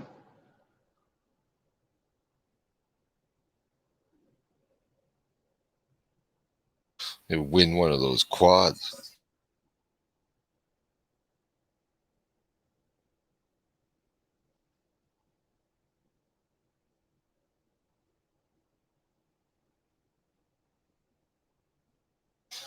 I could go for a new little quad.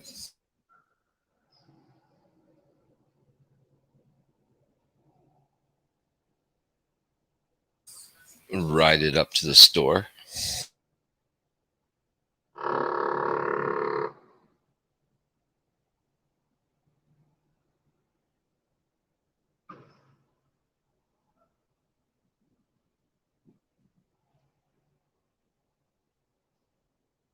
Is that your high beams? Yeah.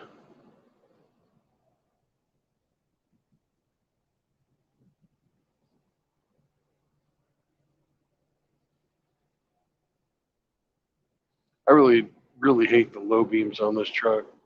They're just pathetic.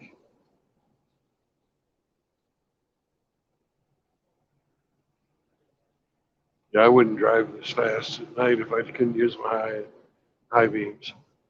Let me see, this is a 35-mile-an-hour one. They haven't marked any of the others, and I thought they were fucking sharp. So if they're calling this 35, I'm going to listen to them. Right. Yeah. They're not fucking kidding either. Jesus. Look at all these fucking tire marks going off into the ditch. Yeah.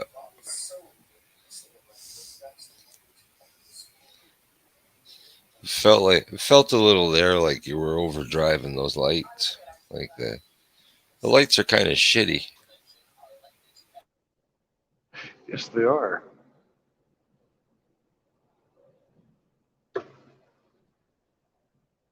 Yeah, I saw the difference there.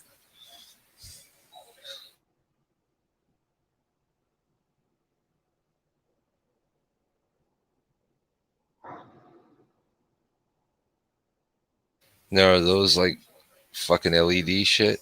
I wish they were LEDs.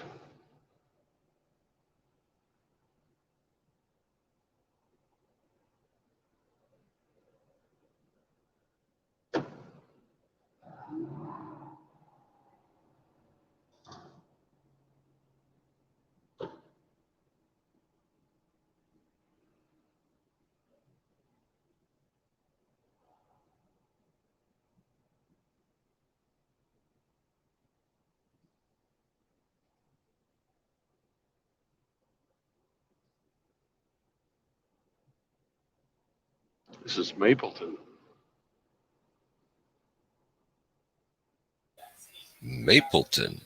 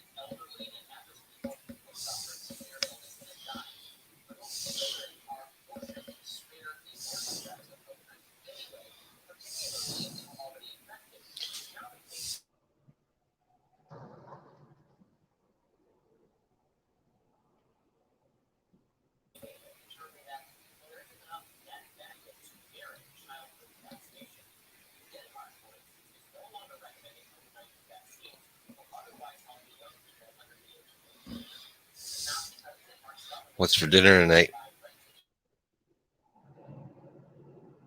No idea. You're not thinking that far ahead? No, I had a huge breakfast. Here's where the thugs of Mapleton hang out. Little four corners.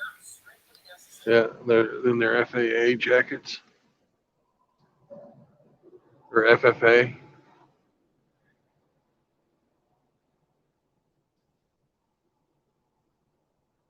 You know, Future Farmers of America. No. Okay. Canadian. I'm not a farmer.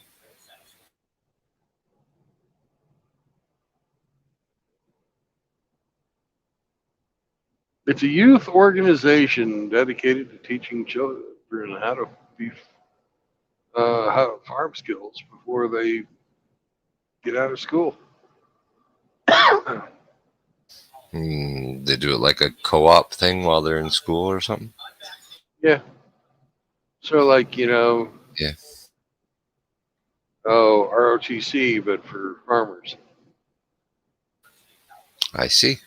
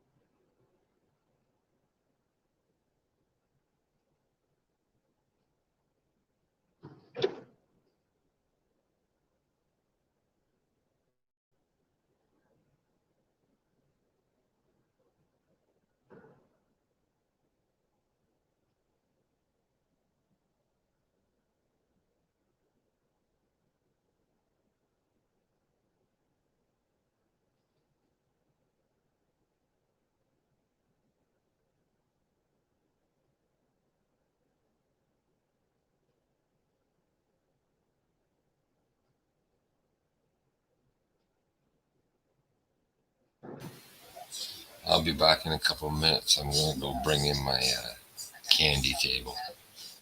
Okay.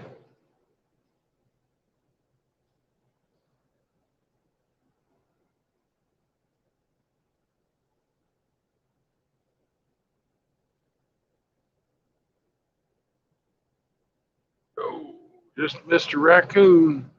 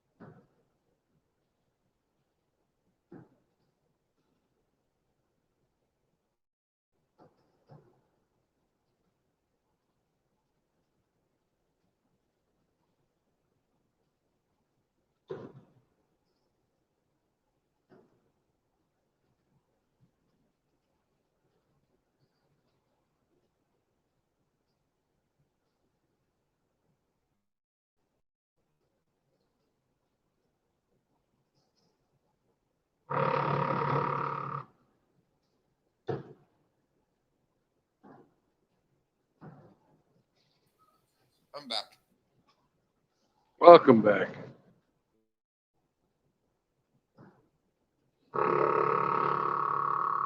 We get out of the hills, the road turned to shit.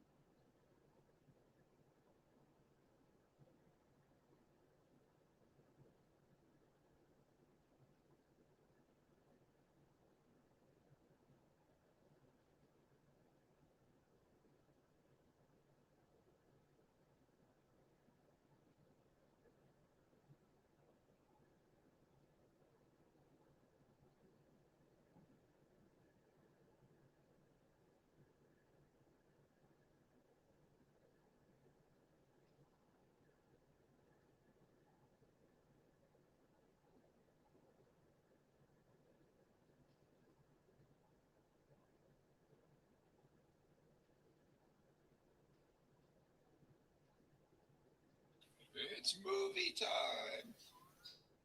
Yep.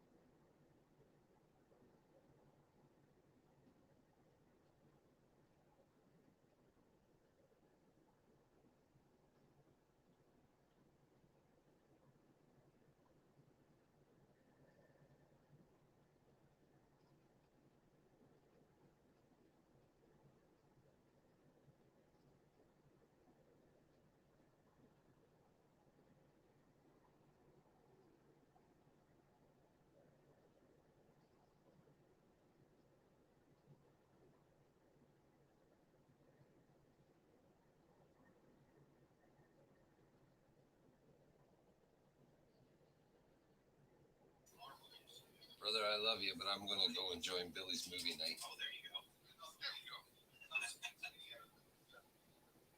You're good to go. I'll see you tomorrow, Mr. Brandon. All right. Have a good night. You too. Take it easy, okay? All right. Bye.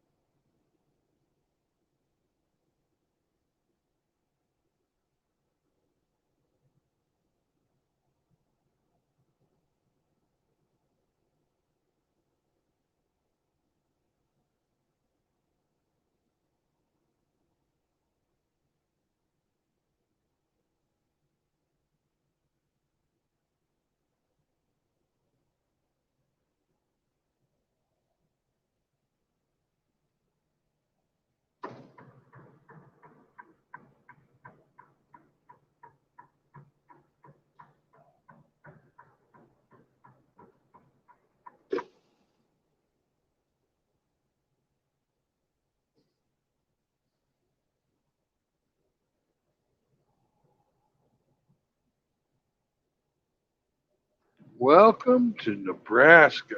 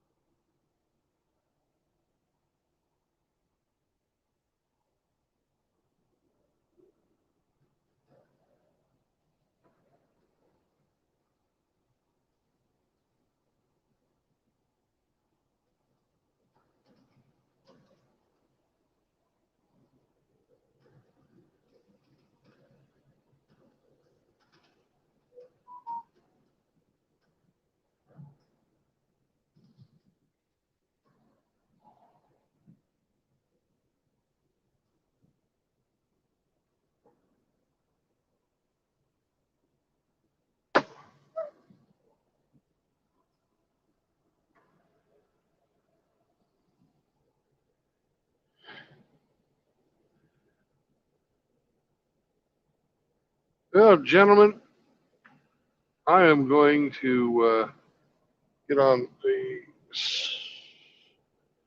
find out where this Tyson plant is. Um, my navigation program is not working correctly on my So let's see what else it has to say. I'm gonna do the one on my phone and see if that's better.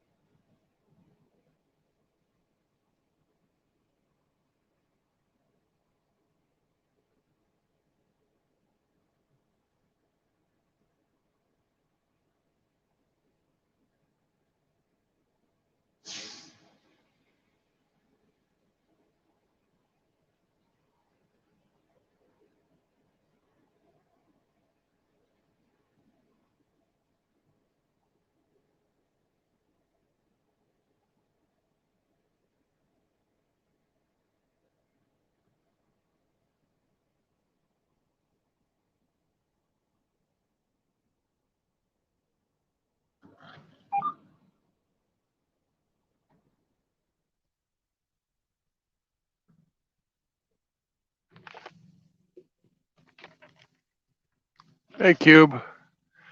I just got here to my destination, so I'm going to be shutting this stream down. But in a few minutes, maybe a half hour to an hour or so, I'm going to start another stream up because Riggs.